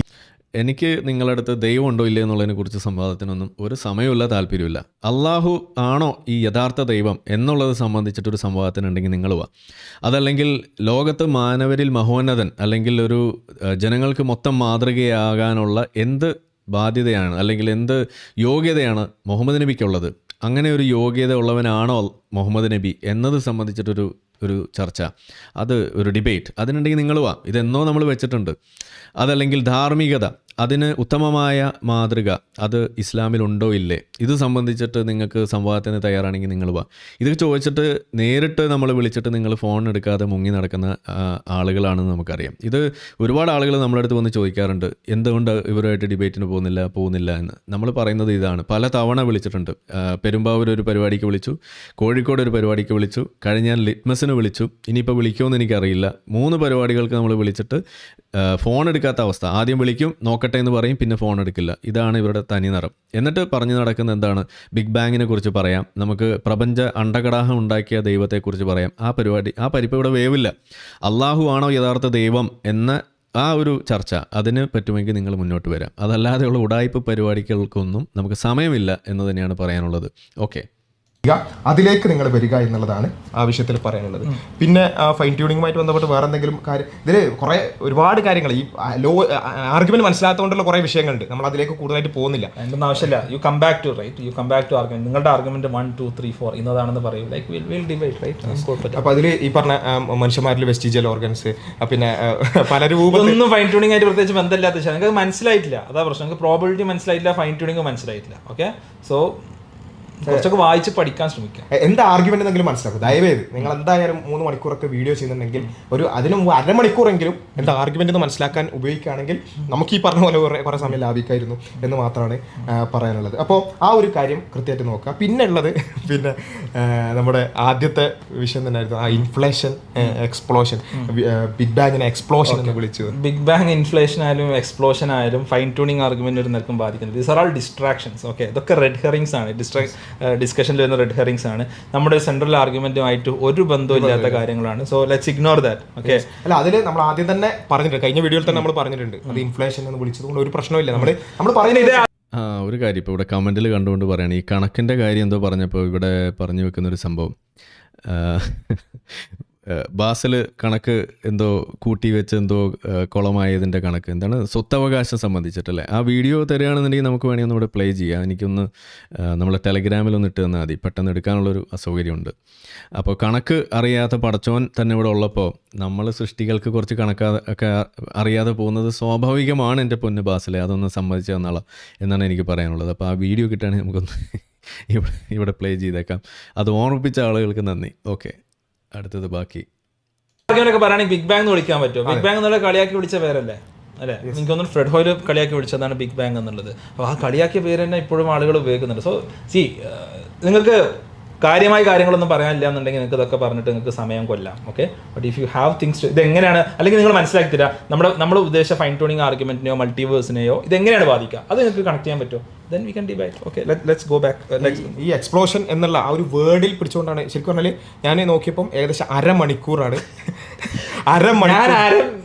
ഞാനും മേ ബി ഒരു 10 സെക്കൻഡ് ഇരിക്കാൻ പറഞ്ഞിട്ടുണ്ടാവുക. ആദ്യത്തെ അരമണിക്കൂറാണ് ഈ എക്സ്പ്ലോഷൻ. വിഷയദാരിദ്ര്യം വല്ലാത്തൊരു ഒരു അവസ്ഥയാണ്. റിയലി പിറ്റി. കാരണം എന്താ വെച്ചാൽ ഒന്നും പറയാനില്ല. കാരണം എന്താ വെച്ചാൽ നമ്മൾ വളരെ കൃത്യമായിട്ട് കഴിഞ്ഞ വീഡിയോയിൽ ഇതിന് 1 മണിക്കൂർ അടുത്ത വീഡിയോയിൽ ഇത് നമ്മളെ കേൾക്കണ്ടേ പ്രശ്നമാണ്. നമ്മളെ കഴിഞ്ഞ വീഡിയോയിൽ തന്നെ പറഞ്ഞതാണ് അത് എങ്ങനെ ഉപയോഗിച്ചാലും പ്രശ്നമില്ല, അല്ലെങ്കിൽ അത് നമ്മൾ അംഗീകരിക്കാവുന്ന ഒരു കാര്യം തന്നെയാണ്. ഇൻഫ്ലേഷൻ എന്ന് വിളിക്കാം, നമുക്ക് ആ രൂപത്തിൽ തന്നെ പോവാം. അത് നമ്മുടെ ആർഗ്യുമെന്റുമായി യാതൊരു നിലക്കൊരു ബന്ധമുള്ള ഒരു കാര്യമല്ല. വീണ്ടും അതിലേക്ക് പോകരുത് എന്നുള്ളതാണ് പറയുന്നത്. പിന്നെ അടുത്തൊരു വിഷയം അപ്പീൽ ടു അതോറിറ്റിയാണ്. അപ്പോൾ അപ്പീൽ ടു അതോറിറ്റിയിൽ അദ്ദേഹം പറഞ്ഞൊരു കാര്യം എന്താണെന്ന് ചോദിച്ചാൽ, അജ്മൽ പിന്നെ ഇങ്ങനെ ഒരു IIT-കാരനാണ്, അതുപോലെ തന്നെ ഇന്റലിൽ വർക്ക് ചെയ്യുന്ന ആളാണ്, അല്ലെങ്കിൽ JEE ട്രെയിനറാണ്, ഇങ്ങനെയൊക്കെ ഇതുകൊണ്ട് പിന്നെ വിശ്വസിക്കണമെന്നൊന്നും പറയുന്നില്ല. എങ്കിലും അജ്മൽ ആരാണ് എന്ന് എല്ലാവർക്കും അറിയാം. അജ്മൽ ഈ രംഗത്ത് വളരെ അറിയപ്പെടുന്ന ഒരാളാണ്, അല്ലെങ്കിൽ അറിയപ്പെടുന്ന ഒരു അധ്യാപകനാണ്. അതുകൊണ്ട് അജ്മൽ എന്ത് ചെയ്യാൻ പാടില്ല, ഇങ്ങനെ ഞാൻ പറയാൻ പാടില്ല. ഒരു അതോറിറ്റി പറഞ്ഞു എന്നതുകൊണ്ട് മാത്രം ഒരു കാര്യം അംഗീകരിക്കണം, മറ്റൊരു തെളിവും പാടില്ല എന്ന് പറയുമ്പോഴാണ് അത് അപ്പീൽ ടു അതോറിറ്റി ആവുന്നത്. Insisting that A claim is true simply because A valid authority or expert on the issue said it was true without any other supporting evidence of it. ഒരു എവിഡൻസും ഇല്ലാതെ ഇന്നാൾ പറഞ്ഞതുകൊണ്ട് ഇത് ശരിയാവണം എന്ന് പറയുമ്പോഴാണ് ഇതാവുന്നത്. നമ്മളാരും അങ്ങനെ പറഞ്ഞിട്ടില്ല. ഇനി അങ്ങനെ ആയതുകൊണ്ട് ആളുകൾ അങ്ങനെ അസ്യൂം ചെയ്യും എന്നുള്ളതാണെങ്കിൽ എന്താണ്, അല്ലെങ്കിൽ അതിനൊന്നും മറുപടി പറയേണ്ട വിഷയമൊന്നും നമുക്കില്ല. എന്താ അദ്ദേഹത്തിന്റെ പോയിന്റ് എന്താ? ഓക്കെ, പിന്നെ IIT പഠിച്ചു, അല്ലെങ്കിൽ ഇന്റലിൽ വർക്ക് ചെയ്യുന്നു. അല്ല, അതിവർ തെറ്റിദ്ധരിച്ചിരിക്കുകയാണ്. അതായത് ഈ ദവാക്കാരുടെ സ്ഥിരം പരിപാടിയാണത്. ഇപ്പോൾ മറ്റേ മെഡിക്കൽ കോളേജിൽ കയറി നിന്നിട്ട് കുട്ടികളെ രണ്ടായിട്ട് വേർതിരിച്ച് നിർത്തിയിട്ട് ഇതുപോലെ ജെൻഡർ ഐഡൻറ്റിറ്റിയെക്കുറിച്ചൊക്കെ ക്ലാസ് എടുത്തത് നിങ്ങൾ കണ്ടു കാണും. അതെടുത്തത് ഈ ബാസിലാണ്. അപ്പോൾ അവരവിടെ എടുത്തു നിന്ന് പറയുന്ന സമയത്ത് അവനവിടെ അവതരിക്കുന്നത്, ഈ ബാസിൽ അവിടെ അവതരിക്കുന്നത് ഒരു ദാവാ പ്രവർത്തകൻ എന്നുള്ള രീതിയിൽ മാത്രമല്ല, ഒരു ഡോക്ടർ എന്നും കൂടി പറഞ്ഞിട്ട് തന്നെയാണ് അവിടെ ഇടിച്ചു കയറി ഇതൊക്കെ ചെയ്യുന്നത്. ഇതുകൂടാതെ മറ്റൊരു ദിവസം ഏതോ ഒരു ആലപ്പുഴയുള്ള TKM മെഡിക്കൽ എഞ്ചിനീയറിംഗ് കോളേജിൽ ഇതേപോലെ എന്തോ ഒരു പരിപാടി നടത്തുന്നു. അതിനകത്ത് ഇതേപോലെ എന്തോ ഒരു ഉത്തരം കൊടുക്കുന്ന സംഗതി, അത് ഇതേപോലെ എന്താണ് അടിമ വ്യവസ്ഥയെ സംബന്ധിച്ചിട്ട് അത് എന്തൊക്കെയോ അതിനെ ന്യായീകരിച്ചിട്ടൊരു വീഡിയോ ചെയ്ത് അതിനേക്കാളും വലിയ ദുരന്തമാണ്. എന്താണ് ജനീവ കൺവെൻഷനൊക്കെ എടുത്തു വെച്ചിട്ട് അതാണ് ഫോഴ്സ്ഡ് ലേബർ എന്നൊക്കെ പറഞ്ഞ് ന്യായീകരിക്കുന്നത് കണ്ടു. നമുക്കിതിനോടൊന്നും പറഞ്ഞ് നേരം കളയാനില്ലാത്തതുകൊണ്ടാണ് ഒന്നാമത്തെ കാര്യം. രണ്ട്, എന്തൊക്കെയാണ് അതിൽ പറഞ്ഞു കൂട്ടിയിരിക്കുന്നത്. അതായത് നിങ്ങൾ ഉദ്ദേശിച്ചത് ഈ നബി ചെയ്തിരുന്ന കാര്യവും ഇന്ന് ലോകത്ത് നടക്കുന്ന കാര്യം ഒന്നാണെന്ന് പറയാനാണ് ശ്രമിക്കണമെന്നുണ്ടെങ്കിൽ ഒരു തരത്തിലും അത് യോജിക്കില്ല എന്ന് മാത്രമല്ല, നബി ചെയ്തത് ഭൂലോക തണ്ടിത്തരാണെന്ന് നമ്മൾ പറയേണ്ടി വരും. അത് നിങ്ങളത് കൂടുതൽ വിളിച്ച് പറയാനുള്ള അവസരമാണ് ഉണ്ടാക്കണം. എന്തായാലും നമ്മളത് അടുത്ത ദിവസം വേറെ നമുക്ക് സമയമുള്ള പോലെ ചെയ്യാം. അതാണ് അതിൽ പറയാനുള്ളത്. എന്തായാലും ഇവിടെ നമ്മൾ കാണുന്ന കാര്യം, ഇതുപോലെയുള്ള സംഗതികൾ വീണ്ടും നിങ്ങളെടുത്ത് വെക്കുന്നത് ഈ തരത്തിൽ നിങ്ങൾ കൊണ്ടു നടക്കുന്ന ആ ഒരു എഡ്യൂക്കേഷൻ, അതല്ലെങ്കിൽ നിങ്ങളുടെ ആ ഒരു ക്രെഡൻഷ്യൽസ്, അത് നിങ്ങൾ ഇത് പടർത്താൻ വേണ്ടിയിട്ടുള്ള ഒരു ബേസായിട്ട് നിങ്ങൾ ഉപയോഗിക്കുന്നു. അത് തന്നെയാണ് ഇവിടെ പറഞ്ഞു വെക്കുന്നത്. അതല്ലാതെ നിങ്ങളിവിടെ എടുത്ത് ചിത്രത്തിൽ വച്ചിരിക്കുന്ന പോലെ ഞാൻ പറയുന്നു അതുകൊണ്ട് നിങ്ങൾ എടുത്തോളണം എന്നുള്ളത് മാത്രമല്ല, അത് വേറെ തന്നെ ഒരു വിഷയമാണ്. അതല്ല നമ്മളിവിടെ ഉദ്ദേശിക്കുന്നത്. നമ്മൾ ഉദ്ദേശിച്ചത് നിങ്ങൾ ഇത് പറയുന്നത് വെറുതെ അല്ല, നിങ്ങൾക്ക് കുറച്ച് വിദ്യാഭ്യാസമൊക്കെ ഉള്ള കൂടുതലുള്ള കൂട്ടത്തിലാണ് എന്നുള്ള ഒരു സാധനം വെച്ചുകൊണ്ട് നിങ്ങൾ ആളുകളെ തെറ്റിദ്ധരിപ്പിക്കുന്നു. ഇതാണ് നമ്മളവിടെ പറഞ്ഞു വെക്കുന്നത്. അത് ഇനിയും പറയും, അത് ഇവിടെ ചെയ്യുന്നു. അത് ജാക്കിർ നായിക്ക് ഇടയ്ക്കിടയ്ക്ക് പറയും, നിങ്ങൾ brother I M A medical doctor എന്ന് പറഞ്ഞിട്ട് ആളുകളെ പിടിച്ചിരുത്തുന്നത് നിങ്ങൾ കണ്ടിട്ടുണ്ടാവും. അത് തന്നെ നിങ്ങൾ പറയാതെ ഇവിടെ പറഞ്ഞുകൊണ്ട് ചെയ്ത് വെക്കുന്നത്. അത് നമ്മൾ ഇനിയും ചൂണ്ടിക്കാണിക്കും. അപ്പോൾ ഇതുപോലെ ദവാ പ്രവർത്തകരുടെ സ്ഥിരം പരിപാടിയാണത്. ഇപ്പോൾ MM അക്ബറും ജബ്ബാർ മാഷും തമ്മിലുള്ള സംവാദം നടന്നപ്പോൾ ഇവർ തന്നെയാണ് കൊട്ടിഘോഷിച്ചുകൊണ്ട് നടന്നത്. MM അക്ബർ MSc ഫിസിക്സുകാരനാണ്, ജബ്ബാർ മാഷ് LP സ്കൂൾ അധ്യാപകനാണ് എന്ന് പറഞ്ഞിട്ട് അതിനകത്ത് കുത്തിത്തിരിപ്പുണ്ടാക്കിയത് ആരാണ്? അത് ഈ ദവാക്കാർ തന്നെയാണ്. അപ്പോൾ അതേപോലെ ഇവരുടെ വിദ്യാഭ്യാസ യോഗ്യതയും അത് വെച്ചുകൊണ്ടുള്ള സർക്കിൾസും അത് അവർ പരമാവധി മതം പടർത്താൻ വേണ്ടി ഉപയോഗിക്കുന്നു. അതാണ് നമ്മളിവിടെ ചൂണ്ടിക്കാണിക്കുന്നത്. അതിനിയും ചൂണ്ടിക്കാണിച്ചിരിക്കും. അതിൽ നിങ്ങൾ നിലവിളിച്ചിട്ട് കാര്യമില്ല. അതാണ് പറഞ്ഞ് ഈ വീഡിയോ മൊത്തം നിലവിളിയാണ്. നിങ്ങൾക്കെതിരെ വന്നിട്ടുള്ള ഓരോ കാര്യങ്ങളും നിങ്ങൾക്ക് വല്ലാതെ കൊണ്ടു എന്ന് നമുക്ക് ഇതിൽ നിന്ന് മനസ്സിലാവുന്നുണ്ട്. കാര്യമാക്കുന്നില്ല. ഇതൊക്കെ തന്നെയാണ് നമ്മൾ ഉദ്ദേശിക്കുന്നത്. പബ്ലിക് ഷെയ്മിംഗ് എന്ന് പറഞ്ഞു കഴിഞ്ഞാൽ ഇങ്ങനെയൊക്കെ തന്നെയാണ്. അത് ഇനിയും നമ്മൾ ചെയ്യും. അല്ലെങ്കിൽ ജയ് ട്രെയിനറാണ്, ഇതുകൊണ്ട് താങ്കൾ വിശ്വാസങ്ങളൊന്നും പറയാൻ പാടില്ല, അങ്ങനെയാണോ ഉദ്ദേശിച്ചത്?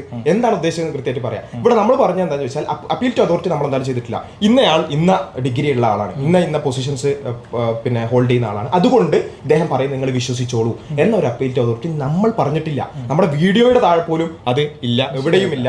അത് നമ്മൾ മെൻഷൻ ചെയ്തിട്ടില്ല. മെൻഷൻ ചെയ്ത മറുഭാഗത്തായിരുന്നു, അത് നമ്മൾ പറഞ്ഞു. അപ്പോൾ അദ്ദേഹം പറഞ്ഞത് വെച്ചാൽ ജെയ് നീറ്റ് ട്രെയിനർ എന്നുള്ളത് ഞാനൊരു ഡബിൾ ഇൻവെർട്ടർ പിന്നെ പറയാൻ മറന്നുപോയതാണ് എന്നുള്ളത്. കഴിഞ്ഞ തവണ ഞാൻ ചോദ്യം ചോദിച്ചപ്പോൾ ഒരു ആംഗ്യം കാണിക്കാൻ വിട്ടുപോയി. അപ്പോൾ ആ ആംഗ്യം കാണിച്ചിട്ട് വീണ്ടും ഞാൻ ചോദിക്കാം. ആസ് എ JEE അത് മറന്നുപോയിട്ട് നിങ്ങളുടെ പ്രശ്നമല്ലേ? മാത്രമല്ല അത് മറന്നുപോയതല്ല, അത് പണി കിട്ടിയപ്പോൾ മാറ്റി പറയുന്നത്. അല്ല മാത്രമല്ല അങ്ങനെ ഒന്നല്ല പറഞ്ഞു ജെയ് നീറ്റ് ട്രെയിനർ എന്നുള്ള അല്ല, അത് പണി കിട്ടിയപ്പോൾ മാറ്റി പറഞ്ഞാണ് കേട്ടോ. അതിനി അങ്ങനെ തന്നെ ഇരുന്നോട്ടെ, നിങ്ങൾക്ക് അതല്ലേ സൗകര്യം, അങ്ങനെ ഇരിക്കട്ടെ. മാത്രമല്ല അത് സ്ലൈഡ് ഇടുകയും ചെയ്തിട്ടുണ്ട്.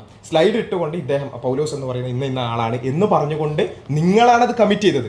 വെറും ജസ്റ്റ് ഇതുകൊണ്ട് അവസാനിക്കുന്നതല്ല, നിങ്ങൾ തന്നെയാണ് ഒരു സ്ലൈഡ് ഇട്ടുകൊണ്ട് ഇന്ന ആളാണ് എന്നൊക്കെ പറഞ്ഞു. എനിക്കൊരു പറയുള്ളൂ, ജെയ് നീറ്റ് ട്രെയിനർ എന്നുള്ളത് നല്ല ക്വാളിഫിക്കേഷൻ ആണ്. ആ നിലക്ക് ഇപ്പോൾ പൗലോസ് എന്തെങ്കിലും സയൻസ് പറയുന്നുണ്ടെങ്കിൽ ഇറ്റ് ആഡ് സം ക്രെഡിബിലിറ്റി. അത് സയൻസ് ആവണമെന്നുള്ളൂ, അതായതുകൊണ്ട് എന്തെയില്ല നമ്മൾ അംഗീകരിക്കില്ല എന്നുള്ളൂ.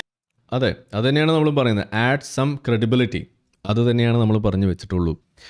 ആ ക്രെഡിബിലിറ്റി ആഡ് ചെയ്യുന്ന പ്രശ്നം അത് നിങ്ങൾ പറയുമ്പോഴുണ്ട്. അതുകൊണ്ട് തന്നെ നമ്മൾ പറയുമ്പോൾ അതിനകത്ത് ശരികൾ പരമാവധി ഉൾക്കൊള്ളിക്കണം. ഇതാണ് നമ്മുടെ വാദം.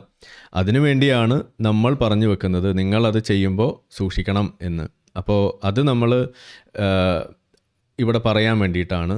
ഒരേ പൊസിഷനിൽ ഒരേ ക്രെഡൻഷ്യൽസ് ഒരേ രീതിയിൽ കാര്യങ്ങൾ ചെയ്തുകൊണ്ടിരിക്കുന്ന രണ്ട് വ്യക്തികൾ, അതായത് ഒരു ആൾ IIT ട്രെയിനറും ഒക്കെ ആയിട്ട് ഇപ്പുറത്ത് നിൽക്കുന്നു, മറ്റൊരാളും അതേ പൊസിഷനിൽ ഇതുപോലെ നിൽക്കുന്നു. ഈ രണ്ട് വ്യക്തികൾ പറയുന്ന സംഗതികൾ രണ്ടും രണ്ടാകുന്നു. അപ്പോൾ നമ്മൾ ഒരാൾ പറഞ്ഞു വെച്ചിരിക്കുന്ന മണ്ടത്തരം അത് ശരിയാണോ തെറ്റാണോ, അല്ലെങ്കിൽ അതിനെക്കുറിച്ചുള്ള അഭിപ്രായം എന്ത് എന്ന് ഇപ്പുറത്തുള്ള ഒരാളോട് ചോദിക്കും.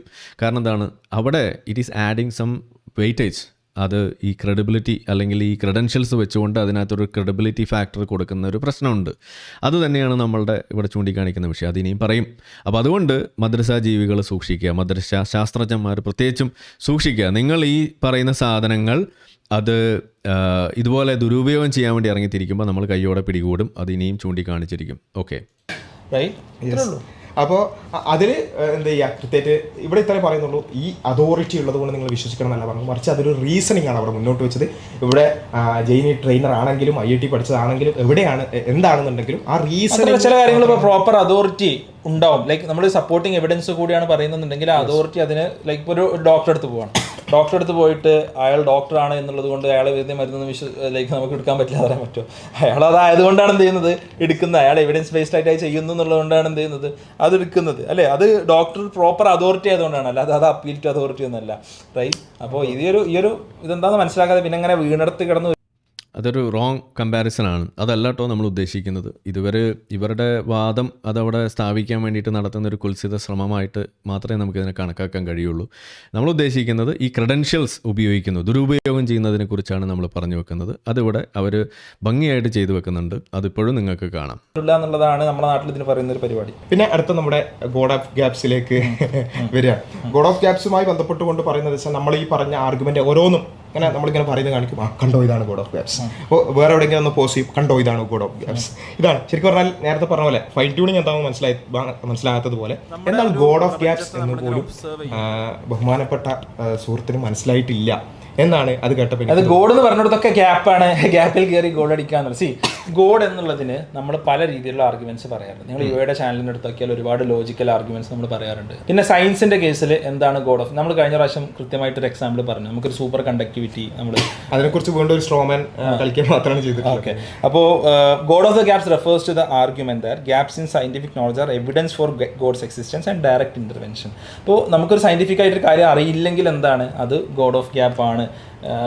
അവിടെ ഗോഡിനെ നമ്മൾ ഇൻസേർട്ട് ചെയ്യണമെങ്കിൽ അതാണ് ഗോഡ് ഓഫ് ഗ്യാപ്സ്. നമ്മൾ സൂപ്പർ കണ്ടക്ടിവിറ്റിന്റെ കാര്യം പറഞ്ഞു, അവിടെ നമുക്ക് അറിയില്ല എന്നുള്ളതുകൊണ്ട് നമ്മൾ എക്സ്പ്ലനേഷൻ കണ്ടെത്താൻ ശ്രമിക്കുന്നു. അവിടെ അതുകൊണ്ട് ഇതിങ്ങനെ സംഭവിക്കുന്നതുകൊണ്ട് ഗോഡ് ഉണ്ടെന്ന് എന്ത് ചെയ്യാറില്ല, ആരും പറയാറില്ല. ഓക്കെ, ഇവിടെ നമ്മൾ പറയുന്നത് വെച്ചാൽ ഇത് ശാസ്ത്രീയമായി വിശദീകരിക്കാൻ പറ്റിയാലും അല്ലെങ്കിൽ ഇപ്പോഴുള്ള വിശദീകരണം മാറിയാലും നമ്മൾ പറയുന്ന കൺക്ലൂഷൻ അത് ബാധിക്കുന്നില്ല. കാരണം എന്താണെന്ന് വെച്ചാൽ ഇവിടെ പറയണ ഈ കാരണങ്ങൾ കൊണ്ടാണ് ഈ കോൺസ്റ്റൻസ് വന്നത്, ഇന്ന സാധനം ഇങ്ങനെ ആയതുകൊണ്ടാണ്. അപ്പോൾ നമ്മൾ സ്വാഭാവികമായിട്ടും നമ്മുടെ ഒരു ചോദ്യം എന്താണ്, ആ ഇന്ന സാധനം ഇങ്ങനെ ആയതിന് like what's a probability for that, right? അത് ബൈ ചാൻസ് ആണോ ബൈ ചോയ്സ് ആണോ, റൈറ്റ്? നമുക്ക് രണ്ട് ഓപ്ഷനാണുള്ളത്, ബൈ ചാൻസ് ആണ് ബൈ ചോയ്സ് ആണ്. അവിടെ നമുക്ക് കിട്ടുക ബൈ ചോയ്സ് ആണ് എന്നുള്ള ഉത്തരം തന്നെയാണ് കിട്ടുക. രണ്ട് ഓപ്ഷൻ മാത്രമേ ഉണ്ടാവുള്ളൂ. അപ്പോൾ ഈ ഒരു ആർഗ്യുമെന്റ് എന്ത് ചെയ്യുന്നില്ല, പ്രത്യേകിച്ച് വ്യത്യാസം വരുന്നില്ല. അപ്പോൾ ഇത് ഗോഡ് ഓഫ് ഗ്യാപ്സ് അല്ല. അവിടെ ഗോഡ് എന്ന് പറഞ്ഞാൽ എന്തായാലും ഗോഡ് ഓഫ് ഗ്യാപ്സ് ആണ് എന്നുള്ളതാണ് ആശാൻ എന്ത് ചെയ്തിട്ടുള്ളത്, അവിടെ വിചാരിച്ച് വെച്ചിട്ടുള്ളത്. നമ്മൾ പറയുന്നത് കൃത്യമായ ലോജിക്കൽ റീസണിങ് ആണ്. ഓക്കെ, നമ്മുടെ മുമ്പിലുള്ളൊരു ഡാറ്റ ഉണ്ട്, ഫിസിക്കൽ കോൺസ്റ്റൻസുമായി ബന്ധപ്പെട്ട്, അതിൻ്റെ നമ്പേഴ്സുമായി ബന്ധപ്പെട്ട്. ആ ഡാറ്റ വിശദീകരിക്കാൻ നമ്മുടെ മുമ്പിൽ രണ്ട് സാധ്യതയുള്ളത് മാത്തമാറ്റിക്കലി. ഒന്നാമത്തെ സാധ്യത നമ്മൾ വെച്ച് നോക്കുമ്പോൾ എന്താണ്, അത് ക്ലോസ് ടു സീറോ ആണ്. രണ്ടാമത്തെ സാധ്യത ആണ് എന്ത്, ഏറ്റവും യുക്തിപരം, ഏറ്റവും ലോജിക്കലായിട്ടുള്ള അതിനുള്ള റീസൺ, റൈറ്റ്? ഇതാണ് നമ്മൾ പറയുന്നത്. ഇത് ഒരിക്കലും ഒരു പരിഗണന പോലും അർഹിക്കാത്ത വാദമാണ്. ഇവിടെ ഗോഡ് ഓഫ് ഗ്യാപ്സ് എന്താണെന്നുള്ളത് എന്ത് ചെയ്തിട്ടില്ല, ഇവർക്ക് മനസ്സിലായിട്ടില്ല. അപ്പോൾ അവിടെ പിന്നെ ഈ ഫിസിക്കൽ കോൺസ്റ്റൻസ് ഇവർ ഗോഡ് ഓഫ് ദ ഗ്യാപ്സ് എങ്ങനെയാണ് പറയുന്നത് എന്നുള്ളത് നമുക്കൊന്ന് കാണാം. ഓക്കെ, അത് കണ്ടാൽ നിങ്ങൾക്കൊരു ധാരണ കിട്ടും എങ്ങനെയാണ് ഈ ഒളിച്ചു കിടത്തുന്നതെന്നുള്ളത്. നമ്മുടെ ഒരു പ്രപഞ്ചത്തെ നമ്മളിങ്ങനെ ഒബ്സർവ് ചെയ്യുമ്പോൾ പല കാര്യങ്ങളും ഒരു ഡിസൈനറിലോട്ട് അല്ലെങ്കിൽ ഒരു സൃഷ്ടാവിലോട്ട് വിരൽ ചൂണ്ടുന്നു എന്നുള്ളതാണ് അതിൻ്റെ വസ്തുത. പല കാര്യങ്ങളും സൃഷ്ടാവിലോട്ട് വിരൽ ചൂണ്ടുന്നു. അതായത് നമ്മളെ മുന്നിൽ നമുക്കറിയാത്ത കാര്യങ്ങൾ, നമുക്ക് മനസ്സിലാകാത്ത കാര്യങ്ങൾ, നമുക്ക് എക്സ്പ്ലെയിൻ ചെയ്യാത്ത കാര്യങ്ങൾ, പറ്റാത്ത കാര്യങ്ങൾ, ശാസ്ത്രത്തിൻ്റെ കണ്ണിലൂടെ നമുക്ക് എക്സ്പ്ലെയിൻ ചെയ്യാൻ പറ്റാത്ത കാര്യങ്ങൾ, അങ്ങനെ വരുന്ന സമയത്ത് അതെന്താണ്, അതെങ്ങനെയാണ് എന്നൊക്കെ നമ്മൾ ചോദിക്കുമ്പോൾ അത് പറഞ്ഞു വെക്കണോടത്ത് അത് ഒന്നുകിൽ നമ്മൾ എന്ത് പറയും, അതിൻ്റെ പിന്നിലുള്ള സാധനം അത് ഇങ്ങനെയൊക്കെയാണ് എന്ന് നമ്മളത് കണ്ടെത്തിയിട്ട് നമ്മൾ പറയുക എന്നുള്ളതാണ് ഒരു വഴി, അല്ലെങ്കിൽ കണ്ടെത്തുന്നവരെ വെയിറ്റ് ചെയ്യുക എന്നുള്ളത്. രണ്ടാമത്തെ വഴി എന്ന് പറയുന്നത് അത് ദൈവമാണ്, അത് പടച്ചോൻ ഉണ്ടാക്കിയതാണ്, പടച്ചോൻ അങ്ങനെയാണ് സംവിധാനിച്ചത് എന്ന് പറയുന്ന രീതി. ഇതാണ് സത്യത്തിൽ ഇവിടെ നടന്നുകൊണ്ടിരിക്കുന്നത്. അപ്പോൾ ഇവരെ സംബന്ധിച്ചിടത്തോളം ഇവർക്ക് അറിയാൻ പാടില്ലാത്ത, ഇവർക്ക് എക്സ്പ്ലെയിൻ ചെയ്യാൻ പറ്റാത്ത കാര്യങ്ങൾ വരുമ്പോൾ അവിടെ അത് ദൈവമാണ്, അത് ദൈവത്തിലേക്കാണ് വിരൽ ചൂണ്ടുന്നത്. ഇവരുടെ ടൈറ്റിൽ തന്നെ അതാണ് കേട്ടോ, വിരൽ ചൂണ്ടുന്നത് എന്ന് പറഞ്ഞുകൊണ്ട് ഇവിടെ വെക്കുമ്പോൾ ഇത് നമ്മൾ വിചാരിക്കുന്നത് ആദ്യമായിട്ട് ഈ മദ്രസ ശാസ്ത്രജ്ഞനാണ് ഇത് ആദ്യമായിട്ട് പറഞ്ഞു വെക്കുന്നത്. അല്ല, ഇത് മുഹമ്മദ് നബി മുതൽ ചെയ്തു വെച്ചിരിക്കുന്ന കാര്യമാണ്. ഇതാണ് നമ്മൾ ഇവിടെ പറയാൻ ആഗ്രഹിക്കുന്ന ഏറ്റവും പ്രധാനപ്പെട്ട ഒരു കാര്യം എന്ന് പറയുന്നത്. കാരണം ഇവിടെ ജസ്റ്റ് ഒന്നുകൂടി കേൾക്കാം ഇവരെന്താ പറയണേന്നുള്ളത്. ഇത് വളരെ നമ്മളെ സംബന്ധിച്ചിടത്തോളം ഇത് വളരെ ഒബ്വിയസ് ആയിട്ടുള്ളൊരു ലോജിക്കാണ്. അപ്പോൾ ഇത് കാണുമ്പോൾ ഒരാൾക്ക് മനസ്സിലാവുന്നത് ഇതാരോ അല്ലെങ്കിൽ കുറേ ആളുകൾ ചേർന്ന് ഉണ്ടാക്കിയൊരു സംഭവം എന്നുള്ളത് മനസ്സിലാവും അല്ലേ. അപ്പോൾ അതേപോലെ ഈ പ്രപഞ്ചം കാണുമ്പോൾ അല്ലെങ്കിൽ നമ്മുടെ നേരത്തെ പറഞ്ഞ പോലെ നമ്മുടെ മനുഷ്യ ശരീരവും അതിൻ്റെ മറ്റ് കാര്യങ്ങളൊക്കെ കാണുമ്പോൾ നമുക്ക് കൃത്യമായി മനസ്സിലാവും അല്ലെങ്കിൽ ഒരു സൃഷ്ടാവ് ഉണ്ട് എന്നുള്ളത്. ഓക്കെ, സൃഷ്ടാവ് ഉണ്ട് എന്ന് പറഞ്ഞാൽ അതിൻ്റെ അർത്ഥം സൃഷ്ടാവാണ് ഇതൊക്കെ ഉണ്ടാക്കിയത്, സൃഷ്ടാവാണ് ഇതൊക്കെ സംവിധാനിച്ചത് എന്നും കൂടിയാണ് അവിടെ ഈ പറഞ്ഞു വെക്കുന്നത്. അപ്പോൾ ഉണ്ട് എന്നുള്ളത് മാത്രമല്ല, അത് ഇവർ പറയില്ല. അതാണ് ഇവരുടെ ഒന്നാമത്തെ ഒരു തട്ടിപ്പ് എന്ന് പറയുന്നത്. ഈ സൃഷ്ടാവ് ഉണ്ടാവുക മാത്രമല്ല, ഉണ്ടായിട്ട് പലതും ചെയ്തു കൂട്ടുന്നു എന്നുള്ളതും കൂടിയാണ് അവിടെ നമ്മൾ മനസ്സിലാക്കേണ്ടത്. ഇനി അതുകൂടാതെ ഇതിനകത്ത് വേറെ ഒരു കാര്യം എന്ന് പറയുന്നത്, ഒരു മിനിറ്റ്, ഉണ്ടാക്കുന്ന സമയത്ത് എന്തൊക്കെയാണ് ഇതിൽ ഉണ്ടാക്കിയിട്ടുള്ളതും കൂടി നമ്മൾ നോക്കണ്ടേ. ഇവർ പറയുന്ന സംഗതികൾ എന്ന് പറഞ്ഞു കഴിഞ്ഞാൽ എല്ലാം ഉണ്ടാക്കി വെച്ച് അത് ദൈവം ഇങ്ങനെ സംവിധാനിച്ചു എന്ന് പറഞ്ഞ് അങ്ങ് ഓടുകയാണ് ചെയ്യുന്നത്. അപ്പോൾ ദൈവം ഉണ്ടാക്കിയ ചില സാധനങ്ങളെക്കുറിച്ച് നമുക്കൊന്ന് പരിശോധിക്കാം. അപ്പോൾ നിങ്ങൾക്ക് മനസ്സിലാവുമല്ലോ. അതിൽ പ്രധാനപ്പെട്ട ഒരു സാധനമാണ് ഈ ഒരു സാധനം. നമുക്ക് കാണാം, ഒരു ഹദീസാണ്. അതായത് The Jews came to the prophet and said, "O Abul Qasim, inform us about the thunder. What is it?" ഇടിമിന്നൽ എന്ന് പറയുന്ന സാധനം എന്താണ്? ഇടിവെട്ട്. He said, "An angel among the angels who is responsible for the clouds. He has a piece of fire wherever that he drives the clouds wherever Allah wills." They said, "Then what is this noise that we hear?" He said, "It is him striking the clouds when he drives them on until it goes where it is ordered." മേഘത്തിൻ്റെ ചന്തിക്ക് പടയ്ക്കുമ്പോൾ ഉണ്ടാകുന്ന വെളിച്ചവും ശബ്ദവുമാണ് ഇടിമിന്നലും ഇടിവെട്ട്. ഇതാണ് നമ്മളുടെ ഇസ്ലാം പഠിപ്പിക്കുന്നത്. അപ്പോൾ നമ്മൾ ചോദിക്കുകയാണ്, ഇവിടെ ഇതാണ് ഈ അള്ളാഹുവിനെ പടച്ചോനെ തിരുക എന്ന് പറയുന്ന പരിപാടി. അതായത് ഒരു കാലഘട്ടത്തിൽ മനുഷ്യനെ സംബന്ധിച്ചിടത്തോളം അറിയാത്ത സംഗതികൾ, ഒരു ധാരണയില്ലാത്ത സംഗതികൾ എന്ന് പറയുന്നത് ഇടിവെട്ട്, ഇടിമിന്നൽ, കാറ്റ്, വെളിച്ചം, സൂര്യൻ, ചന്ദ്രൻ, ഇതൊക്കെയായിരുന്നു. ഇന്ന് നമുക്ക് അതിനെക്കുറിച്ചുള്ള ധാരണകൾ കിട്ടി. ആ സൂര്യൻ എന്താണ്, ചന്ദ്രൻ എന്താണ്, കാറ്റ് എങ്ങനെ ഉണ്ടാകുന്നു, ഇടിമിന്നൽ എങ്ങനെ ഉണ്ടാകുന്നു, ഇടിവെട്ട് എങ്ങനെ ഉണ്ടാകുന്നു എന്നൊക്കെ നമുക്കിന്ന് ധാരണ കിട്ടിയപ്പോൾ നമ്മളിതിൻ്റെ അടുത്ത ലെവലിൽ, അതിൻ്റെ അപ്പുറത്തേക്ക് ലെവലിലേക്കൊക്കെ കാര്യങ്ങൾ പോയിക്കൊണ്ടിരിക്കുകയാണ്. ഇപ്പോൾ നമ്മൾ ജെയിംസ് വെബ് ടെലസ്കോപ്പൊക്കെ എടുത്ത് വെച്ച് കാണാൻ ശ്രമിക്കുന്നതും കണ്ടെത്താൻ ശ്രമിച്ചുകൊണ്ടിരിക്കുന്നതൊക്കെ എന്താണ്, നിങ്ങളൊന്ന് ആലോചിച്ച് നോക്കുക. അപ്പോൾ നമുക്കറിയാം നമ്മളുടെ കാഴ്ചപ്പാടുകൾ മാറുന്നു, നമ്മളുടെ അന്വേഷണ അതിൻ്റെ വേലിക്കെട്ടുകൾ ദൂരേക്ക് പോയിക്കൊണ്ടിരിക്കുകയാണ്. കാരണം അത് ബൗണ്ടറികൾക്ക് അപ്പുറത്തേക്ക് വീണ്ടും പുറത്തേക്ക് ചാടിക്കൊണ്ടിരിക്കുന്നു എന്ന് വേണമെങ്കിൽ കാണാം. അപ്പോൾ ആദ്യം ഒക്കെ ഒരു ഇട്ടാവട്ടം, മരുഭൂമിയിലെ ഒരു ഇട്ടാവട്ടത്തിലായിരുന്നു എന്നുണ്ട് എങ്കിൽ ഇന്ന് അതിൽ നിന്നൊക്കെ പുറത്തേക്ക് പോയിരിക്കുന്നു. ഇന്ന് നമ്മളുടെ മിൽക്കി വേയും പിന്നിട്ട് പുറത്തേക്ക് പോകുന്ന അവസ്ഥയിലേക്കാണ് കാര്യങ്ങൾ എത്തിക്കൊണ്ടിരിക്കുന്നത്.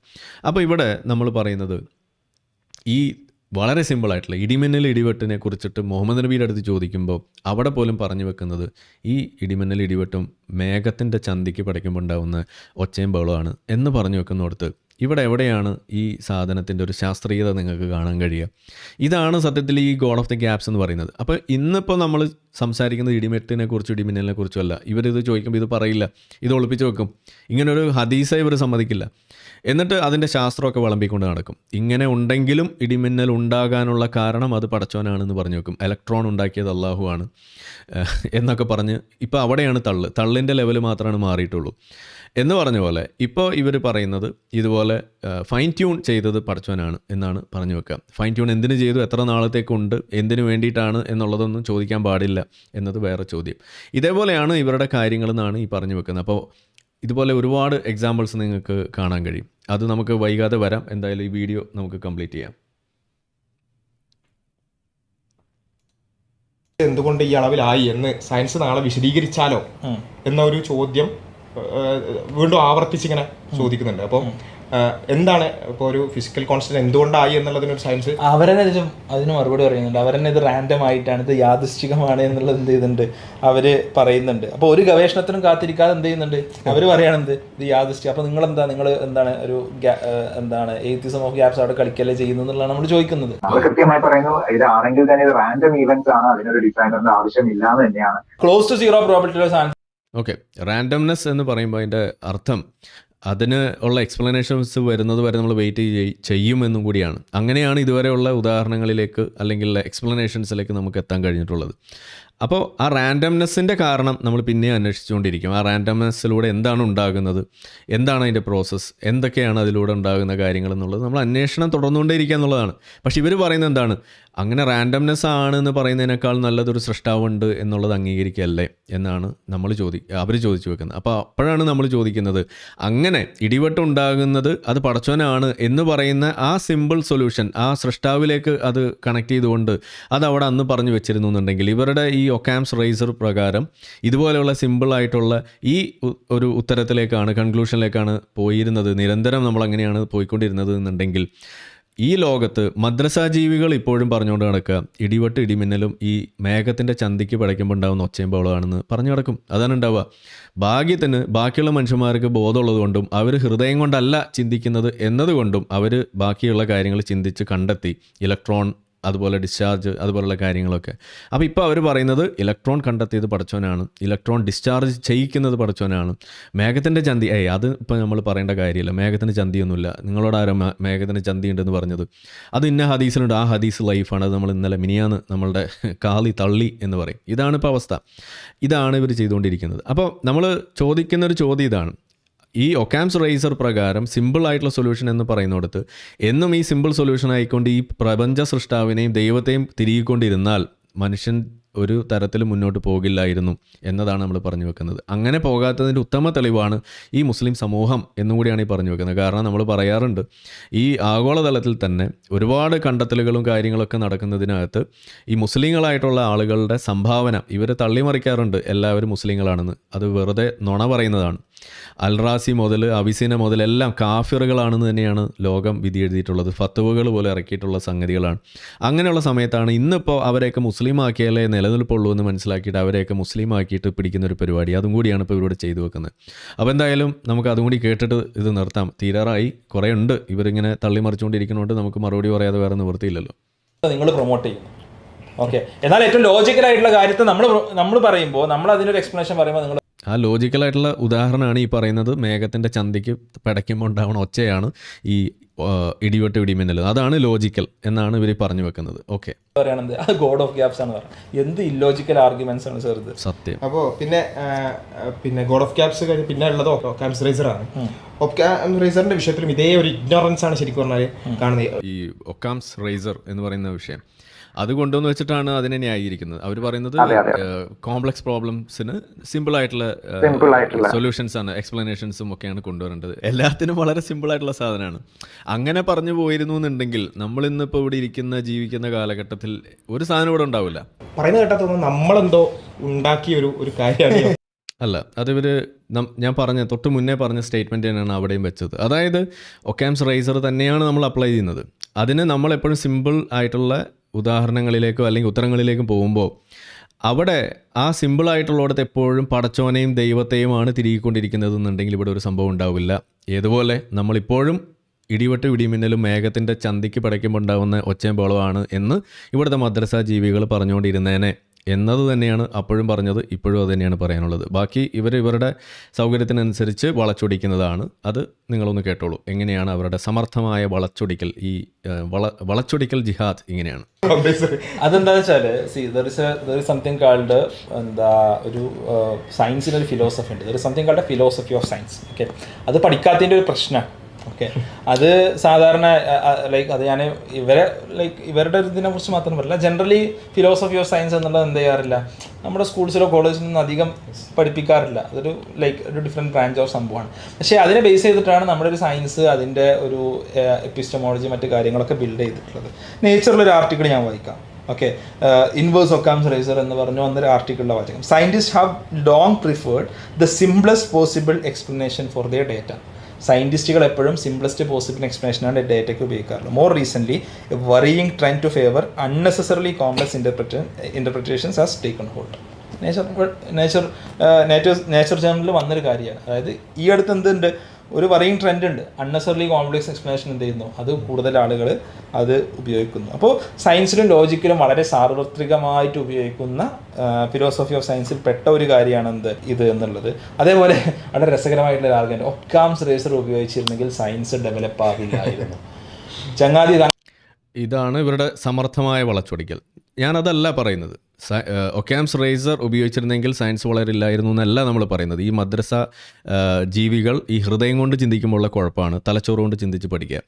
അതിപ്പോൾ നിങ്ങളിനിപ്പോൾ IIT വലിയ കൊണാണ്ടറാണെന്ന് പറഞ്ഞിട്ട് കാര്യമൊന്നുമില്ല, ഹൃദയം കൊണ്ട് ചിന്തിച്ച പോക്കാണെന്നുള്ളതിൻ്റെ ഒരു ഉദാഹരണമാണ് ഇപ്പോൾ ഈ കാണുന്നത്. നമ്മൾ പറഞ്ഞത് ഇത്രയേ ഉള്ളൂ, ഒക്കാംസ് റേസറിൻ്റെ ഭാഗമായിട്ട് സിംപ്ലസ്റ്റ് സൊല്യൂഷൻ എടുത്തു വെക്കുന്നത് എന്നും പറഞ്ഞുകൊണ്ട് നിങ്ങൾ എല്ലായിടത്തും ഈ ദൈവത്തെ തിരുകാൻ പോയി കഴിഞ്ഞാൽ അത് ശാസ്ത്രത്തെ പിന്നോട്ട് തന്നെ അടിക്കുകയുള്ളൂ. ശാസ്ത്രം വളരില്ലായിരുന്നു എന്ന് തന്നെയാണ് ഞാൻ പറഞ്ഞു വെക്കുന്നത്. അതിനൊരു ഉദാഹരണം ഇവിടെ നിങ്ങൾക്ക് കാണാം. ഓക്കെ, അതായത് മുഴുവൻ കാണുന്നില്ല അല്ലേ, സോറി. അതായത് ഇവിടെ നിങ്ങൾക്ക് കാണാം ഒക്കാംസ് റേസർ എന്താണ് അതിൻ്റെ ഡെഫിനിഷൻ ഇവർ കാണിക്കുന്ന പോലെ ഇപ്പം നമുക്കൊന്ന് കാണിക്കാമല്ലോ. അപ്പോൾ പോലീസ് പിടിക്കൊന്നുമില്ലല്ലോ. ഇതിൽ കാണാം, when faced with 2 opposing explanations for the same set of evidence, our minds will naturally prefer the explanation that makes the fewest assumptions. ഇതാണ് നമ്മൾ പറഞ്ഞു വെക്കാറുള്ളത്. അതായത് ഇപ്പോൾ ഒരു കുളമ്പടി ശബ്ദം നമ്മൾ പുറത്ത് കേൾക്കുമ്പോൾ അത് കുതിരയാണോ അതോ വേറെ വല്ലതും ആണോ എന്ന് ചിന്തിക്കുക. അപ്പോൾ അത് കുതിരയാവാനാണ് സാധ്യത എന്ന് പറയുന്നതാണ് കുറേ കൂടി എളുപ്പം എന്ന് നമ്മൾ പറയുന്നു. എന്ന് പറഞ്ഞ പോലെ ഏതൊരു വിഷയം ഉണ്ടാകുമ്പോഴും അതിനെ സിംപ്ലസ്റ്റ് സൊല്യൂഷൻസിലേക്ക് പോകാൻ വേണ്ടി ശ്രമിക്കുന്നതിൻ്റെ ഭാഗമായിട്ട് നമുക്ക് അത് നോക്കണം. പക്ഷേ അങ്ങനെ ചെയ്യുന്ന സമയത്ത് ആ അസംഷൻ അത് വെരിഫൈബിൾ ആകണം. അതിന് സയൻറ്റിഫിക് മെത്തേഡ് ഉപയോഗിച്ച് നമുക്ക് ടെസ്റ്റ് ചെയ്യാനൊക്കെ പറ്റണ്ടേ. ഇത് എന്താ സംഭവിക്കുന്നത്, ഇവിടെ നമ്മളൊരു കാര്യം പറഞ്ഞു വെക്കുമ്പോൾ അതിനെ അങ്ങ് അൽ ഒക്കാംസ് റേസറാക്കി മാറ്റി കളയുന്ന പരിപാടിയാണ് ഇവർ ചെയ്തു വെക്കുന്നത്. അത് മുഴുവൻ പടച്ചോനാണ് എന്നങ്ങ് പറഞ്ഞു കഴിയും. അതായത് ഇപ്പോൾ നമ്മൾ മൾട്ടിവേഴ്സിനെ കുറിച്ച് പറയുമ്പോൾ അത് പറയാൻ പാടില്ല, സ്യൂഡോ സയൻസ് ആണെന്നാണ് പറയുന്നത്. അല്ല, അതിന് ഒരു മാത്തമാറ്റിക്കൽ മോഡലുണ്ട്, അതിനെ സപ്പോർട്ട് ചെയ്യുന്ന സ്ട്രിങ് തിയറി ഉണ്ട്. അത് എക്സ്പ്ലെയിൻ ചെയ്യപ്പെട്ട് കഴിഞ്ഞാൽ അവിടെ അത് നമുക്കത് ക്ലിയറായിട്ട് മനസ്സിലാകാവുന്ന കാര്യങ്ങളേ ഉള്ളൂ. പക്ഷെ അതിന് വെയിറ്റ് ചെയ്യണം. കാരണം മേഘത്തിൻ്റെ ചന്തിക്ക് പടയ്ക്കുമ്പോഴാണ് ഒച്ചയും വിളി ഉണ്ടാകുന്നത് എന്ന് പണ്ട് മുഹമ്മദ് നബി പറഞ്ഞു കൊടുത്ത് നിന്നും മാറിയിട്ട് അത് ഇലക്ട്രോൺ ഡിസ്ചാർജ് ആണെന്ന് മനസ്സിലാക്കാൻ നമ്മൾ വർഷങ്ങളെടുത്തു എന്ന് പറഞ്ഞ പോലെ ഇന്നിപ്പോൾ ഈ പറയുന്ന സംഗതിക്കും അതിനും കൃത്യമായ ഉത്തരങ്ങൾ കിട്ടാനുള്ള വഴികളിലൂടെ നമ്മൾ സഞ്ചരിച്ചുകൊണ്ടിരിക്കുകയാണെന്നേ. അതിനൊന്ന് വെയിറ്റ് ചെയ്യുക. അതിന് മുന്നേ നിങ്ങളത് പടച്ചോനാണ് ഉണ്ടാക്കിയത് എന്നും പറഞ്ഞിട്ട് അവിടെ ഈ അൽ ഒക്കാംസ് റേസർ കളിക്കരുത് എന്ന് തന്നെയാണ് അന്നും ഇന്നും പറയാനുള്ളത്. അത് വളച്ചൊടിച്ചിട്ട് നിങ്ങളുടെ സൗകര്യത്തിനനുസരിച്ച് അത് മാറ്റിയാലൊന്നും ഇവിടെ കാര്യങ്ങൾ മാറാൻ പോകുന്നില്ല. ബാക്കിയുള്ള ആളുകളും വീഡിയോ ഒക്കെ കാണുന്നവരാണ് എന്നൊരു ബോധം നിങ്ങൾക്കുള്ളത് നല്ലതാണ്. ഓക്കെ, കൈയോടെ നമ്മൾ പിടികൂടുകയാണ്. നിങ്ങൾ ഇതുപോലെ പല വങ്കത്തരങ്ങളുമാണ്, ഇതുപോലെയുള്ള പല തട്ടിപ്പുകൾ നടത്തിയിട്ടാണ് ഇത് ചെയ്യുന്നത്. നമ്മൾ പറയാറുണ്ട്, ഈ നുണയില്ലെങ്കിൽ ഇസ്ലാമില്ല എന്ന് പറയുന്നത് ഇങ്ങനെ തന്നെയാണ്. നിങ്ങൾ ഇതുപോലെ നുണകൾ പടച്ചു വെച്ചാണ് നിങ്ങൾ ഇതുപോലെ ഇസ്ലാമിനെ രക്ഷിക്കാൻ നോക്കുന്നത്. ഓക്കെ, ഫിലോസഫി ഓഫ് സയൻസിനെ കുറിച്ച് എന്തെങ്കിലും ബേസിക് ധാരണ ഉണ്ടോ? എനിക്ക് ചോദിക്കാറുള്ളത്. ഈ സയൻസ് ഇങ്ങനെയാണ് ഡെവലപ്പ് ആവുന്നത്. This is the way of science. Okay, നമ്മൾ അടുത്തുള്ള ഡാറ്റ ഒബ്സർവേഷൻ വെച്ചിട്ടാണ് സയൻസ് വർക്ക് ചെയ്യുന്നത്. ഓക്കെ, നമ്മളിപ്പോൾ പറയുന്നത് എന്താണ്, നമ്മുടെ ഡാറ്റയും ഒബ്സർവേഷൻ തന്നെയാണ് നമ്മുടെ എല്ലാ കാര്യങ്ങളും നമ്മൾ പറയുന്നത്. അപ്പോൾ ഒരു സിമ്പിളർ ആയിട്ടുള്ള കാര്യത്തിന് മേ ബി ഡിസ്ക്രെഡിറ്റ് ചെയ്യുന്ന ഡാറ്റയോ ഒരു ഒബ്സർവേഷനോ നമുക്ക് കിട്ടിക്കഴിഞ്ഞ് അതിനെ നമ്മൾ ടെസ്റ്റ് ചെയ്ത് കഴിഞ്ഞ് പ്രൂവ് ചെയ്ത് കഴിഞ്ഞാൽ എന്ത് ചെയ്യും, അതിനെ ഡിസ്ക്രെഡിറ്റ് ചെയ്യും. അത്രേ ഉള്ളൂ. നമ്മൾ പറയുന്നത് ശരിക്കും പറഞ്ഞാൽ ഒരു ഡാറ്റയെ നമുക്ക് അവൈലബിൾ ആയ ഡാറ്റയെ വിശദീകരിക്കാൻ ഒന്നിലധികം തിയറികൾ ഉണ്ടെന്നുണ്ടെങ്കിൽ അതിൽ സിംപ്ലർ ആയത് നമ്മൾ എടുക്കും എന്നുള്ളതാണ് പറയുന്നത്. അതിനടക്കം നമ്മൾ ആ തിയറീസിൽ കൂടെ നമ്മൾ എടുത്തിട്ടുള്ള കോംപ്ലക്സ് ആയിട്ടുള്ളൊന്നും ഉണ്ടാകാൻ പാടില്ല എന്നുള്ളതല്ല. ഇപ്പൊ 2 കോംപ്ലക്സ് ആയിട്ടുള്ള കാര്യമുണ്ട്. അതിൽ ഏതാണോ ബെസ്റ്റ് എക്സ്പ്ലനേഷൻ, ഏതാണോ സിംപ്ലർ എക്സ്പ്ലനേഷൻ, കോംപ്ലക്സ് ആയ ഒരുപാട് കാര്യങ്ങൾ അടങ്ങുന്ന ഒരു ഡാറ്റ നമ്മുടെ കയ്യിലുണ്ട്. അതിനെ എക്സ്പ്ലെയിൻ ചെയ്യാൻ കോംപ്ലക്സ് ആയ 2 തിയറീസ് ഉണ്ടെങ്കിൽ അതിൽ ഏറ്റവും സിംപ്ലർ ആയതായിരിക്കും നമ്മൾ എടുക്കുക. മാത്രമേ ഉള്ളൂ. ഇതെന്ന് പറഞ്ഞാൽ ഇങ്ങനെ തന്നെയാണ് അതെപ്പോഴും പടച്ചോനാണ് എന്നതും കൂടിയാണ് ഇവർ ഈ മദ്രസകൾ പറഞ്ഞു വെക്കുന്നത്. സയൻസ് ഡെവലപ്പ് ചെയ്യുന്നത് ഏറ്റവും ആധികാരികമായിട്ടുള്ള ശാസ്ത്ര ജേർണലുകളിലുള്ളത് ആരിഫ് പറയുന്നത് നേരെ എതിരായിട്ടാണ്. അപ്പോൾ എനിക്ക് പറയാനുള്ളതെന്ന് വെച്ചാൽ ആരിഫ് ഈ സ്യൂഡോ സയൻസ് ജേർണലുകളിൽ നിന്നും അല്ലെങ്കിൽ സ്യൂഡോ സയൻസ് ഡിഗ്രി വെച്ചിട്ടുള്ള ആ ഒരു അവസ്ഥയിൽ നിന്ന് മാറി സ്യൂഡോ സയൻസ് ഒക്കെ മാറ്റി കുറച്ചൊക്കെ ഒന്ന് ആ ചവറുകളിൽ നിന്ന് മാത്രം പഠിക്കരുത് എന്ന് മാത്രമാണ് ആവശ്യത്തിൽ പറയാം. എന്ത് ചെയ്യാൻ പറ്റും, ഈ മദ്രസയിലായിപ്പോയില്ല ഞാനും പഠിച്ചത്, അതാണ് പ്രശ്നമായത്. കാരണം എന്താണ്, ശാസ്ത്രം പഠിക്കണമെന്ന ആഗ്രഹവുമായി ഞാൻ ചെന്ന് കയറിയത് ഒരു മദ്രസയിലാണ്. അവിടെ ഉസ്താദ് വെളിച്ചെണ്ണ വെക്കാൻ പറഞ്ഞു. ഈ എന്താണ്, ഫക്കീറായ എൻ്റെ പോക്കറ്റിൽ എവിടെ വെളിച്ചെണ്ണ, പിന്നെ രണ്ടും കൽപ്പിച്ച് ഞാൻ പറയുന്നില്ല ബാക്കി. അപ്പോൾ നമ്മൾ പറയാത്ത കാര്യങ്ങൾ പറഞ്ഞു എന്ന് പറഞ്ഞുകൊണ്ട് പറഞ്ഞത് എന്താണെന്ന് പറഞ്ഞാൽ ഇവരുടെ തന്നെ പിരിവെട്ടും എന്നുള്ളത് കൊണ്ട് അത് ഒളിപ്പിച്ച് വെച്ചിട്ട് കാര്യങ്ങൾ സാധിക്കുന്ന പരിപാടിയാണ് ഇവിടെ കാണുന്നത്. അപ്പോൾ എനിക്ക് വിശ്വാസികളോട് പറയാനുള്ളത് ഇത്രയേ ഉള്ളൂ. പ്രത്യേകിച്ച് അതായത് നിങ്ങൾ ഈ എല്ലായിടത്തും ഈ പടച്ചോനെ തിരുകുന്ന പരിപാടി അത് ചെയ്തുകൊണ്ടിരുന്നാൽ നിങ്ങളിപ്പോഴും ഇടിവെട്ട് ഇടിമിന്നലും മേഘത്തിൻ്റെ ചന്തിക്ക് പടയ്ക്കുന്നതാണെന്ന് പറഞ്ഞ് നടക്കുന്ന ആളുകളായിട്ടേ ഇരിക്കേണ്ടി വരൂ. അതാണ് ഇവിടെ സംഭവിക്കുമായിരുന്നത്. പക്ഷേ ഇവിടെ ബാക്കിയുള്ള ആളുകൾ തലച്ചോറ് കൊണ്ട് ചിന്തിക്കുന്നവരായതുകൊണ്ട്, ഹൃദയം കൊണ്ടല്ലാതെ ചിന്തിക്കുന്ന ആളുകളായതുകൊണ്ട് അവർക്ക് കാര്യങ്ങൾ മനസ്സിലായി എന്നത് ഇനിയെങ്കിലും നിങ്ങൾ തിരിച്ചറിയുക എന്നതാണ്. ഇവരെ പോലെയുള്ള ആളുകളുടെ എന്താണ് ഇവരുടെ സെപ്റ്റിക് ടാങ്കിൽ നിങ്ങൾ വീഴാതിരിക്കുക എന്ന് തന്നെയാണ് എനിക്ക് പറയാനുള്ളത്. ഓക്കെ, എല്ലാവർക്കും മനസ്സിലാക്കാൻ പറ്റുന്നൊരു കാര്യമാണ്, എങ്കിലും അതൊന്നും മനസ്സിലാക്കാതെ അറ്റ്ലീസ്റ്റ് ഞാൻ പറയുന്നതാണ്, ഞാൻ നേരത്തെ പറഞ്ഞതുപോലെ തന്നെ ഒക്കാംസ് റേസറിനെ കുറിച്ച് ഞങ്ങൾക്ക് മറുപടി പറഞ്ഞോളൂ. പക്ഷേ ആ മറുപടി പറയുന്നതിന് മുമ്പേ ഒക്കാംസ് റേസർ എന്താണ്, അതേപോലെ മൾട്ടിവേഴ്സിനുമായിട്ട് ബന്ധപ്പെട്ട് നിങ്ങൾ മറുപടി പറഞ്ഞോളൂ. പക്ഷേ മൾട്ടിവേഴ്സ് എന്താണ്, ഫൈൻ ട്യൂണിങ് എന്താണ് എന്ന് നിങ്ങളൊന്ന് ജസ്റ്റ് ഒരു ഹോംവർക്ക് ചെയ്യണ്ടേ. 3 മണിക്കൂർ വീഡിയോ ഇടുന്നതിന് മുമ്പ് ഒരു അരമണിക്കൂറെങ്കിലും ചില നാട്ടിൽ ചില ആൾക്കാരുണ്ടാവും, എന്ത് പറഞ്ഞാലും അതിലൊരു മുടക്ക് കണ്ടുപിടിക്കും, ഒരു കാര്യം നടക്കാൻ സമ്മതിക്കില്ല. അപ്പോൾ എന്ത് പറഞ്ഞാലും എന്തുണ്ടാവും, ഒരു മുടക്ക് പറയാനായിട്ട് എന്ത് ചെയ്യും, ഒരു മുടക്ക് പറയാന്നുള്ളതല്ലാതെ ഇതൊന്നും വളരെ കീ ആയിട്ടുള്ള കാര്യങ്ങളൊന്നുമല്ല. പിന്നെ വേറൊരു കാര്യം എന്താ വെച്ചാൽ, ഭയങ്കര വലിയൊരു അപരാധം എന്നുള്ള രൂപത്തിൽ പറഞ്ഞൊരു കാര്യം എന്താ വെച്ചാൽ, മൾട്ടിവേഴ്സായിട്ട് ബന്ധപ്പെട്ടുകൊണ്ട് പറയുമ്പോൾ നമ്മൾ കഴിഞ്ഞ വീഡിയോയിൽ പറഞ്ഞിരുന്നു, നമ്മൾ ഇനി മൾട്ടിവേഴ്സിന് അനുകൂലമായ ഡാറ്റ കിട്ടുകയാണെന്നുണ്ടെങ്കിൽ നമ്മളത് അംഗീകരിക്കും എന്നുള്ളത് പറഞ്ഞിരുന്നു. അപ്പൊ അതെന്തോ വലിയൊരു മുൻകൂർ ജാമ്യം എടുക്കലാണ് എന്നാണ് പറയുന്നത്. അന്ധവിശ്വാസം തന്നെ പറയാം, കാരണം നമ്മുടെ പ്രത്യേകിച്ച് തെളിവൊന്നുമില്ല. ഇനി അത് തെളിവായിട്ട് വന്നാൽ എന്ത് ചെയ്യും, നമ്മളാരും ഇതിനെ നെഗറ്റീവ് ചെയ്യുന്നതല്ല. ഓൾറെഡി ആദ്യം അന്ധവിശ്വാസമാണെന്ന് പറയുകയും പിന്നീട് അവർക്ക് തന്നെ ഒരു സംശയം തോന്നുകയും ഇനി ഭാവിയിൽ അത് സത്യമാണെങ്കിൽ പിന്നെ അവിടെ ഓൾറെഡി ജാമ്യം എടുത്തു കഴിഞ്ഞും ചെയ്തു. അപ്പോ ശരിക്കും ഇവർ അല്ല, അത് നമ്മൾ മനസ്സിലാക്കേണ്ട ഒരു കാര്യമാണ്. അതായത് തെളിവില്ല എന്നതിൻ്റെ പേരിലാണ് അവർ അന്ധവിശ്വാസം എന്ന് വിളിക്കുന്നത്. അപ്പോൾ അങ്ങനെയാണെന്നുണ്ടെങ്കിൽ ആദ്യം അന്ധവിശ്വാസം എന്ന് വിളിക്കേണ്ടത് ഈ ഇസ്ലാമിനെയൊക്കെ അല്ലേ. മുഹമ്മദ് നബിക്ക് എന്ത് തെളിവാണുള്ളത്, അള്ളാഹുവിന് എന്ത് തെളിവാണുള്ളത്, എന്നാൽ തെളിവുണ്ടെങ്കിൽ നമ്മൾ വിശ്വസിക്കാം എന്ന് പറയാൻ പോലുമുള്ള സാധ്യത പോലുമില്ല. കാരണം എന്താണ്, അവിടെയാണ് മാത്തമാറ്റിക്കൽ മോഡൽ എന്ന് പറയുന്ന ഒരു വിഷയം കൂടി കടന്നു വരുന്നത്. അപ്പോൾ മൾട്ടിവേഴ്സ് തിയറി പറയുമ്പോൾ അതിനൊരു മാത്തമാറ്റിക്കൽ മോഡലുണ്ട്. അതുപോലെ തന്നെ ഈ നമ്മളുടെ സ്ട്രിങ് തിയറിയെക്കുറിച്ച് പറയുമ്പോൾ അതിന് മാത്തമാറ്റിക്കൽ മോഡലുണ്ട്. അതെങ്ങനെ, അതിൻ്റെ വഴികൾ എന്തൊക്കെ, ഏത് വഴിയിലൂടെ പോയാലാണ് അത് കണ്ടെത്താൻ കഴിയുക എന്നൊക്കെയുള്ള അന്വേഷണം നടത്താനുള്ള പാതകൾ പോലും ഇന്ന് നമ്മൾ മനസ്സിലായിരിക്കുകയാണ്. അതിനൊക്കെ തള്ളിക്കൊണ്ട് അതിന് തെളിവില്ല നിലവിൽ, അതുകൊണ്ട് അത് അന്ധവിശ്വാസമാണെങ്കിലും എന്ന് പറഞ്ഞിട്ട് വെക്കുന്നത് അത് മുൻകൂർ ജാമ്യം തന്നെയാണ്. അത് നിങ്ങൾ എത്രയല്ല എന്ന് പറഞ്ഞു കഴിഞ്ഞാലും അത് തെളിവില്ല, ഇപ്പോൾ എടുക്കുന്നില്ല എന്നല്ലല്ലോ നിങ്ങൾ പറഞ്ഞത്. അന്ധവിശ്വാസം എന്ന് പറയുമ്പോൾ അത് നിങ്ങൾ ഈ വാക്കുകൾ ഉപയോഗിക്കുമ്പോൾ സൂക്ഷിക്കണം എന്ന് പറയുന്നത് അതുകൊണ്ടാണ്. ഇപ്പം നിങ്ങൾ ബിഗ് ബാങ് എന്ന് പറയുന്ന എക്സ്പ്ലോഷൻ എന്ന് പറയുമ്പോൾ ഉള്ള ഒരു വിഷമം ഞങ്ങൾ പ്രകടിപ്പിച്ചതിൻ്റെ കാരണം തന്നെ അതാണ്. കാരണം അത് എക്സ്പ്ലോഷൻ അല്ല എന്ന് തന്നെയാണ്. അത് പറഞ്ഞു വെക്കുമ്പോൾ നിങ്ങൾ തെറ്റായ ഇതുപോലെ നിങ്ങളുടെ ക്രെഡൻഷ്യൽസ് വെച്ച് നിങ്ങൾ ഒരു വെയിറ്റേജ് ഉള്ള ആർഗ്യുമെൻറ്റ് ഇതുപോലുള്ള ക്ലാസ്സുകളൊക്കെ എടുക്കുമ്പോൾ അത് ആളുകളെ തെറ്റിദ്ധരിപ്പിക്കുന്നു എന്ന് തന്നെയാണ് ഇതിൻ്റെ പ്രശ്നം. അത് ഇനിയും നമ്മൾ ചൂണ്ടിക്കാണിക്കും. അപ്പോൾ ഇതുപോലെയുള്ള അബദ്ധങ്ങൾ വിളിച്ചു പോകാതിരിക്കുക എന്ന് തന്നെയാണ്. അപ്പോൾ ഏതായാലും ആ മുൻകൂർ ജാമ്യം ഒരു മുൻകൂർ ജാമ്യമായിട്ട് തന്നെയാണ് നമുക്ക് പരിഗണിക്കാൻ കഴിയുള്ളൂ.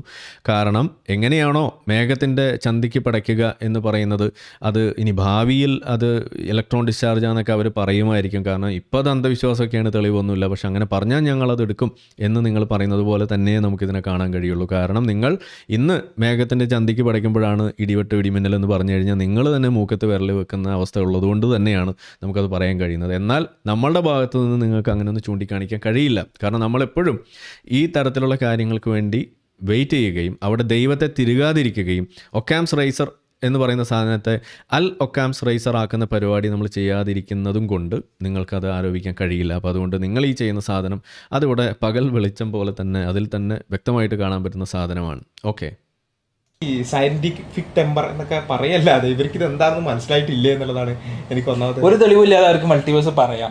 മൾട്ടിവേഴ്സ് തെളിവ് കിട്ടിയാൽ നമ്മൾ അംഗീകരിക്കും എന്ന് പറഞ്ഞതാണ് പ്രശ്നം. അപ്പോൾ ഇതിൽ നമ്മൾ രണ്ട് കാര്യമാണ് അവിടെ പറഞ്ഞതിലൂടെ.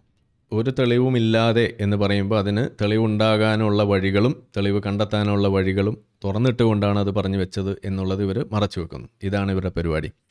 ഓക്കെ, രണ്ട് കാര്യം ഉദ്ദേശിച്ചത്, ഒന്ന് ഭൗതിക ലോകവുമായി ബന്ധപ്പെട്ടുകൊണ്ട് നമ്മുടെ ഒരു മെന്റാലിറ്റി അതാണ്, അല്ലെങ്കിൽ നമ്മുടെ ഒരു ആറ്റിറ്റ്യൂഡ് അതാണ്. തെളിവ് കിട്ടിയാൽ സ്വീകരിക്കും. അത് ഭൗതിക ലോകത്ത് എത്ര. ഞാൻ എൻ്റെ ഫസ്റ്റ് വീഡിയോയിൽ തന്നെ ഞാൻ പറയുന്ന ഒരു കാര്യമുണ്ട്.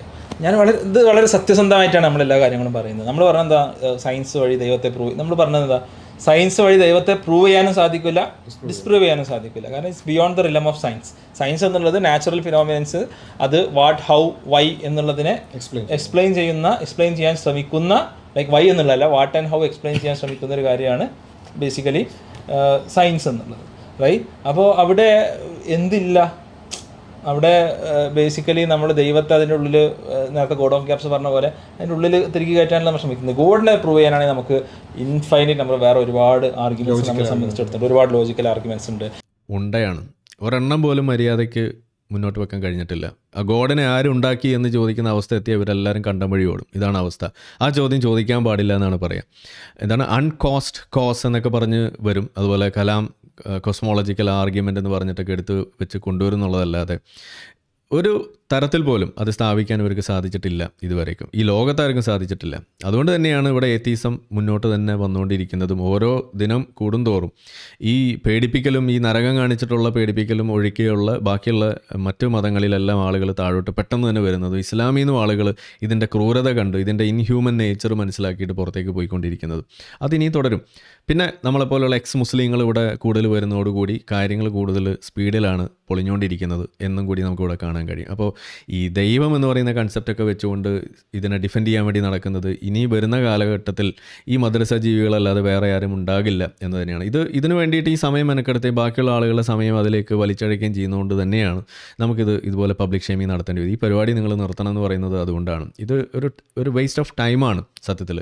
പക്ഷേ നമുക്ക് പിന്നെ വേറെ വഴിയില്ല. പിന്നെ എനിക്കിതൊരു വരുമാന മാർഗ്ഗം കൂടി ആയതുകൊണ്ട് ഞാനത് രണ്ടും കൽപ്പിച്ച് ചെയ്യും. എന്തൊക്കെ പറഞ്ഞാലും അത് നമ്മൾ തുടരും. ഓക്കെ, ഈ fine tuning argument, design arguments, മറ്റു കാര്യങ്ങളൊക്കെ ഉണ്ട്. ഇതൊക്കെ കൃത്യമായ ഡാറ്റ വെച്ചിട്ടാണ്. ഇവിടെ നമ്മൾ പറയുന്നത് എന്താ, ഈ ഡാറ്റയ്ക്ക് അനുസരിച്ച് ഈവൻ മൾട്ടിവേഴ്സിൽ നമ്മൾ പറഞ്ഞത് എന്താ, മൾട്ടിവേഴ്സ് ഇല്ല എന്ന് പറഞ്ഞില്ല, ഇനി ഉണ്ടെങ്കിൽ എന്ത് എന്നുള്ളതാണ് നമ്മൾ പറഞ്ഞത്. നമ്മൾ ഇത്ര പറഞ്ഞല്ലോ, അതായത് ഡാറ്റ കിട്ടുകയാണ് നമ്മൾ, അതാണ് നമ്മുടെ ആറ്റിറ്റ്യൂഡ്. സയൻസിനോടുള്ള നമ്മുടെ ആരുടെയും ആറ്റിറ്റ്യൂഡ് അങ്ങനെ തന്നെ ആവേണ്ടത്. ഇനി നിങ്ങൾ പറഞ്ഞു മൾട്ടിവേഴ്സ് ഒരു പോസിബിലിറ്റിയാണ്, ഞങ്ങൾ അംഗീകരിച്ചു മൾട്ടിവേഴ്സ് ഒരു പോസിബിലിറ്റിയാണ്. ആ പോസിബിലിറ്റി ഉണ്ടെങ്കിൽ വാട്ട്സ് ദ പ്രോബബിലിറ്റി, ഇത് നമ്മൾ ഡിസ്കസ് ചെയ്തല്ലോ. എന്നിട്ട് അതിനെക്കുറിച്ച് തൊടാൻ നിങ്ങൾക്ക് സാധിച്ചോ? ഇല്ല. അതിനെക്കുറിച്ച് അതിൻ്റെ പ്രോബിലിറ്റി എന്ന് പറയുന്നത് നോൺ സീറോ ആണെന്ന് മാത്രമല്ല, അത് എവേ ഫ്രം സീറോ ആണ്. അതായത് മോർ പ്രോബബിൾ എന്നതാണ് നമ്മൾ പറഞ്ഞു വെക്കുന്നത്. അതേസമയം ഈ ഗോഡിൻ്റെ കാര്യം പറയുമ്പോൾ സാധാരണ പറയുന്നത് എന്താണ്, അത് ടുവേർഡ്സ് സീറോ, അതിൻ്റെ ഡിറക്ഷൻ സീറോ, അല്ലെങ്കിൽ ഞാനൊക്കെ പറയുക അത് സീറോ ആണ് എന്ന് തന്നെ നമ്മൾ പറയുന്നത്. അതുകൊണ്ടാണ് ആ ഡിറക്ഷൻ കൂടി നിങ്ങൾ നോക്കണം. അത് പ്രോബബിൾ ആകാനുള്ള അല്ലെങ്കിൽ പ്രോബബിൾ ആണ് എന്ന് പറയുന്നതും അത് ഉണ്ടാകാൻ സാധ്യതയില്ല എന്ന് പറയുന്നത് തമ്മിലുള്ള വ്യത്യാസം, അവിടെയാണ് ഈ വ്യത്യാസം കിടക്കുന്നത്. അപ്പോൾ മൾട്ടിവേഴ്സ് എന്ന് പറയുന്ന സംഗതിക്കുള്ള സാധ്യതയാണ് കൂടുതൽ. ഗോഡ് എന്ന് പറയുന്ന സാധനം എന്ന് പറയുന്നത് അത് സീറോ തന്നെയാണ് എന്നുമാണ് ഈ പറഞ്ഞു വെക്കുന്നത്. അപ്പോൾ ഇത് മനസ്സിലാക്കാൻ എന്തിനാ ഇത്ര വലിയ ബുദ്ധിമുട്ടെന്നാണ് എനിക്ക് മനസ്സിലാവാത്തത്. എന്തെങ്കിലും ഉണ്ടാകാൻ സാധിച്ചോ? മേ ബി നിങ്ങൾക്ക് അതിൻ്റെ പ്രോബിലിറ്റി മനസ്സിലാവാത്തതുകൊണ്ടായിരിക്കാം, അല്ലെങ്കിൽ അതിന് ഒരിക്കലും ഒരു കൗണ്ടർ ആർഗ്യുമെൻറ്റ് നിങ്ങൾക്ക് ഉന്നയിക്കാൻ ഇല്ലാത്തത് കൊണ്ടാവാം എന്നുള്ളതാണ് ഞാൻ മനസ്സിലാക്കുന്നത്. അപ്പോൾ അതിനെന്തെങ്കിലും ആർഗ്യുമെൻ്റ് ഉണ്ടെങ്കിൽ കൊണ്ടുവരിക. അല്ലാതെ ഇതിങ്ങനെ ചെറിയ കുട്ടികൾ എന്തെങ്കിലും ഒരു കാര്യത്തിന് ഈ തിരക്ക് കൂടുന്ന പോലത്തെ ലൈക്ക് ആ ടൈപ്പുള്ള എന്താണ് ആർഗ്യുമെൻറ്റ്സ് കൊണ്ട് ദയവ് ചെയ്ത് ഇങ്ങനത്തെ സീരിയസ് ആയ ഡിസ്കഷൻസിന് വരുന്നതാണ് പറയുന്നത്. ഇത് ജസ്റ്റ് ഇതിനെ മുൻകൂർ ജാമ്യം എന്ന് പറയുന്നത് തന്നെ എത്രത്തോളം ജസ്റ്റ് മനസ്സിലാക്കാൻ നമ്മൾ മൾട്ടിവേഴ്സുമായിട്ട് ബന്ധപ്പെട്ട് പറഞ്ഞ പോയിന്റ് എന്താണ്, ആ മൾട്ടിവേഴ്സിനെ ഇപ്പോൾ ആ നിലക്ക് പൗലോസർക്കം പറഞ്ഞ കാര്യമാണ് ഡാറ്റ ഇല്ല, പക്ഷേ ഡാറ്റ കിട്ടുകയാണെങ്കിൽ നമ്മൾ സ്വീകരിക്കും. അത് തന്നെയാണ്, ഇതാണ് സയന്റിഫിക് ടെമ്പർ, ഇതാണ് ശാസ്ത്രബോധം അല്ലേ? ഇതിനെയാണ് ശാസ്ത്രബോധം എന്ന് പറയാം. അല്ലാതെ നമുക്ക് തെളിവൊന്നും കിട്ടണില്ല, അല്ലാതെ തന്നെ നമുക്ക് മൾട്ടി എല്ലാവരും വിശ്വസിക്കും കേട്ടോ. ശരിക്കും ഇതാണ് ശാസ്ത്രബോധം. അല്ലാതെ ഇത് വെച്ചുകൊണ്ട് നമ്മൾ ഹൃദയശാസ്ത്രജ്ഞന്മാർ പറയുന്ന കാര്യങ്ങളോ അല്ലെങ്കിൽ ആഴക്കടൽ ശാസ്ത്രമോ അതുമല്ല മറ്റേ അങ്ങനെ പലതും ഉണ്ടല്ലോ. ഇപ്പോൾ നേരത്തെ നമ്മൾ ഒരു വീഡിയോയിൽ കണ്ടല്ലോ, അതൊന്നുമല്ല എന്താണ് സയൻറ്റിഫിക് ടെമ്പർ.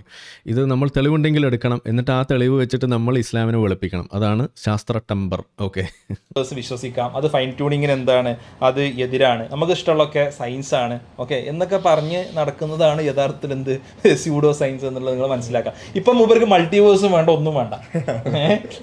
ഇതിനിടയിൽ വേറൊരു തമാശ ഉണ്ട്. അതെന്താ ചോദിച്ചാൽ, പിന്നെ ഈ യൂണിവേഴ്സ് ഇവോൾവ് ആകുന്നു, അതൊരു എൻ പ്രോഡക്റ്റ് നല്ല രൂപത്തിൽ ഇല്ല എന്നുള്ളതൊക്കെ പറയാൻ വേണ്ടിയിട്ടായിരിക്കാം. ഒരുപക്ഷെ നമ്മൾ ഈ പറഞ്ഞതുപോലെ ഒരിക്കലും അതൊരു ടൈം വെച്ചിട്ട് ഇവോൾവ് ചെയ്ത് വേറൊരു അവസാന എൻ പ്രോഡക്റ്റ് എന്നുള്ള രൂപത്തിലേക്ക് എത്തുക എന്നുള്ളതല്ല നമ്മൾ പറഞ്ഞുകൊണ്ടിരിക്കുന്നത്. നമ്മൾ പറയുന്നത് എന്താ ചോദിച്ചാൽ, അത് ഫൈൻ ട്യൂൺ ചെയ്യാനുള്ള ഫിസിക്കൽ കോൺസ്റ്റന്റുകളെ കുറിച്ചാണ്. ഇതിനെക്കുറിച്ച് നമുക്ക് മനസ്സിലായിട്ടില്ല എന്ന് മാത്രമല്ല, ഇപ്പോൾ ഇടയ്ക്കിടയ്ക്ക് ഇത് സൂചിപ്പിക്കാനായിരിക്കാം പറയുന്നുണ്ട് യൂണിവേഴ്സ് ഇല്ല. നമ്മൾ പറയുന്ന യൂണിവേഴ്സ് ഇല്ലാന്നോ? അപ്പോൾ നമ്മൾ എന്തിനെക്കുറിച്ചാണ് ഇപ്പോൾ സംസാരിച്ചുകൊണ്ടിരിക്കുന്നത്? യൂണിവേഴ്സ് ഫൈൻ ട്യൂൺഡ് ആണോ അല്ലേ, അല്ലെങ്കിൽ മൾട്ടിവേഴ്സ് ഉണ്ടോ, മൾട്ടിപ്പിൾ യൂണിവേഴ്സ് ഉണ്ടോ എന്നൊക്കെ ചർച്ച ചെയ്യുന്നതിൻ്റെ ഇടയിൽ യൂണിവേഴ്സ് ഇല്ല എന്ന് പറയുന്നത് എന്തർത്ഥത്തിലാണ്? ഈ എന്താണ് സന്ദർഭത്തിൽ നിന്നും മുറിച്ചെടുക്കുക എന്ന് പറഞ്ഞ് ഏതാണ്ട് ഇങ്ങനെ ഇരിക്കും. എന്താണ് ഈ യൂണിവേഴ്സ് ഇല്ല എന്ന് പറഞ്ഞ സംഗതി എന്ന് മുഴുവൻ പ്ലേ ചെയ്ത് ഇവിടെ കാണിക്കാൻ ഞാൻ ബാസിലിനെ വെല്ലുവിളിക്കുകയാണ്.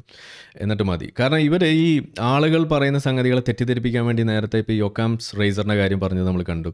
അതുപോലെ മറ്റു പല സംഗതികൾ നമ്മളിവിടെ എടുത്ത് പറഞ്ഞു. നമ്മൾ ഇവരെ കമ്പയർ ചെയ്തത് IIT JEE അതിൻ്റെ ആ കമ്പാരിസൺ രണ്ടും ഒരേ ക്രെഡൻഷ്യൽസ് ഉള്ള ആളുകളാകുമ്പോൾ ഒരാൾ മണ്ടത്തരം പറയുന്നു, വേറൊരാൾ ശാസ്ത്രം പറയുന്നു, അത് ഒരാൾ മതം വെളുപ്പിക്കാൻ നോക്കുന്നു, വേറൊരാൾ അതങ്ങനെ ചെയ്യരുതെന്ന് പറയുന്നു. അപ്പോൾ ആ ഒരു വ്യത്യാസം എന്ന് പറഞ്ഞ പോലെ പറയാൻ ഉപയോഗിക്കുന്ന സംഗതികൾ അതിനൊക്കെ എടുത്തു വെച്ച് ഇവരെങ്ങനെയാണ് വക്രീകരിച്ച് കാണിക്കണമെന്ന് പറയുന്നത് നമ്മളിവിടെ കണ്ടു. അതുപോലെ ഇവരെ ഞാൻ വെല്ലുവിളിക്കുകയാണ്. ഈ പറഞ്ഞ സാധനം എന്താണെന്ന് മുഴുവൻ പ്ലേ ചെയ്തിട്ട് നിങ്ങളത് വിശദീകരിക്കാൻ, അല്ലെങ്കിൽ അത് മുഴുവൻ പ്ലേ ചെയ്ത് കാണിക്കാൻ ഞാൻ നിങ്ങളെ വെല്ലുവിളിക്കുകയാണ്. അത്ര എനിക്കിതിനകത്ത് പറയാനുള്ളൂ. ഓക്കെ. അപ്പോൾ എനിക്ക് തോന്നുന്നത് പിന്നെ ആരിഫിന് ഈ ഒരു പ്രശ്നമുണ്ട്. പല കാര്യങ്ങളും ഉള്ള കാര്യങ്ങൾ പലതും ഇല്ലാത്തതായി തോന്നുകയും ഇല്ലാത്തത് പലതും ഉള്ളതായിട്ട് തോന്നുന്ന ഒരു പ്രശ്നമുണ്ട്. അപ്പോൾ എനിക്ക് പറയാനുള്ളതെന്ന് വെച്ചാൽ ആ അടിച്ച സാധനത്തിൻ്റെ മൊത്തമൊക്കെ ഒഴിഞ്ഞതിന് ശേഷം ഒന്ന് പുറത്തേക്കൊന്ന് ഇറങ്ങി നോക്കി. സംഗതി ഞാൻ നബീദാണ് അടിച്ചത്. നബീദിന് എന്താ കള്ളിൽ സാധനമില്ല, കള്ളല്ല, എന്താ പറയുക, MM അക്ബർ നബീദ് അടിക്കാറുണ്ടെന്ന് പറഞ്ഞല്ലോ. അപ്പോൾ അതുകൊണ്ടാണ് ഞാൻ അടിച്ചു നോക്കിയത്. പക്ഷേ അതിന് നല്ല മത്ത. അപ്പോൾ അതുകൊണ്ട് നബീദ് അധികം കഴിക്കരുത് കേട്ടോ. ആരിഫിന് എന്ത് ചെയ്യാൻ പറ്റും? യൂണിവേഴ്സ് ഒക്കെ കൃത്യമായിട്ട് അവിടെ കാണാൻ പറ്റും. പ്രപഞ്ചം അവിടെ തന്നെ ഉണ്ട്, യൂണിവേഴ്സ് അവിടെ തന്നെ ഉണ്ട്. അപ്പോൾ അതിന് ഒരു പ്രശ്നമില്ല. അപ്പോൾ ആരിഫിൻ്റെ ആ ഒരു ഇതൊക്കെ ഒന്ന് മാറ്റി വെച്ച് ഒന്ന് പുറത്തേക്കൊന്ന് ഇറങ്ങിയാൽ മതി എന്ന് മാത്രമാണ് ആവശ്യത്തിൽ പറയാനുള്ളത്. അപ്പോൾ ഇവിടെ യഥാർത്ഥത്തിൽ ആരാണ് സ്യൂഡോ സയൻസും അല്ലെങ്കിൽ സയന്റിഫിക് ടെമ്പറിന് വിരുദ്ധമായിട്ടുമുള്ള നിലപാട് സ്വീകരിക്കുന്നത് വളരെ കൃത്യമാണ്. ഒരു ഡാറ്റ ഇല്ലെങ്കിലും ഞങ്ങൾ എന്ത് ചെയ്യും? ഞങ്ങളുടെ ഒരു കൺക്ലൂഷൻ ഉണ്ട്, ഞങ്ങൾക്ക് വിശ്വാസമുണ്ട്. അതായത് ദൈവം ഇല്ല, ദൈവം ഉണ്ടാവാൻ പാടില്ല, ഫൈൻ ട്യൂണിങ് ഉണ്ടാവാൻ പാടില്ല. അതുകൊണ്ട് ഞങ്ങൾ ഒരു ഡാറ്റ ഇല്ലെങ്കിലും ഞങ്ങൾ എന്ത് ചെയ്യും? അത് സ്വീകരിക്കും. അതിനെ 100% ഞങ്ങളത് വിശദീകരിക്കും. അതേപോലെ തന്നെ മറ്റേ പ്രോബിലിറ്റി മൈനസ് ആക്കും, 0 താഴേക്ക് കൊണ്ടുവരും, അല്ലെങ്കിൽ 0 ആക്കും. അതൊക്കെ ഞങ്ങൾക്ക് ചെയ്യാം. ഒരു തെളിവില്ലാതെ ഞങ്ങൾക്കത് ചെയ്യാം. എന്നാൽ മറുഭാഗത്ത് തെളിവ് കിട്ടിയാൽ അംഗീകരിക്കുമെന്ന് പറഞ്ഞാൽ അതിനെ പരിഹസിക്കുകയും ചെയ്യാം. ഇതിന് എന്താണ് പറയാനുള്ളത്? ഒന്നും പറയാനില്ല. ഞങ്ങൾ പറഞ്ഞത് വളരെ കൃത്യമായി ഒന്നുകൂടി പറയുന്നു. തെളിവുകൾ കിട്ടിയാൽ സ്വീകരിക്കും. തെളിവുകൾ കിട്ടിയാൽ പോലും ഞങ്ങൾ പറയുന്ന കോർ ആർഗ്യുമെന്റിനെ അത് ബാധിക്കില്ല. ഞങ്ങൾ ഓൾറെഡി പ്രൂവ് ചെയ്ത് കഴിഞ്ഞു. ഇനി അതിന് എന്തെങ്കിലും മറുവാദം ഉണ്ടെങ്കിൽ പറയാം. അത് പറയാണ് വേണ്ടത്. അതിനപ്പുറത്തേക്ക് പരിഹാസം കൊണ്ടൊന്നും ആവില്ല എന്നുള്ളത് മാത്രമാണ് പറയുന്നത്. വേറെ എന്തെങ്കിലും കാര്യമായി എനിക്ക് തോന്നില്ല. ഞങ്ങൾ പറഞ്ഞ വളരെ കൃത്യമായിട്ട് നമുക്ക് ഈ പോയിന്റ്സിലോട്ട് നിങ്ങൾക്ക് ഡിസ്കഷൻ കൊണ്ടുവരണം. ഫൈൻ ട്യൂണിങ് നിങ്ങൾക്ക് മനസ്സിലായിട്ടില്ല. ഫൈൻ ട്യൂണിങ് നിങ്ങളെന്തോ എന്താ പറയുക വെസ്റ്റീജിയൽ ഓർഗൻസ് ഒക്കെ ആയിട്ട് ബന്ധപ്പെട്ട് ഇത് പരിപാലനവുമായി ബന്ധപ്പെട്ട് എന്തോ എന്നാണെന്നാണ് നിങ്ങൾ കരുതിയിട്ടുള്ള ടൈം സ്കെയിലൊക്കെ പറഞ്ഞിട്ട് നിങ്ങൾക്ക് എന്തെങ്കിലും ആർഗ്യുമെന്റ് അതിൽ പറയാനുണ്ടോ? 2 ഫൈൻ ട്യൂണിങ് നിങ്ങൾ ആക്ച്വലി അംഗീകരിച്ചിട്ടാണ് മൾട്ടിവേഴ്സ് കൊണ്ടുവന്നത്. മൾട്ടിവേഴ്സിന് കൃത്യമായിട്ടുള്ളൊരു മാത്തമാറ്റിക്കൽ പ്രോബിലിറ്റി ഞങ്ങൾ പറഞ്ഞു. അവിടെ ബൈ ചാൻസ് ആണോ ബൈ ചോയ്സ് ആണോ ചോദിച്ചു, ഉത്തരം പറഞ്ഞിട്ടില്ല. ഗോഡ് ഓഫ് ഗ്യാപ്സ് പറഞ്ഞു. ഗോഡ് ഓഫ് ഗ്യാപ്സ് എന്താണ് മനസ്സിലായിട്ടില്ല എന്നുള്ളത് ഞങ്ങൾ പറഞ്ഞു. എന്താണ് നിങ്ങളുടെ ഗോഡ് ഓഫ് ഗ്യാപ്സ് എന്നുള്ളത് നിങ്ങൾ കൃത്യമായിട്ടൊന്ന് പറഞ്ഞു തരിക. ഓക്കെ, അതിൽ നമുക്ക് ഡിസ്കസ് ചെയ്യാം. ഒക്കാംസ് റേസർ എന്നുള്ളത് ഫിലോസഫി ഓഫ് സയൻസ് അത് കംപ്ലീറ്റ്ലി നിരാകരിക്കണം എന്നാണോ നിങ്ങൾ പറയുന്നത്? അങ്ങനെയാണെങ്കിൽ നിങ്ങൾ പറയൂ, നിങ്ങൾ ധൈര്യപൂർവ്വം നിങ്ങൾ പറയൂ ഒക്കാംസ് റേസർ ഞങ്ങൾ അംഗീകരിക്കുകയില്ല എന്നുള്ളത് നിങ്ങൾ പറയൂ. ഓക്കെ, അപ്പോൾ സിംപ്ലസ്റ്റ് എക്സ്പ്ലനേഷൻ ഗോഡാന്ന് മൂപ്പര് അംഗീകരിക്കുന്നുണ്ട്. ഒക്കാംസ് റേസർ അംഗീകരിക്കാത്ത പ്രശ്നം ദൈവം ഇല്ല, ദൈവം ഉണ്ടാവാൻ പാടില്ല, ഫൈൻ ട്യൂണിങ് ഉണ്ടാവാൻ പാടില്ല. അതുകൊണ്ട് ഞങ്ങൾ ഒരു ഡാറ്റ ഇല്ലെങ്കിലും ഞങ്ങൾ എന്ത് ചെയ്യും? അത് സ്വീകരിക്കും. അതിനെ 100% ഞങ്ങളത് വിശദീകരിക്കും. അതേപോലെ തന്നെ മറ്റേ പ്രോബിലിറ്റി മൈനസ് ആക്കും, 0 താഴേക്ക് കൊണ്ടുവരും, അല്ലെങ്കിൽ 0 ആക്കും. അതൊക്കെ ഞങ്ങൾക്ക് ചെയ്യാം. ഒരു തെളിവില്ലാതെ ഞങ്ങൾക്കത് ചെയ്യാം. എന്നാൽ മറുഭാഗത്ത് തെളിവ് കിട്ടിയാൽ അംഗീകരിക്കുമെന്ന് പറഞ്ഞാൽ അതിനെ പരിഹസിക്കുകയും ചെയ്യാം. ഇതിന് എന്താണ് പറയാനുള്ളത്? ഒന്നും പറയാനില്ല. ഞങ്ങൾ പറഞ്ഞത് വളരെ കൃത്യമായി ഒന്നുകൂടി പറയുന്നു. തെളിവുകൾ കിട്ടിയാൽ സ്വീകരിക്കും. തെളിവുകൾ കിട്ടിയാൽ പോലും ഞങ്ങൾ പറയുന്ന കോർ ആർഗ്യുമെന്റിനെ അത് ബാധിക്കില്ല. ഞങ്ങൾ ഓൾറെഡി പ്രൂവ് ചെയ്ത് കഴിഞ്ഞു. ബാധിക്കുന്നില്ല എന്ന് പ്രൂവ് ചെയ്തിട്ടില്ല എന്ന് മാത്രമല്ല, ഇവരുടെ വാദം ആദ്യത്തെ വീഡിയോയിൽ തന്നെ പൊളിയുന്നത് ഇവർ കാണാൻ തയ്യാറാകുന്നില്ല. ആദ്യം മുതൽ നമ്മൾ പറഞ്ഞുകൊണ്ടിരിക്കുന്ന കാര്യമാണ്. ഞാൻ എന്തായാലും ഇവർ ഫൈനലി അത് സമപ്പ് ചെയ്യുന്നതുകൊണ്ട് അതിലൂടെ തന്നെ കാര്യങ്ങൾ പറഞ്ഞു പോകാമെന്ന് വിചാരിക്കാം. അതാണ് ഞാൻ ഒന്ന് അടിച്ചത്. അതിന് എന്തെങ്കിലും മറുവാദം ഉണ്ടെങ്കിൽ പറയാം. അത് പറയാണ് വേണ്ടത്. അതിനപ്പുറത്തേക്ക് പരിഹാസം കൊണ്ടൊന്നും ആവില്ല എന്നുള്ളത് മാത്രമാണ് പറയുന്നത്. വേറെ എന്തെങ്കിലും കാര്യമായി എനിക്ക് തോന്നില്ല. ഞങ്ങൾ പറഞ്ഞ വളരെ കൃത്യമായിട്ട് നമുക്ക് ഈ പോയിന്റ്സിലോട്ട് നിങ്ങൾക്ക് ഡിസ്കഷൻ കൊണ്ടുവരണം. ഫൈൻ ട്യൂണിങ് നിങ്ങൾക്ക് മനസ്സിലായിട്ടില്ല. ഫൈൻ ട്യൂണിങ് നമുക്കാണ് മനസ്സിലായത്, നിങ്ങൾക്ക് മനസ്സിലായിട്ടില്ല. നിങ്ങൾ പറഞ്ഞു ഫൈൻ ട്യൂണിങ് ഉണ്ടായാൽ ഇവിടെ ജീവൻ നിലനിർത്താൻ വേണ്ടിയിട്ട് പാകത്തിന് ഇവിടെ ഫൈൻ ട്യൂണിങ് ഉണ്ട് എന്ന് നിങ്ങൾ തന്നെ പറയുന്നു. എന്നിട്ട് ഇവിടെ ജീവൻ ഉണ്ടാകാതിരിക്കാനുള്ള സാധ്യതകളെക്കുറിച്ച് നമ്മൾ പറയുമ്പോൾ നിങ്ങൾ അതിനെക്കുറിച്ച് മിണ്ടുന്നില്ല. അപ്പോൾ എന്തിനു വേണ്ടി ഫൈൻ ട്യൂണിങ് ഉണ്ടാകുന്നു എന്ന ചോദ്യം നിങ്ങൾ കാണാതെ പോകുന്നു. ഇതാണ് നിങ്ങളുടെ ഒന്നാമത്തെ തരികിട. ഓക്കെ, തരികിട നമ്പർ 1 അതാണ്. ഓക്കെ, നിങ്ങളെന്തോ എന്താ പറയുക വെസ്റ്റീജിയൽ ഓർഗൻസ് ഒക്കെ ആയിട്ട് ബന്ധപ്പെട്ട് ഇത് പരിപാലനവുമായി ബന്ധപ്പെട്ട് എന്തോ എന്നാണെന്നാണ് നിങ്ങൾ കരുതിയിട്ടുള്ള ടൈം സ്കെയിലൊക്കെ പറഞ്ഞിട്ട് നിങ്ങൾക്ക് എന്തെങ്കിലും ആർഗ്യുമെന്റ് അതിൽ പറയാനുണ്ടോ? 2 ഫൈൻ ട്യൂണിങ് നിങ്ങൾ ആക്ച്വലി അംഗീകരിച്ചതാണ്. ഫൈൻ ട്യൂണിങ് നമ്മൾ അംഗീകരിച്ചിട്ടില്ല. ഫൈൻ ട്യൂണിങ് ഉണ്ട് എന്ന് നമുക്ക് തോന്നും എന്നാണ് പറഞ്ഞത്. പക്ഷേ അത് യഥാർത്ഥത്തിൽ ഫൈൻ ട്യൂൺഡ് അല്ല എന്ന് തന്നെയാണ് നമ്മൾ പറഞ്ഞത്. അത് തോന്നുന്നതിന് പല കാരണങ്ങളുണ്ടാകാം. അത് പക്ഷേ അതുകൊണ്ട് എന്താണ് ബാക്കിയുള്ളത് എന്ന് ചോദിച്ചു വരുമ്പോഴാണ് ബാക്കി കാര്യങ്ങൾ നമ്മൾ സംസാരിക്കേണ്ടി വരുന്നത്. അതാണ് നമ്മൾ ഇത്രയും നേരം പറഞ്ഞുകൊണ്ടിരുന്നത്. ഓക്കെ, അപ്പോൾ നമ്മളത് ഒരിക്കലും ഫൈൻ ട്യൂൺഡ് ആണ് എന്ന് നമ്മൾ സമ്മതിച്ചിട്ടില്ല. ഫൈൻ ട്യൂൺഡ് ആണ് എന്ന് തോന്നുന്നു തോന്നുന്ന പോലെയാണ് അതുള്ളത് എന്നാണ് നമ്മൾ പറഞ്ഞു വെക്കുന്നത്. അതിൻ്റെ അർത്ഥം അതാണ് എന്നല്ല. ഓക്കെ, അംഗീകരിച്ചിട്ടാണ് മൾട്ടിവേഴ്സ് കൊണ്ടുവന്നത്.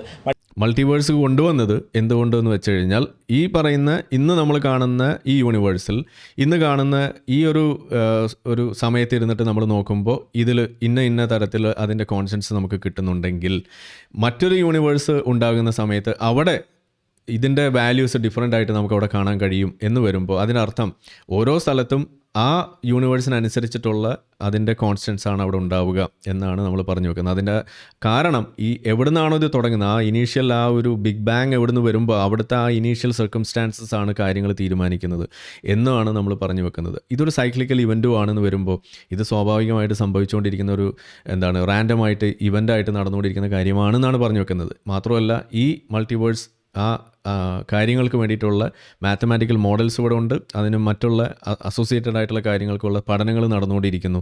അത് വരുന്നവരെ വെയിറ്റ് ചെയ്യണം എന്നാണ് നമ്മൾ പറഞ്ഞു വെക്കുന്നത്. ഓക്കെ, മൾട്ടിവേഴ്സിന് കൃത്യമായിട്ടുള്ളൊരു മാത്തമാറ്റിക്കൽ പ്രോബിലിറ്റി ഞങ്ങൾ പറഞ്ഞു. അവിടെ ബൈ ചാൻസ് ആണോ ബൈ ചോയ്സ് ആണോ ചോദിച്ചു, ഉത്തരം പറഞ്ഞിട്ടില്ല. അത് ബൈ ചാൻസ് തന്നെയാണ്. ഗോഡ് ഓഫ് ഗ്യാപ്സ് പറഞ്ഞു. ഗോഡ് ഓഫ് ഗ്യാപ്സ് എന്താണ് മനസ്സിലായിട്ടില്ല എന്നുള്ള ഗോഡ് ഓഫ് ദ ഗ്യാപ്സ് വളരെ ക്ലിയർ ആയിട്ട് നമ്മൾ പറഞ്ഞു. അതായത് ആദ്യം ഈ ഇടിവെട്ട് ഇടിമിന്നൽ എന്ത് എന്ന് ചോദിക്കുമ്പോൾ അത് നമ്മളുടെ മേഘത്തിൻ്റെ ചന്തിക്ക് പടയ്ക്കുന്നതാണ് എന്ന് നിങ്ങൾ പറഞ്ഞു വെച്ചു. ഇത് തന്നെയാണ് ഈ ഗോഡ് ഓഫ് ദി ഗ്യാപ്സ് എന്ന് പറയുന്നത്. ഇപ്പോൾ നിങ്ങളത് പറയാറില്ല. കാരണം എന്താണ്? നിങ്ങൾക്ക് മനസ്സിലായത് ഇലക്ട്രോൺ ഡിസ്ചാർജാണ്. ഇപ്പോൾ നിങ്ങൾ പറയുന്നത് ഇലക്ട്രോൺ അതിനെയാണ് പഠിച്ചോൻ ഇപ്പോൾ ചന്തിക്ക് പടയ്ക്കുന്നത്, മറ്റേ സംഗതിയൊക്കെ ഇപ്പോൾ ഞങ്ങൾ മായ്ച്ചു കളഞ്ഞു എന്ന് പറയുന്നത്. അപ്പോൾ നിങ്ങൾ ഗ്യാപ്പ് എവിടെ ഉണ്ടോ അവിടെയൊക്കെ ദൈവത്തിനെ കീപ്പ് ചെയ്ത് പോകുന്നു. ഇത് തന്നെയാണ് അവിടെ നമ്മൾ പറഞ്ഞു വെക്കുന്നത്. അതിപ്പോഴും നിങ്ങൾ തുടരുന്നു. ഇപ്പം നിങ്ങൾ പഠിച്ചോനെ കൊണ്ട് തിരികാൻ നോക്കുന്നത് ഈ ഫൈൻ ട്യൂൺസിൻ്റെ പിന്നാലെയാണ്. അതും അവിടെ വിജയിക്കുന്നില്ല. ഞങ്ങൾ പറഞ്ഞു എന്താണ് നിങ്ങളുടെ ഗോഡ് ഓഫ് ഗ്യാപ്സ് എന്നുള്ളത് നിങ്ങൾ കൃത്യമായിട്ടൊന്ന് പറഞ്ഞു തരിക. ഓക്കെ, അതിൽ നമുക്ക് ഡിസ്കസ് ചെയ്യാം. ഒക്കാംസ് റൈസർ എന്നുള്ളത് ഫിലോസഫി ഓഫ് സയൻസ് അത് കംപ്ലീറ്റ്ലി നിരാകരിക്കണം. ഒക്കാംസ് റൈസർ നിരാകരിക്കണം എന്നല്ല നമ്മൾ പറഞ്ഞത്. ഒക്കാംസ് റൈസറിൻ്റെ ഭാഗമായിട്ട് സിമ്പിൾ സൊല്യൂഷൻ എന്നും പറഞ്ഞുകൊണ്ട് നിങ്ങൾ അവിടെ ദൈവത്തെ തിരുകാൻ തുടങ്ങിക്കഴിഞ്ഞാൽ ഇന്ന് ശാസ്ത്രം പുരോഗമിക്കില്ല. അത് തിരുകാതിരുന്നത് കൊണ്ടും അതിന് വേണ്ട മറ്റ് വെരിഫയബിൾ ആയിട്ടുള്ള കാരണങ്ങൾ തിരികൊണ്ട് മുന്നോട്ട് പോയതുകൊണ്ടുമാണ് ഇന്ന് ശാസ്ത്രം പുരോഗമിച്ചത്. അപ്പോൾ ഒക്കാംസ് റൈസർ എന്ന് പറയുന്ന ആ ഒരു പഴുത് ഉപയോഗിച്ചുകൊണ്ട് ദൈവത്തെ തിരുകാൻ നോക്കുന്ന പരിപാടി തന്നെയാണ് അവിടെ ചെയ്തുകൊണ്ടിരിക്കുന്നത്. അത് തെറ്റായ പ്രവണതയാണ് എന്നാണ് നമ്മൾ പറഞ്ഞത്. ഒക്കാംസ് റൈസറിനെ നമ്മൾ നിരാകരിച്ചിട്ടില്ല. ഇവർ ഒക്കാംസ് റൈസറിനെ അൽ ഒക്കാംസ് റൈസർ ആക്കാൻ നോക്കുന്നു എന്നാണ് നമ്മൾ പറഞ്ഞു വെച്ചത്. മദ്രസ ജീവികൾക്ക് മനസ്സിലാവുന്നില്ല എന്നാണോ നിങ്ങൾ പറയുന്നത്? അങ്ങനെയാണെങ്കിൽ നിങ്ങൾ പറയൂ, നിങ്ങൾ ധൈര്യപൂർവ്വം നിങ്ങൾ പറയൂ ഒക്കാംസ് റൈസർ ഞങ്ങൾ അംഗീകരിക്കേയില്ല എന്നുള്ളത് നിങ്ങൾ പറയൂ. ഓക്കെ, അപ്പോൾ സിംപ്ലസ്റ്റ് എക്സ്പ്ലനേഷൻ ഗോഡാണ് മൂപ്പര് അംഗീകരിക്കേണ്ടത്. സിംപ്ലസ്റ്റ് എക്സ്പ്ലനേഷൻ ഗോഡാണെന്ന് നമ്മളല്ല അംഗീകരിക്കുന്നത്, നിങ്ങളാണ് പറഞ്ഞു വെക്കുന്നത്. അത് തെറ്റാണെന്നാണ് നമ്മൾ പറഞ്ഞത്. അങ്ങനെ ചെയ്തിരുന്നെങ്കിൽ നിങ്ങൾ ഇന്നും മേഘത്തിൻ്റെ മൂട്ടിനടിക്കുമ്പോൾ ഉണ്ടാകുന്ന ഒച്ചയും വിളിയാണ് ഇടിവെട്ട് ഇടിമിന്നലെന്ന് നിങ്ങൾ പറഞ്ഞ് നടക്കുമായിരുന്നു എന്നാണ് നമ്മൾ പറഞ്ഞു വെച്ചത്. നിങ്ങളാണ് അത് ഗോഡിനെ ഇറക്കി വിട്ട് വീണ്ടും വേറെ സ്ഥലത്ത് കയറ്റി അതിങ്ങനെ ഗോഡിന് പണി കൊടുത്തുകൊണ്ടിരിക്കുന്നത്. ആ പണിയാണ് നമ്മളിവിടെ എടുത്ത് പറഞ്ഞത്. ഒക്കാംസ് റൈസർ അംഗീകരിക്കാത്ത പ്രശ്നമുള്ളൂ. ഓക്കെ, അതുകൂടി അംഗീകരിച്ചാൽ നമ്മൾ തമ്മിലുള്ള പ്രശ്നം തീരുമല്ലോ അല്ലേ? പിന്നെ ഏറ്റവും പ്രധാനപ്പെട്ട അഞ്ചാമത്തെ കാര്യം, ഈ ഞാൻ പറഞ്ഞത് ഈ 4 പോയിന്റുകൾ പറഞ്ഞല്ലോ, അഞ്ചാമത്തെ ഒരു പോയിന്റ് കൂടി പറയുന്നു. ഈ പോയിന്റിലൊന്ന് പിന്നെ സ്പെസിഫൈ ചെയ്തുകൊണ്ട് എന്തെങ്കിലും പറയാൻ പറ്റുന്നുണ്ടെങ്കിൽ വെറുതെ ഒരുപാട് സമയം കളയാതെ അതിന് പറ്റുമെങ്കിൽ ചെയ്യാം. അഞ്ചാമത്തെ കാര്യം ഏറ്റവും പ്രധാനപ്പെട്ടത് പ്രോബബിലിറ്റി ഓഫ് ഗോഡ് ഈസ് 0 എന്ന് പറഞ്ഞു. അത് വലിയൊരു ക്ലെയിം തന്നെയാണ്. അതിന് 0 ആണെന്ന് വീണ്ടും ഞാൻ ആവർത്തിക്കുന്നു. കാരണം ലാ ഇലാഹ ഇല്ലല്ല എന്ന് പറയുമ്പോൾ തന്നെ അവിടെ ആകെക്കൂടി അള്ളാഹു മാത്രമേ ഉണ്ടായിരുന്നുള്ളൂ. ബാക്കി ദൈവങ്ങളൊക്കെ ഗുദാഗവ. പിന്നെ അള്ളാഹുവിൻ്റെ കാര്യമാണ്. അള്ളാഹു എന്ന് പറയുന്ന ഗോഡ് അതൊരു മഹാതണ്ടിയാണ്. ഇതേപോലെ അടിമയെ വെക്കാൻ പറയുന്നു, പെണ്ണിനെ ബോയിക്കാൻ കൊടുക്കുന്നു, അതുപോലെ ഭാര്യയെ തല്ലാൻ പറയുന്നു. ഇമാതിരി തണ്ടിത്തരങ്ങൾ മുഴുവൻ കാണിക്കുക. ഇന്നിപ്പോൾ കാണുന്ന തരത്തിൽ കാഫിറിനെ കൊല്ലാൻ വേണ്ടി പറയുന്ന ദൈവം, ഇത് ഒരു ദൈവമായിട്ട് അംഗീകരിക്കാൻ നമുക്ക് കഴിയില്ല. അങ്ങനെ ഒരു ദൈവം ഒരു ദൈവമല്ല. അപ്പോൾ ആകെക്കൂടി ഉണ്ടായിരുന്ന ദൈവം ഇമാതിരി ഒരു സാധനമാണെന്ന് മനസ്സിലാകുമ്പോൾ അതൊരു മനുഷ്യൻ്റെ എല്ലാ വികാര വിക്ഷോഭങ്ങളും ഉള്ള ഒരു സ്കിസോഫ്രീനിക് ആയിട്ടുള്ള ഒരു നാർസിസിറ്റിക് ആയിട്ടുള്ള ഒരാളായിട്ടാണ് നമുക്ക് ആ അള്ളാഹുവിനെ കാണാൻ വരുന്നിടത്ത് നമുക്ക് പറ്റുന്നത്. അതുകൊണ്ട് അതും ഒരു ദൈവമല്ല എന്ന് മനസ്സിലാവുന്നതോട് കൂടി പിന്നെ ഉള്ള ദൈവങ്ങളുടെ എണ്ണം 0 ആണ് എന്ന് വരുന്നു. അതുകൊണ്ട് തന്നെ ഒരു മുസ്ലിമായിട്ട് ജനിച്ചു വളർന്ന എന്നെ സംബന്ധിച്ചിടത്തോളം ഇന്ന് എക്സ് മുസ്ലിമായിട്ട് നിൽക്കുമ്പോൾ ഗോഡ് എന്ന് പറയുന്നത് 0 തന്നെയാണ്. I challenge you to disprove me. Okay, നിങ്ങൾ തെളിയിക്കേണ്ടത് ഒരു ലോജിക്കൽ കോൺട്രഡിക്ഷൻ ആണ്. ആ കോൺട്രഡിക്ഷൻ നിങ്ങൾക്ക് തെളിയിക്കാൻ സാധിക്കുമെങ്കിൽ, ലോജിക്കൽ കോൺട്രഡിക്ഷൻ തെളിയിക്കാൻ സാധിക്കുമെങ്കിൽ മോസ്റ്റ് വെൽക്കം. അതിന് ഞങ്ങൾ അതിവിടെ തെളിയിച്ച് കഴിഞ്ഞു. ഇനി അതിൽ കൂടുതൽ ചോദിക്കാനൊന്നുമില്ല. അല്ലെങ്കിൽ നിങ്ങൾ പ്രൂവ് ചെയ്യുക അള്ളാഹുവാണ് ദൈവം, ഇതുപോലെയുള്ള തെണ്ടിത്തരങ്ങൾ കാണിക്കാത്തൊരു ആളാണ് അള്ളാഹു എന്ന് നിങ്ങൾ പ്രൂവ് ചെയ്യും.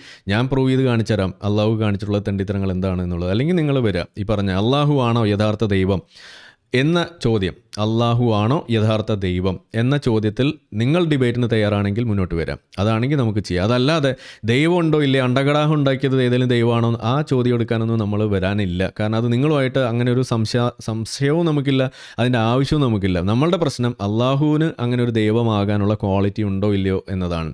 അതില്ല എന്ന് ഞാൻ വാദിക്കും, ഉണ്ടെന്ന് നിങ്ങൾ വേണമെങ്കിൽ വാദിച്ചോ. അപ്പം നമുക്ക് ബാക്കി നോക്കാം. എന്തുകൊണ്ട് ഒരു ദൈവം എന്നുള്ളത് നമുക്ക് വാദിക്കാം. ഓക്കെ, ക്ഷണിക്കുകയാണ്. നിങ്ങൾക്ക് അതിന് പറ്റില്ല, എത്ര ഒരു 6 മണിക്കൂർ ഈ 5 പോയിന്റ്സിൽ നിന്ന് ഡിസ്കസ് ചെയ്യാൻ നിങ്ങൾക്ക് സാധിക്കുമോ? അല്ലാതെ ഇങ്ങനെ കുറേ മദ്രസ പൊട്ടൻ, മദ്രസ ശാസ്ത്രജ്ഞന്മാർ എന്നൊക്കെ പറഞ്ഞ് അതൊക്കെ നിങ്ങളുടെ നിലവാരം നാട്ടുകാരെ കൊണ്ട് വെറുതെ അളപ്പിക്കും. അത് ഞങ്ങളുടെ നിലവാരമല്ല, നിങ്ങളുടെ ഉത്തമമായ നിലവാരമല്ലേ. മദ്രസയിൽ പഠിക്കുന്ന ഇത്ര വലിയ മോശം കാര്യമാണോ? അത് നിങ്ങൾക്ക് എന്താ അങ്ങനെ തോന്നുന്നത്? ഇത്ര നാൾ നിങ്ങൾ അങ്ങനെയല്ലല്ലോ പറഞ്ഞുകൊണ്ട് നടന്നിരുന്നത്. മദ്രസകൾ എന്ന് പറഞ്ഞു കഴിഞ്ഞാൽ വലിയ സംഭവമാണെന്നല്ലേ നിങ്ങൾ തന്നെ പറയാറ്. ഇപ്പം എന്താ നിങ്ങൾക്കൊരു കുറച്ചിൽ തോന്നുന്നുണ്ടോ? ഉണ്ടെങ്കിൽ നല്ല കാര്യമെന്ന് എനിക്ക് പറയാനുള്ളൂ ഉള്ളിൻ്റെ ഉള്ളിൽ. പക്ഷേ നിങ്ങൾക്ക് അങ്ങനെ തോന്നുന്നത് എന്തിനാണെന്ന് എനിക്ക് മനസ്സിലാവുന്നില്ല. അപ്പോൾ മദ്രസ ജീവികൾ എന്നൊക്കെ പറയുമ്പോൾ അങ്ങനെ ഒരു ഗാംഭീര്യമൊക്കെ നിങ്ങൾക്ക് തോന്നണ്ടേ? അതല്ലേ വേണ്ടത്. നിങ്ങളിതൊക്കെ പറഞ്ഞു എന്ന് വെച്ചിട്ട് ഞങ്ങൾ തളർന്നു പോകും, ഞങ്ങൾക്ക് എന്തോ വലിയ പ്രശ്നമാണെന്നാണ് നിങ്ങൾ വിചാരിക്കുന്നത്. ഞങ്ങൾ അതിൽ വലിയ അഭിമാനമുള്ള ആൾക്കാരാണ്. മദ്രസയിലൊക്കെ പോയി അതിപ്പോൾ നമ്മൾ കണ്ടു പഠിച്ചു എന്നുള്ളത്. നിങ്ങളോട് ഇങ്ങനെ എന്താണ് ഇത്ര കൂളായിട്ട് ഞങ്ങൾക്ക് ഡിബേറ്റ് ചെയ്യാൻ പറ്റുന്നതും, നിങ്ങൾ ഇത്ര മോശമായി സംസാരിക്കുമ്പോഴും വളരെ എന്താ പറയുക ഒരു നീതിബോധത്തോട് കൂടിയിട്ട് നിങ്ങൾ പറഞ്ഞ പോയിന്റ്സിൻ്റെ അടിസ്ഥാനത്തിൽ ഞങ്ങൾക്ക് സംസാരിക്കാൻ സാധിക്കുന്നത് എന്തുകൊണ്ടാണ്? ഞങ്ങൾ മദ്രസയിൽ പോയത് കൊണ്ടാണ്. ഓക്കെ, ഞങ്ങൾ അവിടുന്ന് മത അധ്യാപനങ്ങൾ ഞങ്ങൾ പഠിച്ചത് കൊണ്ടാണ്. ഓക്കെ, അവിടെ ഒരാളോട് എങ്ങനെ സംവദിക്കണം എന്നുള്ളത് കൃത്യമായി ഞങ്ങൾക്ക് മതം പറഞ്ഞു തന്നതുകൊണ്ടാണ്. ഞങ്ങൾക്ക് മതത്തിൻ്റെ സ്ക്രിപ്റ്റേഴ്സ് ഞങ്ങൾക്ക് മനസ്സിലാക്കി തന്നതുകൊണ്ടാണ് എന്ത് ചെയ്യുന്നത്, ഞങ്ങൾക്ക് ആ ക്വാളിറ്റി ഉള്ളത്. ഞങ്ങൾക്കുള്ള ക്വാളിറ്റി എന്താണ്? ആ മദ്രസയിൽ നിന്ന് വന്ന ക്വാളിറ്റി തന്നെയാണ്. ഓക്കെ, എന്ന് മാത്രമല്ല ലോകത്തുള്ള ഒരുപാട് സയൻറ്റിസ്റ്റുകൾ ഇതേപോലെ തീയിസ്റ്റുകളായിട്ടുള്ള വിശ്വാസമുള്ള ആൾക്കാരുണ്ട്. നമ്മൾ ഈ പറഞ്ഞ ഇബ്നുൽ ഹൈസം ഒരു മിഡിൽ അറബ് ഏജിലോട്ട് നമ്മൾ പോയി കഴിഞ്ഞാൽ ഇന്ന് കാണുന്ന അൽഗോരിതം ആൾജിബ്രയൊക്കെ ഡെവലപ്പ് ചെയ്ത അല്ലെങ്കിൽ അതിലേക്കാണ് ഇനി ഇവരെ കിടക്കുക. അപ്പോൾ അതിനു മുന്നേ നമ്മളൊരു സാധനം ഒന്നും ഇവിടെ കാണണം. ഇവർ പറഞ്ഞല്ലോ ഈ മദ്രസയിൽ പോയതുകൊണ്ടാണ് ഇവർക്ക് ഭയങ്കരമായ ഈ തരം സംഗതികളൊക്കെ വന്നതെന്നുള്ളത്. അങ്ങനെ മദ്രസയിൽ പോയി പഠിച്ച കുറച്ച് ആളുകൾ നമുക്കൊന്ന് പരിചയപ്പെടാം. ഒന്ന് ഐമൻ അൽ സവാഹിരി, മദ്രസയിൽ പോയി പഠിച്ച് സർജനായിട്ടുള്ളൊരു വ്യക്തിയാണ്. പിന്നെ ഒന്ന് നമ്മളുടെ ലാദനാണ്, പുള്ളി ബിടെക് ആണ് കേട്ടോ. പിന്നെ നമ്മളുടെ ജാക്കിർ നായിക്ക്, മൂപ്പര് ഇവിടെ MBBS കാരനാണ്. പിന്നെ ഉള്ളത് നമ്മൾ MM അക്ബർ, പി സ്കൂളിൽ നിന്ന് നമ്മൾ ആളുകളെ അഫ്ഗാനിസ്ഥാനിലേക്ക് ആട് മേയ്ക്കാൻ പറ്റിയിരുന്ന ടീമാണ്. മൂപ്പര് MSc ഫിസിക്സ് ആണെന്നാണ് പറയുന്നത്. പിന്നെ നമ്മളുടെ ബാഗ്ദാദി, മൂപ്പര് PhD ആണ്. അപ്പോൾ ഇതുപോലെയുള്ള ആളുകളൊക്കെയാണ് ഇവരുടെ മാതൃക. ഇവർ വളരെ മികച്ച രീതിയിൽ മതം പറഞ്ഞ് പ്രചരിപ്പിച്ച ആളെ കൂട്ടി ജിഹാദിന് വരെ അയച്ചിട്ടുള്ള ആളുകളായതുകൊണ്ട് ഇവർ വളരെയധികം മികച്ച രീതിയിൽ ഈ പരിപാടികളൊക്കെ ചെയ്ത് നടന്നിരുന്ന ആളുകളാണ് എന്ന് മാത്രമല്ല, ഇവരൊക്കെയാണ് നിങ്ങളുടെ മാതൃക എന്നും കൂടി വരുമ്പോൾ സ്വാഭാവികമായിട്ടും നിങ്ങളിതല്ല ഇതിനപ്പുറം ചെയ്യുമെന്നേ നമ്മൾ പറയുന്നുള്ളൂ. അതുകൊണ്ട് തന്നെയാണ് നിങ്ങൾ അക്ഷരം തെറ്റാതെ മദ്രസ ജിഹാദികളെന്നോ മദ്രസ ജീവികളെന്നൊക്കെ നമ്മൾ വിളിക്കേണ്ടി വരുന്നത്. നിങ്ങളിവിടെ നടത്തിയിരിക്കുന്നത് മുഴുവൻ നമ്മൾ പറയാത്ത കാര്യങ്ങൾ പറഞ്ഞു എന്ന് പറഞ്ഞുകൊണ്ട് സ്ട്രോമൻ ആർഗ്യുമെൻറ്റ്സ് വെച്ചുകൊണ്ട് നമ്മൾ പറഞ്ഞ കാര്യങ്ങൾ വളച്ചൊടിച്ചുകൊണ്ട് പറയുന്നത് മനസ്സിലാക്കാതെ തന്നെയാണ് നിങ്ങൾ പല കാര്യങ്ങളും ഇവിടെ പറഞ്ഞു വെച്ചിട്ടുള്ളത്. അപ്പോൾ അതുകൊണ്ട് ഞാനിവിടെ വീണ്ടും ആവർത്തിക്കുകയാണ്, നിങ്ങൾ ഈ പറയുന്ന രീതിയിൽ കടന്ന് ഉരുണ്ടുമറയിട്ടൊന്നും ഒരു കാര്യം ഇവിടെ നടക്കാൻ പോകുന്നില്ല. മാത്രമല്ല നിങ്ങൾ ഇനിയിപ്പോൾ പറയാൻ പോകുന്ന കാര്യം, അതായത് ഇവിടെ എന്തൊക്കെയോ ആളുകളെയൊക്കെ ഇവിടെ കൊണ്ടുവന്നു, അവരൊക്കെ ഇസ്ലാമിൻ്റെ വലിയ വക്താക്കളാണെന്ന് പറയുന്നൊരു സംഗതി, അതും കൂടി കേട്ടിട്ട് നമുക്കിത് അവസാനിപ്പിക്കാം. ഓക്കെ, ടിക്സ് ഡെവലപ്പ് ചെയ്ത കിതാബുൽ മനാദിർ എഴുതിയ ഇബ്നുൽ ഹൈതമും മുഹമ്മദ് ബിൻ മൂസ അൽ ഖവാരിസ്മിയും ജാബിർ ബിൻ ഹയ്യാനും എന്ന് തുടങ്ങി അപ്പുറത്ത് ഐസക് ന്യൂട്ടൺ വരെയുള്ള ആൾക്കാർ പല രീതിയിലുള്ള വിശ്വാസങ്ങൾ വെച്ച് പുലർത്തിയിരുന്ന ആളുകളായിരുന്നു. ഈവൻ ആൽബർട്ട് ഐൻസ്റ്റീൻ പോലും ഒരു പേഴ്സണൽ ഗോഡിൽ അദ്ദേഹം വിശ്വസിച്ചിരുന്നില്ല എന്നുണ്ടെങ്കിലും ഗോഡ് എന്നുള്ള കൺസെപ്റ്റിൽ വിശ്വസിച്ച ഇതൊക്കെ ഇവർ തോന്നുന്ന പോലെ വളച്ചൊടിക്കുകയാണ്. പേഴ്സണൽ ഗോഡിൽ വിശ്വസിച്ചിട്ടില്ല എന്ന് മാത്രമല്ല, അങ്ങനെ ഒരു ഗോഡിനെ കുറിച്ച് വളരെ റിഡിക്യുലിംഗ് ആയിട്ട് തന്നെ പറഞ്ഞിട്ടുള്ള വ്യക്തി കൂടിയാണ് ഈ പറയുന്ന ഐൻസ്റ്റീനും ഒക്കെ ആയിട്ടുള്ള ആളുകൾ. അപ്പോൾ ഇവരുടെ ആവശ്യത്തിന് ഇതെല്ലാം എടുത്തു വെച്ച് പറയും. അപ്പം നമ്മൾ ചോദിക്കുന്നത്, ഐൻസ്റ്റീൻ ഉദ്ദേശിച്ച ഗോഡ് ഒരിക്കലും അള്ളാഹു അല്ലല്ലോ. അള്ളാഹു അല്ലാത്ത കാലത്തോളം ഐൻസ്റ്റീൻ നരകത്തിൽ തന്നെയല്ലേ പോവുക. അപ്പോൾ പിന്നെ എന്തിനാണ് വെറുതെ ഐൻസ്റ്റീനെ കൂട്ടുപിടിക്കുന്നത്? അതേപോലെ ഇപ്പോൾ അള്ളാഹു ഉണ്ടെന്ന് സ്ഥാപിക്കാൻ വേണ്ടിയിട്ട് നമ്മളുടെ ഭഗവത്ഗീതയും അത് വേറെ അള്ളോപനിഷത്തൊക്കെ എടുത്ത് പൊക്കിക്കൊണ്ടുവരുന്നത് കാണാൻ പറ്റും. എന്താണ് അതുകൊണ്ട് നിങ്ങൾ ഉദ്ദേശിക്കുന്നത്? പിന്നെ ഇവിടെ പറഞ്ഞു ഹവാരിസ്മിയും ഹൈത്തമിയും ഇതുപോലുള്ള ആളുകൾ, ഇതെല്ലാം ഇവരുടെ ഉടായ്പ തട്ടിപ്പുകളാണ്. അതായത് ഇവരൊക്കെ സത്യത്തിൽ കാഫിറുകളായിട്ടോ അല്ലെങ്കിൽ മറ്റേതെങ്കിലും വിശ്വാസമുള്ള ആളുകളായിട്ടോ ഒക്കെ ജീവിച്ച് മരിച്ച ആളുകൾ കൂടിയാണ്. ഇതിൽ എടുത്തു പറയുന്ന ചില ആളുകളുണ്ട്. അതിൽ പ്രധാനമായിട്ടുള്ളൊരു ആളാണ് ഞാനിപ്പോൾ ഇവിടെ കാണിക്കാം, ഒരൊറ്റ സെക്കൻഡ്. ഓക്കെ, ഇവരുടെ തരികട എങ്ങനെയാണെന്നുള്ളതൊന്ന് കാണണമല്ലോ. മനസ്സിലാക്കാൻ വേണ്ടിയിട്ടുള്ള എളുപ്പത്തിനാണ്.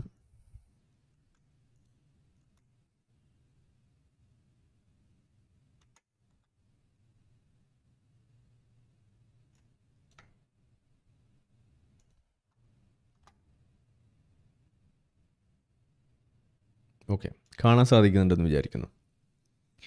ഇത് നിങ്ങൾക്ക് സൂം ചെയ്ത് വായിക്കാം. ഇതിൽ ഇബ്നു സീന, ഇവർ ഏറ്റവും കൂടുതൽ പൊക്കിക്കൊണ്ട് നടക്കുന്ന ഒരാളാണ്. ഇബ്നു സീന, അവിസിന എന്നൊക്കെ പറയുന്ന ആൾ. പുള്ളിയെ വിളിച്ചിരുന്നത് തന്നെ ഇമാം ഓഫ് ദ ഏത്തീസ്റ്റ് എന്നാണ് വിളിച്ചിരുന്നത്. അതായത് ഇയാൾക്കെതിരെ നമ്മളെ ഫത്വ വരെ ഇറക്കി വിട്ടിട്ടുള്ള ആളുകളാണ് ഇവിടെ ഉള്ളത്. കാരണം ഇത് പറയാൻ പാടില്ല എന്ന് പറയും. പിന്നെ അൽ റാസിയെ വിളിച്ചിരുന്നത് ദ ഹെററ്റിക് എന്നാണ്, മതവിരുദ്ധൻ എന്നുള്ള രീതിയിൽ തന്നെയാണ് വിളിച്ചത്. പിന്നെ Al Kindi, disagreed with the Quran. Ibn Hayyan, accused of being a magician. Al Farabi, atheist who called all prophets liars. Ibn Al Haytham ഇപ്പോൾ പറഞ്ഞു, was called the biggest heretic. Ibn Muqaffa ഇപ്പോൾ പറഞ്ഞിട്ടില്ല, അതുകൊണ്ട് ഞാൻ പറയുന്നില്ല. Thabit bin Qurra, Ibn Rushd, Ibn Battuta, accused of slandering religious leaders. Al Tusi, Ibn Firnas, Ibn Tufail, Ibn Bajjah, പിന്നെ Al മാരി, അൽ Khatib, അൽ ഹല്ലാജ്, അൽ ജാഹിസ്. ഇങ്ങനെ ഇഷ്ടംപോലെ ആളുകളുടെ പേരുകൾ നിങ്ങളെടുത്ത് നോക്കുക, ഏത് തന്നെ എടുത്തു കഴിഞ്ഞു. ഇപ്പോൾ കഴിഞ്ഞ ദിവസം പറഞ്ഞു വേറെ ഏതൊരു ചങ്ങാതി എന്താണ് റോബോട്ടിക്സിൻ്റെ വാപ്പയാണെന്ന് പറഞ്ഞിട്ട് വന്നു. മൂപ്പര് റോബോട്ടിക്സിൻ്റെ വാപ്പയാണ്. മൂപ്പര് എന്താ ഉണ്ടാക്കിയത് റോബോട്ടിക്സ് എന്ന് പറഞ്ഞിട്ട്? ചില പ്രതിമകൾ, നമ്മളുടെ പെരുന്തച്ഛൻ ഉണ്ടാക്കിയ പോലെ ചില പ്രതിമകൾ ഉണ്ടാക്കിയിട്ട് കള്ളൊഴിച്ചു കൊടുക്കുന്ന പെണ്ണിനെയാണ് ഉണ്ടാക്കിയത്. ഇതാണ് റോബോട്ടിക്സിൻ്റെ ഇതായിട്ട് പറയുന്നത്. ഏത്? കള്ളുണ്ടാക്കുന്നു, പ്രതിമ ഉണ്ടാക്കുന്നു. ഇത് രണ്ടും ഉണ്ടാക്കുന്നത് ഹറാമാണെന്ന് പറയുന്ന മതമാണ്. ഇതാണ് ഉണ്ടാക്കിയെന്ന് പറഞ്ഞിട്ട് മറ്റേ റോബോട്ടിക്സിൻ്റെ വാപ്പയാണെന്ന് പറഞ്ഞ് നടക്കുന്നത്. ഉളുപ്പുണ്ടോ എന്നാണ് എനിക്ക് ചോദിക്കാനുള്ളത്. ഇതുപോലെ ഓരോ കാര്യങ്ങളും. ഇനി ഇവർ പൊക്കിക്കൊണ്ട് നടക്കുന്ന ഇതിനെക്കുറിച്ച് വളരെ വിശദമായിട്ട് നമ്മൾ വേറെ വീഡിയോ ഞാൻ ചെയ്തതുകൊണ്ട്, അതുപോലെ നമ്മളുടെ അസ്കർ അലി ഒരു വീഡിയോ പ്രസൻറ്റേഷൻ ഇത് ചെയ്തത് വേറെയും കിടപ്പുണ്ട്. അതുകൂടാതെ മറ്റു പല ആളുകളും ചെയ്തതുണ്ട്. എന്താണ് ഈ മിഡീവിയൽ പീരീഡിലെ അറബ് ഇൻവെൻഷൻസിനെ കുറിച്ച് പറഞ്ഞു വെക്കുന്നതെന്നുള്ള ഒരു സംഗതി. അറബിയിൽ എഴുതിയതെല്ലാം ഇസ്ലാമാണെന്നുള്ളൊരു തെറ്റിദ്ധാരണ ഇവർ ഉണ്ടാക്കി വെക്കുന്നുണ്ട്, പടച്ചു വിടുന്നുണ്ട്. അത് ശരിയല്ല. അത് ശരിയല്ല എന്ന് മാത്രമല്ല, അതൊരു നുണയാണ്. ഇപ്പോൾ നേരത്തെ നമ്മൾ ചൂണ്ടിക്കാണിച്ച നുണകൾ പ്രചരിപ്പിച്ചുകൊണ്ട് തെറ്റിദ്ധാരണകൾ ഉണ്ടാക്കിക്കൊണ്ട് എങ്ങനെയാണോ കാര്യം സാധിക്കുന്നത് അത് തന്നെയാണ് ഇവരിവിടെ തുടർന്ന് വെക്കുന്നത്. അതിൽ വിശ്വാസികൾ വീണു പോയിട്ടുണ്ട്. പണ്ടൊക്കെ നമ്മളൊക്കെ വീണിട്ടുള്ളതാണ്. ഇതൊക്കെ ഞാനും കുറേ തള്ളിമറിച്ച് നടന്നിട്ടുള്ളതാണ്. അത് നിങ്ങൾ മനസ്സിലാക്കാതെ പോകുന്നു. അതാണ് ഇവിടെ പറയാനുള്ളത്. അപ്പോൾ അത് കണ്ട് മനസ്സിലാക്കേണ്ട ഒരു ആവശ്യകത വിശ്വാസികൾക്കുണ്ട് എന്ന് പറയുന്നത്, ബാക്കിയുള്ള ആളുകൾക്കുണ്ട്. ഇതൊക്കെ എടുത്തു വെച്ചിട്ട് നമ്മളുടെ മുഖ്യമന്ത്രി പോലും പ്രസംഗിക്കണമൊക്കെ നിങ്ങൾ കണ്ടിട്ടുണ്ട്. അൽ ഫറാബി, അതുപോലെ ഇബ്നു സീനയെക്കുറിച്ചൊക്കെ. ഇബ്നു സീനയൊക്കെയാണ് ഏറ്റവും കൂടുതൽ കോട്ട് ചെയ്യാറുള്ള ആൾ. ഇബ്നു സീനയെ വിളിച്ചിരുന്നു തന്നെ മൂപ്പർക്കെതിരെ ഫത്വ പോലെ ഇറക്കി എന്ന് പറയുന്നത് ആ ഒരു ആളെ കുറിച്ച് മാത്രം നമുക്ക് എടുത്ത് പറയാൻ തുടങ്ങിക്കഴിഞ്ഞാൽ ഇഷ്ടം പോലെ പറയേണ്ടി വരും. ഓക്കെ, ആളായിരുന്നു. ഇതൊക്കെ നമുക്ക് വളരെ വിസിബിൾ ആയിട്ടുള്ള കാര്യമാണ്. ഇന്നും ഒരുപാട് സയൻറ്റിസ്റ്റുകൾ വിശ്വസിക്കുന്നുണ്ട്. അപ്പോൾ എനിക്ക് പറയാനുള്ളത്, ഇത്തരം നെയിം കാളിംഗ് ഒന്നും, എസ്പെഷ്യലി എനിക്ക് ഇത് പൗലോസിനോടാണ് എനിക്ക് പറയാനുള്ളത്. പൗലോസ് സാർ മനസ്സിലാക്കേണ്ട, പൗലോസ് കേൾക്കുന്നുണ്ടല്ലോ അല്ലേ? ഇത് ഇവരുടെ സ്ഥിരം പരിപാടിയാണ്. ഈ ഒരു തരത്തിലുള്ളൊരു അപ്പീൽ ടു ഇമോഷൻ നടത്തിക്കൊണ്ട് അങ്ങനെയൊക്കെ പറയാമോ എന്ന് പറയുന്നൊരു സാധനമാണത്. ഇങ്ങനെയൊക്കെ പറയേണ്ടി വന്നാൽ പറയും എന്ന് തന്നെയാണ് നമുക്ക് പറയാനുള്ളത്. അത് പൗലോസിന് ഇപ്പോൾ സമയമില്ലാത്തതുകൊണ്ട് വന്നില്ല എന്ന്, അല്ലെങ്കിൽ ഞങ്ങൾ രണ്ടുപേരും കൂടി ഇരുന്ന് പറയേണ്ട കാര്യമായിരുന്നു. പിന്നെ പൗലോസ് ഇല്ലാത്തതുകൊണ്ട് ഇത് കുറച്ച് സ്പീഡിൽ തീർന്നു എന്നും എനിക്ക് തോന്നുന്നു. എന്തായാലും 3 മണിക്കൂർ വേണ്ടി വന്നില്ല. ഇവരുടെ പരാതിയായിരുന്നു 3.5 മണിക്കൂർ, ഇതിപ്പോൾ 2.5 മണിക്കൂറായി. അപ്പോൾ അതുകൂടി നമുക്ക് കേൾക്കാനുണ്ട്, പൗലോസിൻ്റെ മറുപടിയും വരാനുണ്ട്. ഓക്കെ, നിങ്ങളിപ്പോൾ ഒരു എൻട്രൻസ് ട്യൂട്ടറാണല്ലോ, നിങ്ങളുടെ സ്ഥാപനത്തിൽ ഒരുപാട് അധ്യാപകർ പഠിപ്പിക്കുന്നുണ്ടാവുമല്ലോ. നിങ്ങൾ ഒരു എൻട്രൻസ് ട്യൂട്ടർ ആണല്ലോ, നിങ്ങളുടെ സ്ഥാപനത്തിൽ ഒരുപാട് വിദ്യാർത്ഥികൾ പഠിക്കുന്നുണ്ടാകുമല്ലോ. അവിടെയൊക്കെ സയൻസ്, ഫിസിക്സും കെമിസ്ട്രിയും മാത്സും ബയോളജിയൊക്കെ പഠിപ്പിക്കുന്ന നിങ്ങളല്ലാത്ത പല മതവിശ്വാസങ്ങൾ അവിടെയൊക്കെ നിങ്ങൾ പഠിപ്പിക്കുന്ന സമയത്ത് അവിടെ സയൻസും മാത്സും ഒക്കെ പഠിക്കാൻ വരുന്ന മറ്റ് വിശ്വാസത്തിലൊക്കെ ഉള്ള ആളുകളില്ലേ? പെട്ട അധ്യാപകരുണ്ടാവല്ലോ, അവരെയൊക്കെയാണല്ലോ ആരിഫിനെയും. അപ്പോൾ ആ കുട്ടികളുടെ അടുത്തൊക്കെ പോയിട്ട് ഇതുപോലെ പറയുന്നത് ശരിയാണോ എൻ്റെ പൊന്ന് മദ്രസ ജീവി എന്ന് തന്നെയാണ് എനിക്ക് ചോദിക്കാനുള്ളത്. അപ്പോൾ നിങ്ങൾ ഈ മതത്തിൻ്റെ കണ്ണിലൂടെ ഈ കാര്യങ്ങൾ പറഞ്ഞു വെക്കുന്നു. ഇത് സോഷ്യൽ മീഡിയയിലുണ്ട്. നിങ്ങൾ ഈ പറയുന്നതൊക്കെ അവിടെയും എത്തും എന്നുള്ളത് ഇതിനോടകം തന്നെ നമുക്ക് വിവരം കിട്ടിയിട്ടുണ്ട്. ഇങ്ങനെ എക്സ്പോസ് ചെയ്തത് നന്നായി എന്ന് പറഞ്ഞിട്ട് കിട്ടിയ പേഴ്സണൽ മെസ്സേജസിന് കയ്യും കണക്കുമില്ല. ആരിഫ് ഡോക്ടർക്ക് നന്ദി, പൗലോസിന് നന്ദി എന്നും പറഞ്ഞിട്ടാണ് നമുക്ക് വന്നുകൊണ്ടിരിക്കുന്നത്. ഇതിൻ്റെയൊക്കെ താഴെ വരുന്ന കമൻസ് പോലെ നിങ്ങൾക്ക് എടുത്ത് നോക്കുക. ഈ IIT ട്രെയിനിങ് എന്നും പറഞ്ഞ് നടക്കുന്ന ഈ ചങ്ങാതി ഒരു യൂട്യൂബ് ചാനലെന്തോ നടത്തുന്നുണ്ട്. അവിടെ ഇവർ വേറെ തന്നെ ഒരു ആംഗിളിൽ, വേറെ തന്നെ ഒരു ഇമേജിലാണ് അവിടെ കാര്യങ്ങൾ ചെയ്തു വെക്കുന്നത്. മൊത്തം ഈ എഞ്ചിനീയറിംഗ് സംബന്ധമായിട്ടുള്ള കാര്യങ്ങളൊക്കെ പറയുന്നു, എൻട്രൻസിന് അത് ചെയ്യണം ഇത് ചെയ്യണം എന്നൊക്കെ പറയുന്ന ആ ആളുടെ തനി കോണം ഇതാണ് എന്ന് ഇതുപോലെ വീഡിയോ കണ്ടപ്പോഴാണ് മനസ്സിലായത്. എക്സ്പോസ് ചെയ്തതിന് നന്ദി എന്ന് പറഞ്ഞിട്ട് കിട്ടിയ മെസ്സേജസിന് കൈയും കണക്കില്ല. മുസ്ലിങ്ങളായിട്ടുള്ള ആളുകൾ പോലും അയച്ചു തന്നിട്ടുണ്ട്. ഇതാണ് നന്ദി. ഇത് ഒരു ജിഹാദി ആയിരുന്നല്ലേ, ഇയാളുടെ ഉദ്ദേശം ഇതായിരുന്നല്ലേ, ഈ മതം പ്രചരിപ്പിക്കലായിരുന്നല്ലേ ഇയാളുടെ പണി എന്ന് പറഞ്ഞിട്ട്. ഇത് തന്നെയാണ് നമ്മൾ പറയുന്നത്. ഒരു മുസ്ലിം അയാളുടെ ഉള്ളിലുള്ള ഒളിഞ്ഞിരിക്കുന്ന ഒരു ആഗ്രഹം എന്ന് പറയുന്നത് ഈ ദവാ പ്രവർത്തനമാണ്. അതിൻ്റെ ഭാഗമായിട്ട് തന്നെയാണ് ഓരോ നിമിഷവും ജീവിച്ചുകൊണ്ടിരിക്കുന്നത്. അതിന് ഇവർ പലതരം തക്കിയകൾ ഉപയോഗിക്കും. അതിൽപ്പെട്ട ഒരു തക്കിയയാണ് ഈ പറയുന്നത്. അവരുടെ ക്രെഡൻഷ്യൽസ് ഒളിപ്പിച്ച് വെച്ചുകൊണ്ട്, അല്ലെങ്കിൽ ക്രെഡൻഷ്യൽസ് എടുത്തു പറയാതെ അതിൻ്റെ മറവിൽ നിന്നുകൊണ്ട് ഇതുപോലെ പല കാര്യങ്ങൾ പറഞ്ഞു വെക്കും. അത് 2 സ്ഥലങ്ങളിലായിട്ട് 3 സ്ഥലങ്ങളിലായിട്ട് പറഞ്ഞു വെക്കുമ്പോൾ അവിടുന്ന് അങ്ങോട്ടും ഇങ്ങോട്ടും അത് കൈമാറി അയാൾ തന്നെയാണ് ഇയാൾ തന്നെയാണ് അയാൾ എന്നൊക്കെയുള്ള രീതിയിൽ പതിയെ അതങ്ങ് സ്ഥാപിച്ചെടുക്കുന്ന ഒരു പരിപാടി. അതാണ് ഇവിടെ നടന്നുകൊണ്ടിരിക്കുന്നത്. ഇത് മനസ്സിലാക്കി കൊടുത്തു എന്നും പറഞ്ഞിട്ട് നമുക്ക് നന്ദി പറയുന്നത് കൊണ്ട് തന്നെ നമ്മൾ ഇനിയും നിങ്ങളെ എക്സ്പോസ് ചെയ്തുകൊണ്ടിരിക്കും. നിങ്ങൾ ഇനിയും പബ്ലിക്കലി തന്നെ ഇതുപോലെ ഷെയിം ചെയ്തുകൊണ്ടിരിക്കും. നമ്മളിനി സംഘി കൊങ്ങിന്ന് എന്ത് വിളിച്ചിട്ടും കാര്യമൊന്നുമില്ല. നമുക്കതൊന്നും ഒരു വിഷയമേ അല്ല.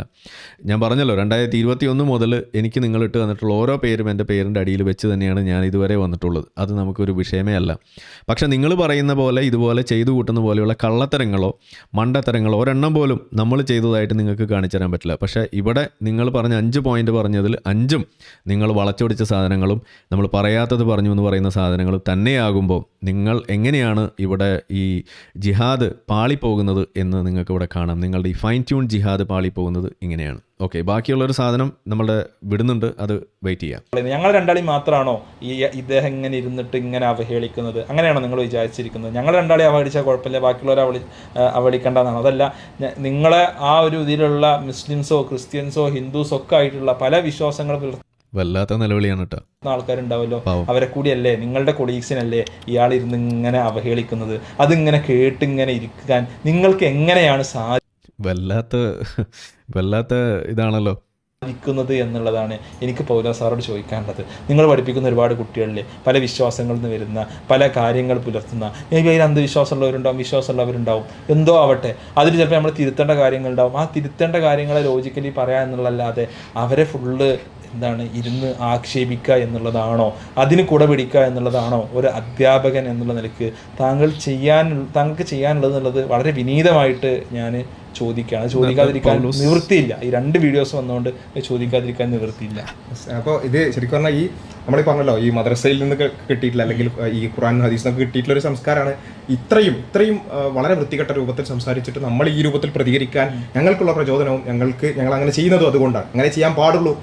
കാരണം അങ്ങനെയാണല്ലോ നിങ്ങൾ തക്കിയെ പഠിപ്പിച്ചു വയ്ക്കുക. ഇപ്പോൾ ഹമാസ് ചെയ്തുകൊണ്ടിരുന്നത് അത് തന്നെയാണെന്നാണ് നമ്മൾ പറയുന്നത്. അത് വിശ്വസിച്ചിട്ടാണ് ഒക്ടോബർ 7 ഇവിടെ സംഭവിച്ചതെന്നാണ് നമ്മൾ പറയുന്നത്. അതായത് നിങ്ങളുടെ മതം വളർത്താനുള്ള, ജിഹാദ് നടത്താനുള്ള ആ അവസരങ്ങൾ നിങ്ങൾക്ക് ഉണ്ടാക്കുന്നതിന് വേണ്ടിയിട്ട് നിങ്ങൾ എന്ത് തെണ്ടിത്തരമാണേലും കാണിക്കും. അതുതന്നെയാണ് നമ്മൾ പറഞ്ഞു വെക്കുന്നത്. അതിന് വേണ്ടിയിട്ട് നിങ്ങൾ ഇതുപോലെ തെറിവിളി പോലും നിങ്ങൾ ഏറ്റെടുക്കും. ഇത് തന്നെയാണ് നമ്മൾ പറഞ്ഞു വെക്കാറുള്ളത്. അത് ഇവിടെ നടക്കുന്നു, നിങ്ങൾ കാണിക്കുന്നു. കാരണം നിങ്ങൾ ഒരു കാലത്ത് നമ്മളെ തെറി വിളിച്ച് നടന്നിരുന്നത്, വായ തുറന്ന അമ്മയും പെങ്ങളെയും ബോയിക്കുന്നവെന്ന് വിളിച്ച് നടന്നിരുന്ന ചങ്ങാതിയാണ് ആ ഇരിക്കുന്നത്. അയാളിപ്പോൾ ഇരുന്നിട്ട് നമ്മൾ ഉപദേശിക്കുകയാണ്, അതങ്ങ് പള്ളി പോയി പറഞ്ഞാൽ മതി എന്ന് നമുക്ക് പറയാനുള്ള സൗകര്യമില്ല. നിങ്ങൾ പറയുന്ന ഈ തെണ്ടിത്തരങ്ങളും ഇമാതിരിയുള്ള പോക്കിരിത്തരങ്ങളും മതം വളർത്താനുള്ള ഇത്തരത്തിലുള്ള ഒളിച്ചും പാത്തും നടത്തുന്ന ഈ ജിഹാദി കുൽസിത ശ്രമം നമ്മൾ എക്സ്പോസ് ചെയ്തിരിക്കും. എൻ്റെ പൊന്ന് ബാസിലെ ആൻഡ് കൂടെ ഇരിക്കുന്ന മദ്രസ ശാസ്ത്രജ്ഞ എന്ന് തന്നെയാണ് നമുക്ക് പറയാനുള്ളത്. നിങ്ങളുടെ ഈ പരിപാടിയൊന്നും ഇനി ഇവിടെ വേവാൻ പോകുന്നില്ല. നമ്മളിവിടെ ഉണ്ട്, എക്സ് മുസ്ലിങ്ങൾ ആയിട്ടുള്ള ആളുകൾ ഇവിടെ ഉണ്ട്. പൗലോസിനെ വിട്ടേക്കും. പൗലോസ് ഒരു സബ്ജക്റ്റ് എക്സ്പേർട്ട് എന്നുള്ള രീതിയിൽ നമ്മൾ ഞാൻ കൊണ്ടുവന്നതാണ്. അദ്ദേഹത്തിൻ്റെ ആയിട്ടുള്ള രീതികളുണ്ട്, നിലപാടുകളുണ്ട്. അത് അദ്ദേഹം പറയും. അദ്ദേഹവും ഈ പറയുന്ന രീതിയിൽ ഈ മതം വളർത്താൻ വേണ്ടിയിട്ട് ശാസ്ത്രത്തെ ദുരുപയോഗം ചെയ്യുന്നതിന് ശക്തമായിട്ട് എതിരെ സംസാരിക്കുന്ന വ്യക്തിയാണ്. അത് നിങ്ങൾക്കെതിരെയാണെങ്കിൽ സംസാരിച്ചിരിക്കും. അന്നേരം എൻ്റെ വേഷമാണോ എൻ്റെ പ്രശ്നം, എൻ്റെ രൂപമാണോ പ്രശ്നം, എൻ്റെ ഒരു നാമമാണോ, എൻ്റെ മതമാണോ പ്രശ്നം എന്നൊക്കെ ചോദിച്ചിട്ടുള്ള ഈ ഇരവാദം ഇറക്കുന്ന പരിപാടി ഉണ്ടല്ലോ, അത് 4ആയിട്ട് മടക്കി പോക്കറ്റിൽ തിരിക എന്നാണ് എനിക്ക് പറയാനുള്ളത്. അത് ഈ മദ്രസകളുടെ സ്ഥിരം പരിപാടിയാണ്. അതിവിടെ ഇനി ചിലവാകാൻ പോകുന്നില്ല എന്ന് തന്നെയാണ്. അപ്പോൾ അതുകൊണ്ട് ഈ നിലവിളിയൊക്കെ നമ്മളിപ്പോൾ തൽക്കാലം കേട്ട് ഇവിടെ വരവ് വെച്ചിട്ടുണ്ട്, അതവിടെ ഇരുന്നോളും. പിന്നെ നിങ്ങൾ ഏതായാലും ഇത്ര നാളും പറഞ്ഞുകൊണ്ട് നടന്നിരുന്ന സാധനത്തിൽ നിന്നൊക്കെ മാറിയിട്ട് ഈ ലെവലിലേക്ക് വന്നിട്ടുണ്ടെങ്കിൽ അത് നമ്മളൊക്കെ എടുത്ത പണിയുടെ ഭാഗം തന്നെയാണ്. നിങ്ങൾ ഈ അമ്മ പെങ്ങൾ ഭോഗമൊക്കെ പറഞ്ഞ് നടന്ന് ഇപ്പം അത് നിങ്ങൾക്ക് വായോണ്ട് തുറന്ന് പറയാൻ പറ്റാത്ത അവസ്ഥയിലേക്ക് നിങ്ങളെ എത്തിച്ചിട്ടുണ്ടെങ്കിൽ അത് ഞാനൊക്കെ പ്രത്യേകിച്ച് കൊടുത്തിട്ടുള്ള പണിയുടെ ഭാഗം തന്നെയാണ് എന്ന് ഇവിടെ അടിവരയിട്ട് ഞാനിവിടെ പറഞ്ഞു വെക്കുന്നു. ഇനിയിപ്പോൾ ഇത് ഏതായാലും നിങ്ങൾ നമ്മളെ ശബ്ദം മാറ്റിയും മുഖം വേറെ രൂപത്തിലൊക്കെ ആക്കിയിട്ടാണല്ലോ നിങ്ങൾ ഏതായാലും പുറത്തേക്ക് വിടാൻ പോകുന്നത്. അപ്പോൾ അതുകൊണ്ട് ധൈര്യമായിട്ട് വിട്ടോളൂ.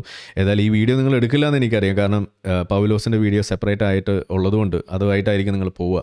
സാരല്ല, അത് മതി. ഏതായാലും വിഷയങ്ങൾ ആവുന്നത്ര നമ്മൾ പുറത്തേക്ക് എത്തിച്ചിട്ടുണ്ട്. അത് ഇനിയും നിങ്ങൾ മറുപടിയായിട്ട് വന്നാൽ ഇനിയും നമ്മൾ മറുപടിയായിട്ട് പിന്നാലെ കൂടും. നമുക്ക് വേറെ പണിയൊന്നുമില്ല, ഇതൊക്കെ തന്നെയാണ് നമ്മളെ പണി.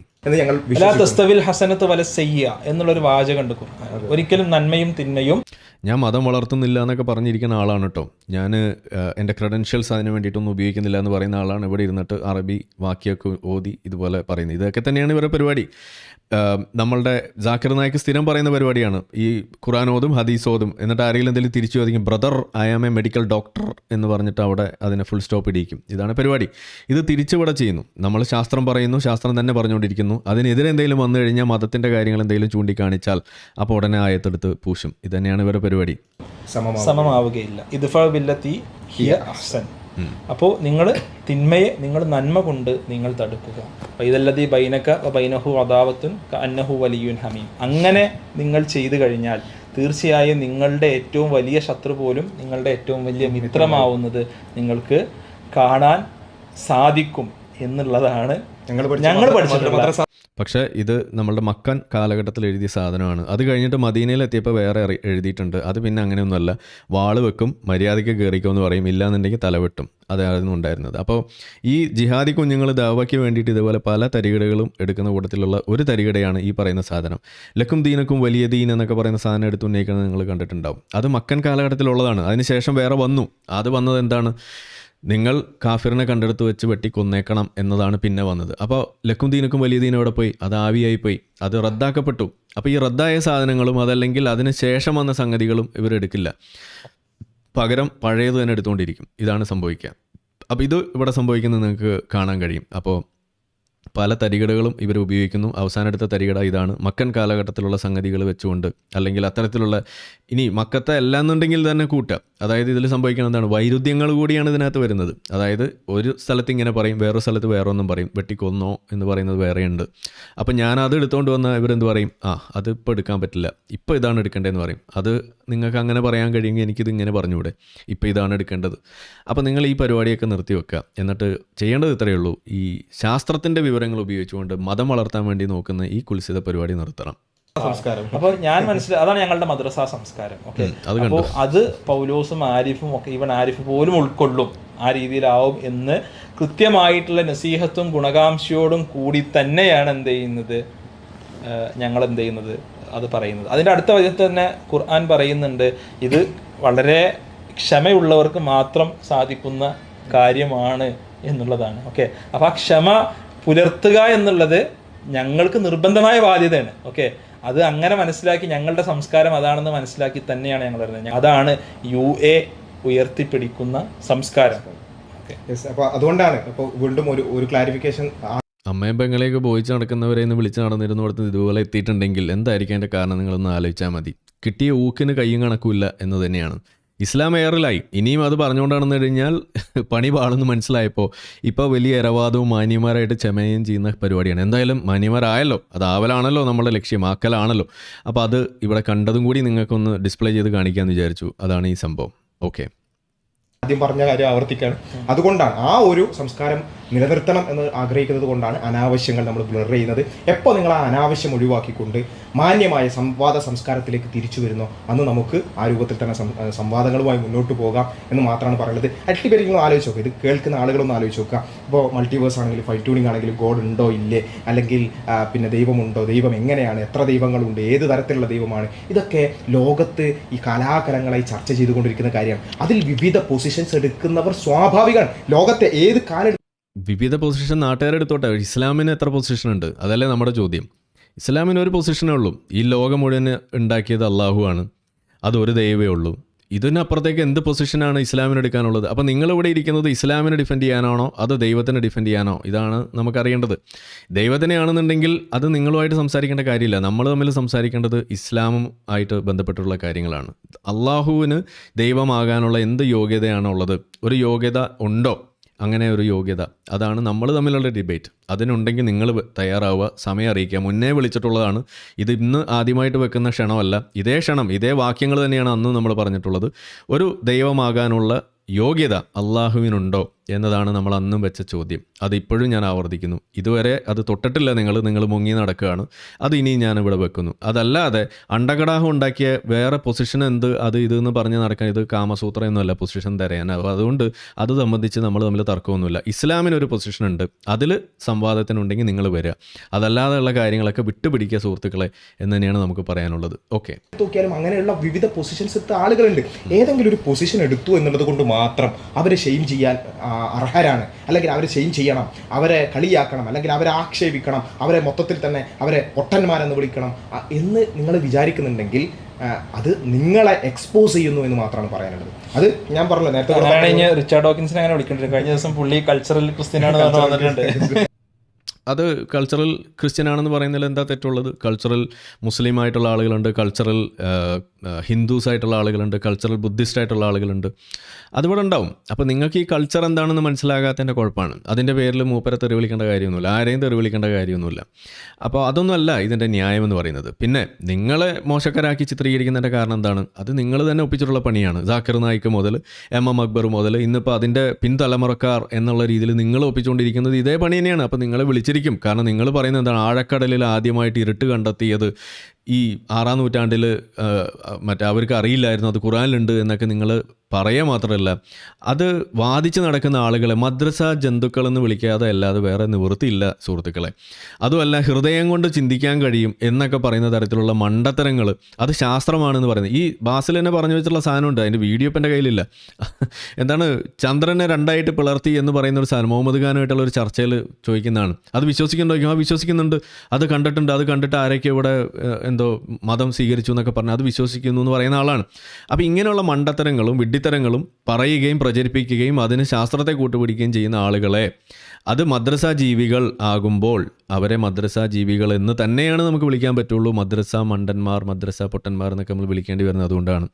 അതിൽ നിങ്ങൾ വേദനിച്ചിട്ട് കാര്യമില്ല. നിങ്ങൾക്ക് വേദന ഉണ്ടെങ്കിൽ എന്തുകൊണ്ടാണ് എല്ലാവരും ഞങ്ങൾ അങ്ങനെ വിളിക്കണമെന്ന് നിങ്ങൾ ഒന്ന് ഇൻട്രോസ്പെക്റ്റ് ചെയ്യും, എന്നിട്ട് അത് തിരുത്തൂ. അതല്ലേ വേണ്ടത്. ഇപ്പോൾ എന്നെ ആരും മദ്രസ പൊട്ടൻ ഇപ്പോൾ ആരും വിളിക്കാറില്ല. ഇപ്പോൾ എക്സ് മദ്രസ പൊട്ടൻ എന്നാണ് എല്ലാവരും വിളിക്കാറ്. കാരണം എന്താണ്? ഞാൻ ഈ മണ്ടത്തരമൊന്നും പറയാറില്ല. ഇപ്പോൾ പണ്ട് പറഞ്ഞ് നടന്നിരുന്നതാണ്. അപ്പോൾ നമ്മൾ ആ മണ്ടത്തരം പറച്ചിൽ നിർത്തിയപ്പോൾ നമ്മളാരും വിളിക്കുന്നില്ലെന്നേ. ഇത് നിങ്ങൾക്ക് ചെയ്താൽ പോരെ. അതിന് പകരം മണ്ടത്തരം വിളിക്കുകയും ചെയ്യും. എന്നിട്ട് ആരെങ്കിലും പറഞ്ഞ് ഇത് നിങ്ങളെ പേരിട്ട് വിളിക്കുമ്പോൾ നിങ്ങൾ ഉടനെ നിലവിളിച്ചിട്ട് കാര്യമുണ്ടോ? അപ്പോൾ അത് ശരിയായിട്ടുള്ള പരിപാടിയല്ല. അപ്പോൾ അതിന് കുറേ ആയത്തോതിയിട്ട് കാര്യമൊന്നുമില്ല. ആയത്തൊക്കെ നമുക്ക് ഓതാൻ അറിയാം. അതുകൊണ്ട് അതല്ല ഇവിടുത്തെ കാര്യം. നിങ്ങൾ ചെയ്യുന്നതിലെ പ്രശ്നം ചൂണ്ടിക്കാണിക്കുമ്പോൾ അത് തിരുത്താൻ നിങ്ങൾക്ക് തയ്യാറുണ്ടെങ്കിൽ അത് നിങ്ങൾ ചെയ്ത് കാണിക്കുക. അപ്പോൾ എനിക്ക് അതൊന്ന് നിങ്ങൾ മനസ്സിലാക്കാൻ മാത്രമാണ് പറയുന്നത്. ആളുകൾ ഇത് വിലയിരുത്തുന്നുണ്ട്.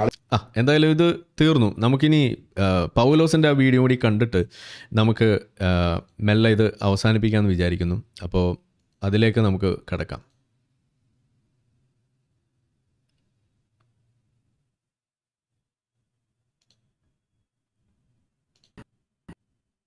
ഇവോൾവ് കോൺസ്റ്റന്റ് നമ്മൾ നോക്കുകയാണ് ഈ പറയുന്ന 10-26. നമസ്കാരം. അപ്പോൾ നമ്മൾ ഒരു സെറ്റ് ഓഫ് സീരീസ് ഓഫ് വീഡിയോസിൻ്റെ ഒരു അവസാന സ്റ്റേജിൽ എൻ്റെ ഒപ്പീനിയൻ ഇതിനെ ബേസ് ചെയ്തിട്ട് എന്താണ് എന്ന് പറയാൻ വേണ്ടിയിട്ടാണ് ഞാനൊരു വളരെ ചെറിയ നേരം കൊണ്ടൊന്ന് ഈ ടോപ്പിക് ഒന്ന് സമ്മറൈസ് ചെയ്യാമെന്ന് വിചാരിക്കുന്നത്. സയൻറ്റിഫിക്കലി എങ്ങനെ നമുക്ക് ഇതിനെ സമ്മറൈസ് ചെയ്യാൻ പറ്റാം. ബാക്കി അവർ പറഞ്ഞിട്ടുള്ള പല ഉപദേശങ്ങൾക്കും അല്ലെങ്കിൽ കമൻസിനും ഞാനിപ്പോൾ ഉത്തരം പറയാനായിട്ട് താല്പര്യപ്പെടുന്നില്ല. കാരണം അതൊക്കെ വളരെ വികലമായ അല്ലെങ്കിൽ പോയിന്റ്ലെസ് ആയിട്ടുള്ള കുറേ സ്റ്റേറ്റ്മെൻറ്റ്സ് ആണ്. അപ്പോൾ അതിനെ പറഞ്ഞ് സമയം കളയാൻ ഇപ്പോൾ തീർച്ചയായിട്ടും എൻ്റെ ഇല്ല. അതുകൊണ്ട് നമുക്ക് എന്താണ് ഈ ഫൈൻ ട്യൂണിങ് എന്നുള്ളത് ഒന്നുകൂടി ഒന്ന് ക്വിക്കായിട്ടൊന്ന് നമുക്കൊന്ന് കൺക്ലൂഡ് ചെയ്യുക, എന്താണെന്ന് മനസ്സിലാക്കുക. ഇത് പൂർണ്ണമായിട്ടും സയൻസ് എന്താണെന്ന് ശരിക്കും അറിയാൻ ആഗ്രഹിക്കുന്നവർക്ക് വേണ്ടി ഞാൻ പറയാണ്. ബാക്കിയുള്ളതെല്ലാം നിങ്ങൾ വിട്ടോളൂ. കേൾക്കുന്നവർക്ക് വേണ്ടിയിട്ട് സയൻറ്റിഫിക്കലി ഫൈൻ ട്യൂണിങ് എന്താണ്, അങ്ങനൊരു പോസിബിലിറ്റി ഉണ്ടോ, ഈ എൻ്റെ യൂണിവേഴ്സ് ഫൈൻ ട്യൂൺ ചെയ്ത് കൊണ്ടുവരാനുള്ള സാധ്യതയുണ്ടോ എന്നെല്ലാം നമുക്കൊന്ന് വളരെ ക്വിക്കായിട്ട് നമുക്ക് നോക്കാം. ഓക്കെ, അപ്പോൾ പറഞ്ഞു വരുന്നത് ഈ യൂണിവേഴ്സ് ഫൈൻ ട്യൂൺഡ് ആണ് എന്നാണ് അവർ പറയുന്ന വാദം. ഞങ്ങൾ പറയുന്ന വാദം ഫൈൻ ട്യൂൺഡ് അല്ല എന്നാണ്. പിന്നെ വീണ്ടും അണ്ടർലൈൻ സ്റ്റേറ്റ്മെൻറ്റ് ഞാൻ വീണ്ടും പറയാൻ ഉദ്ദേശിക്കുന്നത്, ഈ യൂണിവേഴ്സ് ഉണ്ടാക്കിയിട്ടുള്ളത് ഫൈൻ ട്യൂണിങ് ഉപയോഗിച്ചിട്ടല്ല. അപ്പോൾ എന്തുകൊണ്ടാണ് ഫൈൻ ട്യൂൺഡ് ആയിട്ട് യൂണിവേഴ്സ് എന്ന് പറയുന്നതിൻ്റെ പ്രധാന കാരണം, നമ്മൾ നോക്കുമ്പോൾ ഈ യൂണിവേഴ്സിൽ നിരവധി പ്രധാനപ്പെട്ട ഫണ്ടമെൻ്റൽ കോൺസ്റ്റൻറ്റുകളുണ്ട്. ഈ ഫണ്ടമെൻ്റൽ കോൺസ്റ്റൻറ്റുകൾക്ക് ഈ വാല്യൂ എങ്ങനെ വന്നു എന്നും നമുക്കറിയില്ല, ആരാണ് ഇത് ഡിസൈൻ ചെയ്തിരിക്കുന്നതെന്നൊന്നും അറിയില്ല. അതുകൊണ്ട് തന്നെ ഈ ഫണ്ടമെൻ്റൽ കോൺസ്റ്റൻറ്റുകൾ ഇത്തരം വാല്യൂസ് ആയതുകൊണ്ടാണ് ഭൂമിയിൽ ജീവൻ ഉണ്ടായത്, അല്ലെങ്കിൽ ഈ യൂണിവേഴ്സിൽ നമുക്ക് ആകെ അറിയാവുന്ന ഭൂമിയിൽ ജീവനുള്ളത് എന്ന് പറയുന്നൊരു വാദം. അഥവാ ഭൂമിയിൽ ജീവൻ ഉണ്ടാവുന്ന തരത്തിൽ യൂണിവേഴ്സ് ഫൈൻ ട്യൂൺഡായി ആരോ രൂപപ്പെടുത്തിയിരിക്കുന്നു എന്നുള്ളതാണ് ഫൈൻ ട്യൂണിങ് ചെയ്തിരിക്കുന്നവരുടെ വാദം എന്ന് പറയുന്നത്. അപ്പോൾ മനസ്സിലാക്കേണ്ട കാര്യം, ഈ കോൺസ്റ്റൻറ്റുകൾ, സേ ഫോർ എക്സാമ്പിൾ വെളിച്ചത്തിൻ്റെ വേഗത, അല്ലെങ്കിൽ യൂണിവേഴ്സൽ ഗ്രാവിറ്റേഷണൽ കോൺസ്റ്റൻറ്റ്, അല്ലെങ്കിൽ ഇലക്ട്രോണിൻ്റെ മാസ്, ഇലക്ട്രോണിൻ്റെ ചാർജ് തുടങ്ങിയ ഈ കോൺസ്റ്റൻറ്റുകളെല്ലാം ഈ പറയുന്ന വാല്യൂ, കൃത്യമായിട്ടുള്ള ഈ വാല്യൂസ് ആയാൽ ആണ് ഈ യൂണിവേഴ്സ് ഇങ്ങനെ തന്നെ നിലനിൽക്കുക എന്നുള്ളതിൽ ഒരു സംശയവുമില്ല. അതിൽ ആർക്കും തർക്കവുമില്ല. കാരണം ഈ യൂണിവേഴ്സ് ഇങ്ങനെ തന്നെ കാണണം എന്നുണ്ടെങ്കിൽ ഈ പറയുന്ന കോൺസ്റ്റൻറ്റുകൾക്ക് ഈ വാല്യൂസ് തന്നെ വേണം. ഇല്ലെങ്കിൽ യൂണിവേഴ്സ് മറ്റൊരു തരത്തിലാകുമായിരുന്നു എന്നുള്ളതാണ്. അല്ലെങ്കിൽ ഒരു പക്ഷേ യൂണിവേഴ്സ് തന്നെ ഉണ്ടാകുമായിരുന്നില്ല എന്നുള്ളതിലൊന്നും രണ്ട് ഭാഗത്തും തർക്കമില്ലാത്ത കാര്യമാണ്. പക്ഷേ എന്താണ് പ്രശ്നം? അതായത് ഈ കോൺസ്റ്റൻറ്റുകൾ ഭൂമിയിൽ ജീവൻ ഉണ്ടാകാൻ വേണ്ടി രൂപപ്പെടുത്തിയിട്ടുള്ള ഒരു സെറ്റ് ഓഫ് വാല്യൂസ് ആണ് എന്ന് പറയുമ്പോൾ പ്രശ്നമാണ്. അവിടെയാണ് പ്രശ്നം. നമ്മൾ ആ ഒരു കാര്യമാണ് നമ്മൾ ഡിനൈ ചെയ്യാനായിട്ട് ഞങ്ങൾ ആഗ്രഹിക്കുന്നത്. അപ്പോൾ എന്തുകൊണ്ടാണ് ഡിനൈ ചെയ്യുന്നതിൻ്റെ റീസൺ? അപ്പോൾ പല കാരണങ്ങളുണ്ട്, പല വാദങ്ങൾ, അല്ലെങ്കിൽ മറുവാദങ്ങൾ അതിന് എതിരായിട്ടുണ്ട്. ഫൈൻ ട്യൂണിങ്ങിനെതിരെ മറുവാദങ്ങൾ ഒന്നെന്ന് പറഞ്ഞു കഴിഞ്ഞാൽ, ഒരു പക്ഷേ പല യൂണിവേഴ്സുകളിലെ ഒരു യൂണിവേഴ്സ് മാത്രമാകാം നമ്മളുടെ ഈ യൂണിവേഴ്സ് എന്ന് പറയുന്നത്. അതായത് ഈ യൂണിവേഴ്സിൽ ഈ set of fine tuned values എന്ന് തോന്നിപ്പിക്കുന്ന തരത്തിലുള്ള കോൺസ്റ്റൻറ്റുകൾ വരുന്നു. മറ്റൊരു യൂണിവേഴ്സിൽ മറ്റൊരു സെറ്റ് ഓഫ് കോൺസ്റ്റൻറ്റ്സ് ആകാം. അതാണ് ഈ മൾട്ടിവേഴ്സ് തിയറി എന്ന് പറയുന്നത്. അപ്പോൾ മൾട്ടിവേഴ്സ് തിയറിക്ക് എന്തില്ല, തെളിവില്ലല്ലോ എന്ന് നിങ്ങൾക്ക് ചോദിക്കാം. അപ്പോൾ മൾട്ടിവേഴ്സ് തിയറിക്ക് തെളിവില്ല, അതിലൊരു സംശയമില്ല. മൾട്ടിവേഴ്സ് തിയറിക്ക് നമുക്കിന്ന് തെളിവ് കിട്ടിയിട്ടില്ല എന്നുള്ളത് ശരി തന്നെയാണ്. ദൈവത്തിനും അപ്പുറത്ത് തെളിവൊന്നും ഇല്ലല്ലോ. അതുകൊണ്ട് മൾട്ടിവേഴ്സിനും തെളിവില്ല, സയൻറ്റിഫിക്കലി എവിഡൻസ് ഇല്ലല്ലോ എന്ന് ചോദിച്ചു കഴിഞ്ഞാൽ ഇല്ല എന്ന് തന്നെയാണ്. പിന്നെ എന്തുകൊണ്ടാണ് ഇത്തരം തിയറീസിനെ സപ്പോർട്ട് ചെയ്യുന്നത്? അത് ശ്രദ്ധിച്ച് കേൾക്കണം. കാരണം ഈ മൾട്ടിവേഴ്സ് തിയറി പ്രൊപ്പോസ് ചെയ്യുന്ന സ്ട്രിംഗ് തിയറിയാണ്. അപ്പോൾ ഈ ഒരു സ്ട്രിംഗ് തിയറിക്ക് വളരെയധികം മാത്തമാറ്റിക്കലായിട്ടുള്ള സപ്പോർട്ടുണ്ട്. ഏതൊരു മാത്തമാറ്റിക്സ് ഇഷ്ടപ്പെടുന്ന ഒരാൾ സ്ട്രിംഗ് തിയറിയെ പറ്റിയിട്ട് അറിയാൻ ശ്രമിച്ചു കഴിഞ്ഞാൽ തീർച്ചയായിട്ടും സ്ട്രിംഗ് തിയറി സപ്പോർട്ട് ചെയ്യും. ഓക്കെ, സ്ട്രിംഗ് തിയറിക്ക് മാത്തമാറ്റിക്കലി സപ്പോർട്ട് മാത്രമേ ഉള്ളൂ. സ്ട്രിംഗ് തിയറി ശരിയാകണം എന്നുണ്ടെങ്കിൽ നമുക്ക് ഒന്ന് രണ്ട് കാര്യങ്ങൾ വേണം. ഒന്ന്, ഹയർ ഡയമെൻഷൻസിൻ്റെ ആവശ്യകത നമുക്കുണ്ട്. രണ്ട്, നമുക്ക് സ്റ്റാൻഡേർഡ് ടേബിൾ ഒന്നുകൂടി, ഫിസിക്സിലെ സ്റ്റാൻഡേർഡ് ടേബിൾ ഒന്നുകൂടി വലുതാകേണ്ടി വരും. സ്റ്റാൻഡേർഡ് ടേബിളിൽ പുതിയ കഥാപാത്രങ്ങൾ വരേണ്ടി വരും. പുതിയ കഥാപാത്രങ്ങൾ, സൂപ്പർ സിമെട്രിക് പാർട്ട്നേഴ്സ് എന്ന് നമ്മൾ വിളിക്കുന്ന സൂപ്പർ സിമെട്രിക് പാർട്ടിക്കിൾസ് വരേണ്ടി വരും.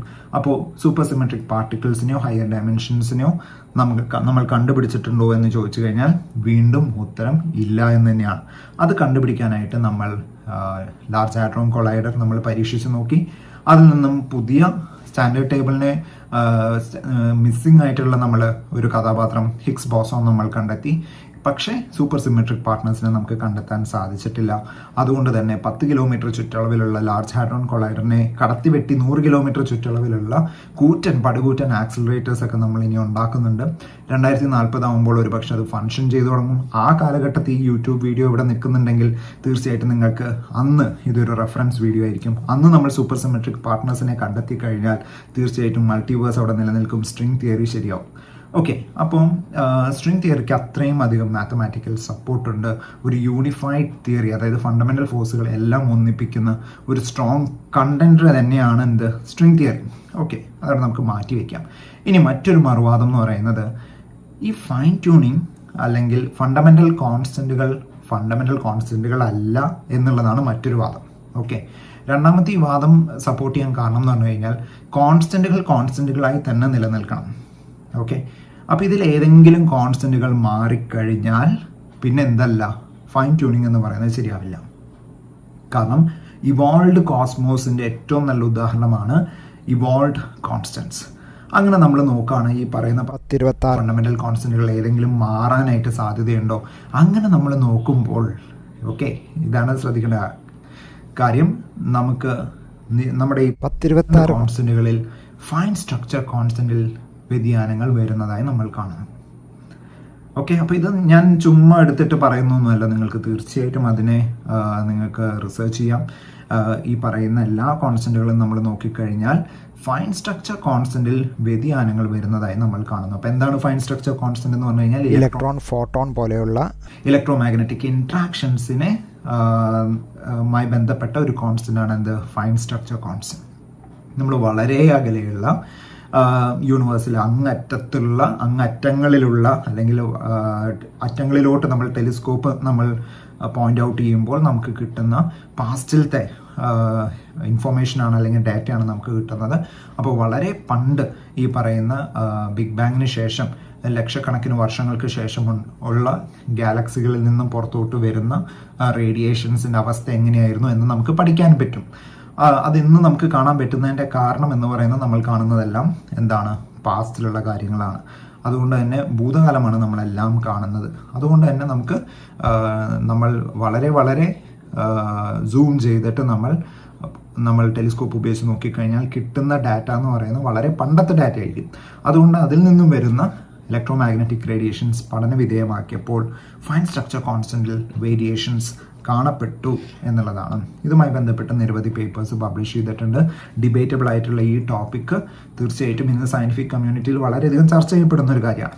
അങ്ങനെയാണെങ്കിൽ മറ്റുള്ള കോൺസ്റ്റന്റുകളിലും വേരിയേഷൻസ് ഉണ്ടാവണ്ടേ അല്ലെങ്കിൽ ഉണ്ടോ എന്ന് നമ്മൾ അന്വേഷിക്കുന്നു.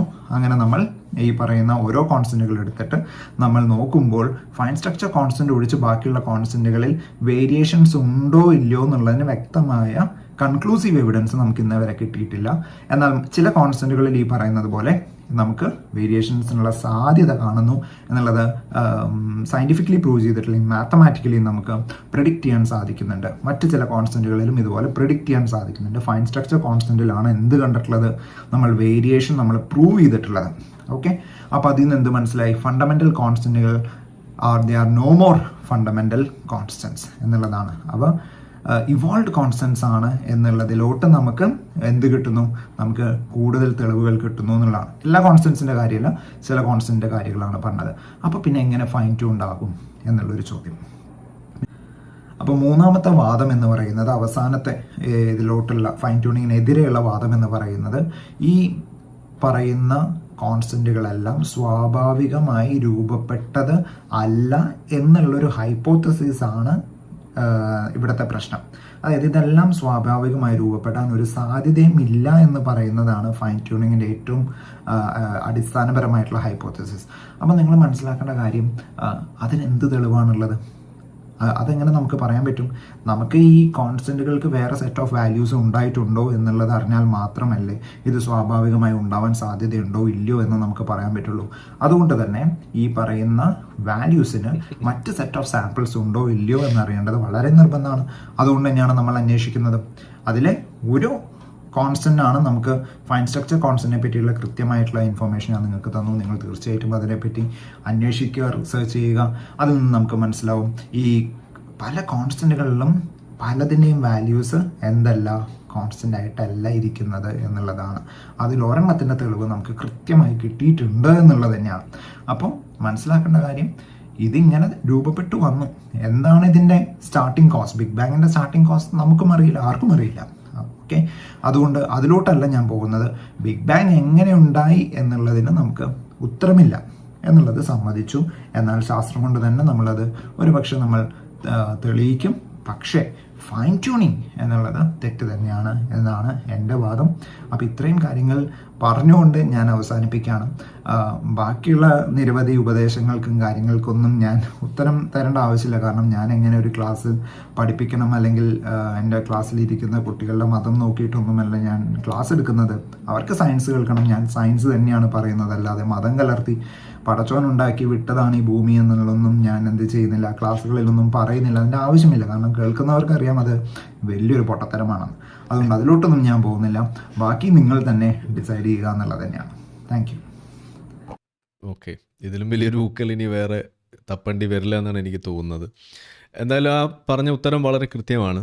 ഈ ഫിസിക്കൽ കോൺസ്റ്റൻസ്, അതിനകത്ത് അത് കോൺസ്റ്റൻറ്റ് തന്നെയാണോ എന്നത് തന്നെയാണ് അതിൽ പ്രധാനപ്പെട്ട ചോദ്യം. അത് അല്ല ചിലതൊക്കെ അതിനകത്ത് വ്യതിയാനങ്ങൾ കണ്ടിട്ടുണ്ട്, അതിന് ഉള്ള തെളിവുകൾ നമുക്ക് കിട്ടിയിട്ടുണ്ട് എന്നുള്ളത് ഇവിടെ പറഞ്ഞത് നിങ്ങൾ കേട്ട് കാണും. അതിന് ബാക്കിയുള്ള കോൺസ്റ്റൻസിലും അത്തരം കാര്യങ്ങൾ അന്വേഷിക്കുകയും അതിൻ്റെ ഡിബേറ്റ്സ് അവിടെ നടന്നുകൊണ്ടിരിക്കുന്നു. അതുപോലുള്ള വിഷയങ്ങളാണ് ഇവിടെ പറഞ്ഞു വെച്ചത്. അപ്പോൾ അതുകൊണ്ട് ഇനിയും ഇത് ഇത്ര ലളിതമായിട്ടും അതിൻ്റെ പല രീതിയിൽ മാന്യമായ ഭാഷയിൽ വരെ പറഞ്ഞു തന്നു. പൗലോസ് പറഞ്ഞ ഭാഷയിലൊന്നും പറയാൻ നിങ്ങളടുത്ത് സംസാരിക്കാൻ എനിക്ക് കുറച്ച് ബുദ്ധിമുട്ടാണ്. എന്തായാലും വളരെ മാന്യമായ ഭാഷയിൽ പറഞ്ഞു. എന്നിട്ട് പോലും അവസാനം പടച്ചോനെ തൂക്കിയിട്ടാണ് പോയത്. പോട്ടെ, എന്നിട്ടും ഇനി നിങ്ങൾക്ക് മനസ്സിലായിട്ടില്ല എന്നുണ്ടെങ്കിൽ ഇനി വീഡിയോ ആയിട്ട് നമ്മൾ ഇറങ്ങുന്നില്ല.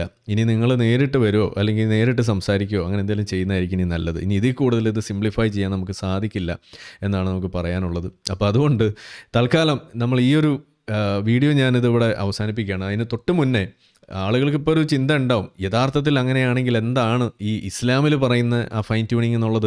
നമ്മൾ മുന്നേ പറഞ്ഞിട്ടുള്ളതാണ്. ഞാൻ പറഞ്ഞല്ലോ, ഈ ഫൈൻ ട്യൂണിങ് ആയാലും ദൈവമായാലും അള്ളാഹുവിനെ തൊടില്ല. ഫൈൻ ട്യൂണിങ്ങിൽ ഖുറാനിലോ ഇസ്ലാമിലോ പറഞ്ഞത് അവരെടുക്കില്ല. ഇതാണ് ഇവരുടെ പ്രശ്നം. പകരം അതിനപ്പുറത്തുള്ള സാധനങ്ങൾ മുഴുവൻ ഈ അണ്ടകടാഹം തപ്പിപ്പോവും. ഇതാണ് പരിപാടി. അപ്പോൾ അതുകൊണ്ട് ഖുറാനി പറഞ്ഞിട്ടുള്ള ഫൈൻ ട്യൂണിങ് കൂടി നമുക്ക് ജസ്റ്റ് ഒന്ന് ബ്രഷപ്പ് ചെയ്തിട്ട് പോകാം. അത് ഇനി ഏതെങ്കിലും PSC പരീക്ഷയ്ക്ക് ചോദിച്ചാൽ എഴുതി നമുക്ക് മദ്രസ പെൻഷനൊക്കെ വാങ്ങേണ്ടതല്ലേ. അപ്പോൾ അതുകൊണ്ട് എന്താണ് അപ്പോൾ ഫൈൻ ട്യൂൺ എന്നുള്ളതാണ്. അപ്പോൾ ഇതിൽ ഖുറാനിൽ എഴുതി വെച്ചിരിക്കുന്ന ഒരു ആയത്താണ് 67:3. 7 ആകാശങ്ങളെ ഒന്നിനു മീതെ മറ്റൊന്നായി സൃഷ്ടിച്ചവൻ ആണവൻ. ദയാപരനായ അവൻ്റെ സൃഷ്ടിയിൽ ഒരുവിധ ഏറ്റക്കുറവും നിനക്ക് കാണാനാവില്ല. ഏറ്റക്കുറവ് ഉണ്ടാവില്ല. വളരെ കൃത്യമാണ്, ഫൈൻ ട്യൂൺഡാണ്. ഒന്നുകൂടി നോക്കൂ, എവിടെ എങ്ങാനും വല്ല വിടവും കാണുന്നുണ്ടോ. ഇതാണ് സത്യത്തിൽ ഇസ്ലാം പഠിപ്പിക്കുന്ന ഫൈൻ ട്യൂൺ. അതായത് 7 ആകാശങ്ങളെ ഒന്നിനു മീതെ മറ്റൊന്നായി സൃഷ്ടിച്ചവൻ. അപ്പോൾ ഇവിടെ ചില കാക്കാമാരൊക്കെ തള്ളിമറിക്കുന്നുണ്ട്, ഇവിടെ കിടന്ന് കുരുപൊട്ടിക്കുന്നുണ്ട് ഫൈൻ ട്യൂണിങ് പ്രൂവ്ഡാണ് എന്നുള്ളത്. ഞാൻ സമ്മതിക്കുന്നു, ഫൈൻ ട്യൂൺ പ്രൂവ്ഡാണ്. ഇനി നിങ്ങൾ ഇതും കൂടി ഒന്ന് തെളിയിക്കുക. 7 ആകാശം ഉണ്ടെന്നൊന്ന് തെളിയിക്കുക, 7 ഭൂമിയുണ്ട് എന്നുള്ളതും കൂടി ഒന്ന് തെളിയിച്ച് തന്നാൽ കാര്യങ്ങൾ എളുപ്പമായി. അപ്പോൾ ഇവിടെ അള്ളാഹു ഉദ്ദേശിച്ച ഈ ഫൈൻ ട്യൂണിങ് എന്താണ്? 7 ആകാശങ്ങൾ ഒന്നിനു മീതെ മറ്റൊന്നായി ഉണ്ടാക്കി എന്ന് മാത്രമല്ല, അത് കൃത്യമായിട്ട് 7 ആകാശം തന്നെയാണ്. 6:45, 7:30, 7:15, 7:35 ഒന്നും ആയിട്ടില്ല എന്നതാണ് ഇവിടെ ഉദ്ദേശിച്ച ഫൈൻ ട്യൂൺ. അത് മാത്രമല്ല, അത് അവിടെ എങ്ങാനും വല്ല വിടവും കാണുന്നുണ്ടോ എന്നും കൂടിയാണ് അവിടെ ചോദിച്ചു വെച്ചേക്കുന്നത്. അത്രയ്ക്കും കൃത്യമാണ്, ഫൈൻ ട്യൂൺഡാണെന്നാണ് പറയുന്നത്. ഇനി അതുകൂടാതെ ഈ ഇസ്ലാമിൻ്റെ അധ്യാപനങ്ങൾ പ്രകാരം ഹദീസുകളും മറ്റുള്ള സാധനങ്ങളൊക്കെ എടുത്ത് വെച്ചിട്ട് നിങ്ങളൊരു കോസ്മസ് ഉണ്ടാക്കിയാൽ അതെങ്ങനെ ഇരിക്കും എന്നുള്ളത് നോക്കിയാൽ ഇതാണ്ട് ഇങ്ങനെ ഇരിക്കും. അവിടെ നിങ്ങൾക്ക് കാണാം 7 ആകാശങ്ങൾ കാണാം. അതിലെ 1ാമത്തെ ആകാശത്തിൻ്റെ മുകളിൽ 7ാമത്തെ ആകാശത്തിൻ്റെ മുകളിൽ അവിടെ കസാരയിൽ നമ്മളെ പടച്ചോൻ അവിടെ ഒരു ബൾബ് കത്തിച്ച് ഇട്ടിരിക്കണ കണ്ടല്ലേ, 100 വാട്ടിൻ്റെ, അതാണ് നമ്മളെ പടച്ചോൻ. പിന്നെ അതിൽ താഴെ സൂര്യനെ കാണാം, ചന്ദ്രനെ കാണാം. ചന്ദ്രൻ ഇങ്ങനെ ഇടത്തോട്ടും വലത്തോട്ടും പോകും, സൂര്യൻ ഇങ്ങനെ ഇടത്തോട്ടും വലത്തോട്ടും പോകും. അതൊക്കെയാണ് പരിപാടി. പിന്നെ രാത്രിയാകുമ്പോൾ ഈ സിംഹാസനത്തിൻ്റെ അടിയിൽ പോയിട്ട് അവിടെ കിടന്നുറങ്ങും സൂര്യൻ. രാവിലെ ആകുമ്പോൾ എണീറ്റ് പോടാ, ഉദിക്കേണ്ട നേരമായി എന്ന് പറയുമ്പോൾ അവിടുന്ന് എണീക്കും, എന്നിട്ട് വന്നിട്ട് ഉദിക്കും. ഇതൊക്കെയാണ് ഖുർആനിൽ എഴുതി വെച്ചിരിക്കുന്നത്. പിന്നെ അതുകൂടാതെ ഈ നൈറ്റും ഡേയും അത് രണ്ട് സാധനമാണ്. അതിങ്ങനെ അങ്ങോട്ടും ഇങ്ങോട്ടും പൊതിയുന്നു, മൂവ് ചെയ്യുന്ന സാധനമായിട്ടാണ് പറഞ്ഞ് പൊതിയുക എന്നൊക്കെയുള്ള വാക്കുകൾ തന്നെയാണ് അവിടെ ഉപയോഗിച്ചിരിക്കുന്നത്. രാത്രിയും പകലും ഇല്ലാത്ത സ്ഥലങ്ങളെക്കുറിച്ച് പഠിച്ചോൻ അറിയില്ലായിരുന്നു, പോട്ടെ. പിന്നെ ഭൂമി പരന്നത്, അതുപോലെ 7 ഭൂമി 7 തട്ടുകളായിട്ടാണ് ഉണ്ടാക്കിയിരിക്കുന്നത്. അതിൽ 7ാമത്തെ ഏറ്റവും അടിയിലത്തെ തട്ടിലാണ് നമ്മളെ നരകം അവിടെ സിറ്റുവേറ്റ് ചെയ്തിരിക്കുന്നത്. പിന്നെ നമ്മളുടെ മലകൾ അത് ഉറപ്പിച്ചിരിക്കുന്നത് ആണി അടിച്ച പോലെയാണ് കേട്ടോ, എർത്ത് ക്വേക്ക് ഉണ്ടാക്കാതിരിക്കാൻ വേണ്ടിയിട്ട്. പിന്നെ വെള്ളം, അതിന് ഇഷ്ടംപോലെ വെള്ളമുണ്ട്. പിന്നെ കുറേ പുല്ലും പുൽച്ചാടിയും അതുപോലെയുള്ള സാധനങ്ങൾ. പിന്നെ നമ്മളെ മലഞ്ചെരുവിലെ ഒറ്റ പന അതും അവിടെ ഉണ്ട്. അപ്പോൾ ഇതാണ് സത്യത്തിൽ ഇസ്ലാമിൽ പറഞ്ഞു വെച്ചിരിക്കുന്ന പ്രപഞ്ചം. ആ പ്രപഞ്ചം വളരെ കൃത്യമായിട്ട് ഉണ്ടാക്കിയിരിക്കുന്നു എന്നാണ് ഈ എഴുതി വെച്ചിരിക്കുന്നത്. സത്യം പറഞ്ഞു കഴിഞ്ഞാൽ ഇത് ഇത്രയും വളരെ സിമ്പിളായിട്ടുള്ള സാധനമാണ്. ഇത് ഏത് പടച്ചവനും ഉണ്ടാക്കാം എന്നത് തന്നെയാണ് നമ്മൾ പറഞ്ഞു വെക്കുന്നത്. പിന്നെ മാത്രമല്ല, ഇതൊക്കെ ഉണ്ടാക്കിയ പടച്ചോൻ അടിമയെ വെക്കാനും ഭാര്യയെ തല്ലാനും പറഞ്ഞില്ലെങ്കിലേ അത്ഭുതമുള്ളൂ. ഇമാതിരി ഊള പ്രപഞ്ചം ഉണ്ടാക്കിയ പടച്ചോൻ ഇതിനപ്പുറം വേറെ ഒന്നും ചെയ്യാൻ കഴിയില്ലല്ലോ. അതാണ് നമുക്ക് അവിടെ പറയാനുള്ളത്. അപ്പോൾ സത്യത്തിൽ ഇതാണ് ഫൈൻ ട്യൂൺ എന്ന് പറയുന്നത്. ഇത് നമ്മൾ പറയും, ഇതാണ് ഖുറാനിൽ എഴുതി വെച്ചിരിക്കുന്ന മദ്രസ ട്യൂൺ എന്ന് പറയുന്നത്. ഇതാണ് നിങ്ങൾ ചർച്ച ചെയ്യേണ്ടത്. ഇത് പകരം ഇതിന് അപ്പുറത്തേക്ക് അതും ഇതൊക്കെ എടുത്തുകൊണ്ട് വന്നിട്ട് ശാസ്ത്രം പഠിപ്പിക്കേണ്ട മേഖലകളിൽ ഇരുന്നുകൊണ്ട് ശാസ്ത്രം പഠിക്കാൻ വന്ന കുട്ടികളെ എടുത്തു വെച്ചിട്ട് അതിലേക്ക് മതം തിരികിയിട്ട് ഈ പരിപാടിക്ക് നിൽക്കുമ്പോൾ അത് നമ്മൾ എക്സ്പോസ് ചെയ്യും, കയ്യോടെ പിടികൂടും, അതിവിടെ പൊളിച്ച് പിച്ച് ചീന്തിയിരിക്കും. ഒരു സംശയം വേണ്ട. അത് പറയുമ്പോൾ ഇതേ കടന്നിട്ട് നിലവിളിച്ചിട്ടോ ഉപദേശിച്ചിട്ടോ ഞങ്ങളെ വേഷമാണോ പ്രശ്നം, താടിയാണോ പ്രശ്നം എന്നൊക്കെ ചോദിക്കണം. ആ ഊളത്തരം ആ വിക്ടിം കാർഡ് കളിയൊന്നും ഇവിടെ നടക്കാൻ പോകുന്നില്ല. അതൊക്കെ പണ്ട് വല്ല നടന്നിരുന്ന സ്ഥലമൊക്കെ കാണുമായിരിക്കും. ഏതായാലും ഇപ്പോൾ അത് നടക്കാൻ പോകുന്നില്ല. മാത്രമല്ല, നമ്മളുടെ 7ാം ആകാശത്ത് 1ാമത്തെ താഴെ ഒട്ടിച്ചു വെച്ചിരിക്കുന്ന ആ ആകാശത്തു നിന്നാണ് കേട്ടോ ഇടയ്ക്ക് ഈ നക്ഷത്രം പെറുക്കി എറിയുന്നത്. ആ എറിയുന്ന കാഴ്ചയാണ് ഈ കാണുന്നത്. ചെകുത്താൻ എറിയാൻ വേണ്ടി വെച്ചിരിക്കുന്നതാണ്. പിന്നെ നേരത്തെ പറഞ്ഞല്ലോ, നമ്മളുടെ സാധനങ്ങൾ, നമ്മളുടെ ഇടിവെട്ടും ഇടിമിന്നലിനെ കുറിച്ച് ഞാൻ പറഞ്ഞത് ഒന്ന് ഓർക്കണം, നന്നായിരിക്കും. പിന്നെ നമ്മളുടെ ഇതെല്ലാം പഠിച്ച് വളരെ ഭംഗിയായിട്ട് കൊണ്ട് നടന്നു കഴിയുമ്പോൾ നിങ്ങൾക്ക് നല്ല ഉത്തമമായ മാതൃകയുള്ള ഭീകരവാദികളായിട്ട് മാറാനും കഴിയും എന്നുള്ളതൊക്കെയാണ് ഇതുവരെ നമ്മൾ സംസാരിച്ചത് പറഞ്ഞത്. അപ്പോൾ ഞാനിനി നീട്ടുന്നില്ല. ഇനി നീട്ടിയാൽ നിങ്ങൾക്ക് പ്രത്യേകിച്ചൊന്നും തോന്നാൻ പോകുന്നില്ല, ഓൾറെഡി നീണ്ടു വലിഞ്ഞിരിക്കുകയാണ്. അപ്പോൾ ഒറ്റ കാര്യമുള്ളൂ, സ്റ്റേ അവേ ഫ്രം മദ്രസ, അത്ര തന്നെയാണ് നമുക്ക് പറയാനുള്ളത്. അതുപോലെ തന്നെ മദ്രസയിൽ പോയ ആളുകളിൽ നിന്നും ഒന്ന് വിട്ടു നിൽക്കുന്നത് നന്നായിരിക്കും. ഇതുപോലെയൊക്കെയാണ് അവർ നിങ്ങളെ പെടുത്താൻ വേണ്ടി നോക്കുക. അവരുടെ ഉള്ളിൽ ഒരു മതം വളർത്താനുള്ള ഒരു ത്വര അതവിടെ ഉണ്ടാവും. അപ്പോൾ അതിൻ്റെ ഭാഗമായിട്ട് അവർ കിട്ടുന്ന ചാൻസിൽ മുഴുവൻ ഈ ദഅ്വ പ്രവർത്തനം നടത്തുമ്പോൾ അത് നിങ്ങളെ വലിയ രോഗിയാക്കും. വലിയ രോഗി എന്ന് പറയുന്ന സാധനം. അപ്പോൾ അതുകൊണ്ട് ശ്വാസകോശം സ്പോഞ്ച് പോലെയാണ് എന്ന് പറഞ്ഞിട്ട് തൽക്കാലം ഞാനിവിടെ നിർത്തുന്നു. നമ്മളുടെ വീഡിയോ കണ്ടുകൊണ്ടിരിക്കുന്ന ആളുകൾ അത് ഒന്ന് സപ്പോർട്ട് ചെയ്ത് ഇതുപോലെ നമുക്ക് വേണ്ടി മുന്നോട്ട് വന്ന ആളുകൾക്ക് എല്ലാവർക്കും നന്ദി ഞാൻ അറിയിക്കുകയാണ്. ഇപ്പോൾ കണ്ടുകൊണ്ടിരിക്കുന്ന ആളുകളെല്ലാം തന്നെ ഒന്ന് വീഡിയോ ലൈക്ക് ചെയ്യണം എന്നും കൂടി ഞാൻ ഇവിടെ നിന്ന് അഭ്യർത്ഥിക്കുകയാണ്. അങ്ങനെയാണ് നമുക്ക് കൂടുതൽ റീച്ചൊക്കെ ഉണ്ടാക്കിയെടുക്കാൻ പറ്റുള്ളൂ, അല്ലാതെ ഒന്നും ഇത് പോകാൻ പോകുന്നില്ല. ഏതായാലും ഇതിൽ ഈ അവസാനം നമ്മളുടെ പൗലോസ് പറഞ്ഞ ഭാഗം അത് കട്ട് ചെയ്തിട്ട് ഇടാം എന്ന് വിചാരിക്കുന്നു. എല്ലാ രീതിയിലും നിങ്ങളുടെ സപ്പോർട്ട് തുടർന്നുണ്ടാവുമെന്ന് വിചാരിച്ചുകൊണ്ട് തൽക്കാലം ഞാനിവിടെ നിർത്തുകയാണ്. പിന്നെ ഇവർക്ക് വേണ്ടി വെച്ചിട്ടുള്ള വെല്ലുവിളികൾ അത് കട്ട് ചെയ്തിട്ടൊക്കെ നിങ്ങൾ പ്രചരിപ്പിക്കുക. കാരണം ഇത് പണ്ടേ വെച്ചിട്ടുള്ളതാണ്. 3 വേദികളിലേക്ക്, ലിറ്റ്മസ് അതുപോലെ എസൻസിൻ്റെ 2 വേദികളിലേക്കെല്ലാം നമ്മൾ വിളിച്ചിട്ട് ഇവർ മുങ്ങി നടക്കുന്ന ടീംസാണ്. വിഷയം ഇസ്ലാം തന്നെയാണ്. ഇസ്ലാമിൽ അവർ തൊടില്ല എന്ന് അവർ എഴുതി ഒപ്പിട്ട് നടക്കുന്ന ആളുകളാണ്. അപ്പോൾ അത് നമുക്ക് അവരോട് സംസാരിക്കാനുള്ളത് ഇസ്ലാമിനെ കുറിച്ച് മാത്രമാണ്. ദൈവം ഉണ്ടോ ഇല്ലേ എന്നുള്ളതൊന്നും എൻ്റെ വിഷയമല്ല. അതിനെക്കുറിച്ച് ചർച്ച ചെയ്യാനും എനിക്ക് ഒരു താല്പര്യമില്ല. കാരണം എന്താണ്, അത് ലാ ഇലാഹ ഇല്ലല്ലാഹ്, വേറെ ദൈവമൊന്നും ഇല്ലല്ലേ. പിന്നെ എന്തിനാണ് വേറെ ദൈവം ഉണ്ടോ ഇല്ലയോ എന്ന് അന്വേഷിച്ച് നടക്കേണ്ട കാര്യം എനിക്കുള്ളൂ. എനിക്ക് ആ കൂടി ഉണ്ടായിരുന്ന അള്ളാഹുവാണ്. ആ അള്ളാഹുവിനെ കുറിച്ചാണ് നമുക്ക് എന്തെങ്കിലുമൊക്കെ സംസാരിച്ച് മിണ്ടിയും പറഞ്ഞൊക്കെ ഇരിക്കാനുള്ളത്. അപ്പോൾ അതിനെ പറ്റുമെങ്കിൽ നിങ്ങൾ വരിക. ഇസ്ലാമിലെ ഫൈൻ ട്യൂണിങ്ങിനെ കുറിച്ച് നമുക്ക് സംസാരിക്കാം. ഇസ്ലാമിലെ ഈ പറയുന്ന കാര്യങ്ങൾ, കോസ്മോളജിയൊക്കെ നമുക്ക് എടുത്തു വെച്ചിട്ട് നമുക്കൊന്ന് സംസാരിക്കേണ്ടി വരും. അതിനുവേണ്ടി നിങ്ങളെ ഞാൻ ഈ വീഡിയോയിൽ ക്ഷണിച്ച ആ സംവാദങ്ങൾ അതിന് തയ്യാറാണെങ്കിൽ നിങ്ങൾ വരിക. അപ്പോൾ ഇത് കേൾക്കുന്ന ആളുകൾ ഇനിയെങ്കിലും മനസ്സിലാക്കുക, ഇവർ നമ്മൾ വിളിച്ചിട്ട് വരാത്ത ആളുകളാണ്, മുങ്ങി നടക്കുന്ന ആളുകളാണ്. അവരെ ചെവിക്ക് പിടിച്ച് നുള്ളിയാണെങ്കിൽ കൊണ്ടുവന്നിട്ട് തരണം എന്ന് തന്നെയാണ് എനിക്ക് പറയാനുള്ളത്. അത്രയും പറഞ്ഞുകൊണ്ട് തൽക്കാലം ഇവിടെ നിർത്തുകയാണ്. ബാക്കി നമുക്ക് അടുത്തൊരു ദിവസം ബാക്കി ജീവൻ ബാക്കിയുണ്ടെങ്കിൽ നമുക്ക് നടത്താം. അപ്പോൾ വേറെ ഒന്നുമില്ലല്ലോ, അപ്പോൾ നിർത്തുകയല്ലേ? ഓക്കെ. ഖമനേയി പടമായി, അയ്യോ അങ്ങനെ ഉണ്ടായോ? ഇന്നാലില്ല. ഓക്കെ, അപ്പോൾ പറഞ്ഞ പോലെ ശരി, ഗുഡ് നൈറ്റ്. നമ്മളെ വീഡിയോ കണ്ടുകൊണ്ടിരിക്കുന്ന ആളുകൾ ചാനൽ സബ്സ്ക്രൈബ് ചെയ്തിട്ടില്ല എന്നുണ്ടെങ്കിൽ അത് ചെയ്ത് നമ്മൾ സപ്പോർട്ട് ചെയ്യുക. മറ്റു രീതിയിൽ സപ്പോർട്ട് ചെയ്യാൻ ആഗ്രഹിക്കുന്ന ആളുകൾക്ക് അതിൻ്റെ ഡീറ്റെയിൽസ് ഡിസ്ക്രിപ്ഷനിലുണ്ട്. നിങ്ങളുടെ ഓരോ ലൈക്കും ഷെയറും അതുപോലെ കമൻ്റ് ഇടുന്നതും ഇതിൽ ഈ വീഡിയോ അതിൻ്റെ താഴെ വരുന്ന കമൻറ്റുകൾക്ക് നിങ്ങൾ പ്രതികരിക്കുന്നതെല്ലാം തന്നെ വീഡിയോയുടെ റീച്ച് കൂടുന്നതിന് വലിയ തോതിൽ ഉപകാരപ്പെടുന്ന സംഗതിയാണ്. അപ്പോൾ അതുകൊണ്ട് അതിൽ നിങ്ങൾ ഏർപ്പെടണം എന്നും കൂടി ഞാൻ അഭ്യർത്ഥിക്കുകയാണ്. മറ്റുള്ള രീതിയിലുള്ള സപ്പോർട്ട് തുടർന്നും നിങ്ങളുടെ ഭാഗത്തുനിന്നുണ്ടാവും എന്ന് പ്രതീക്ഷിക്കുന്നു.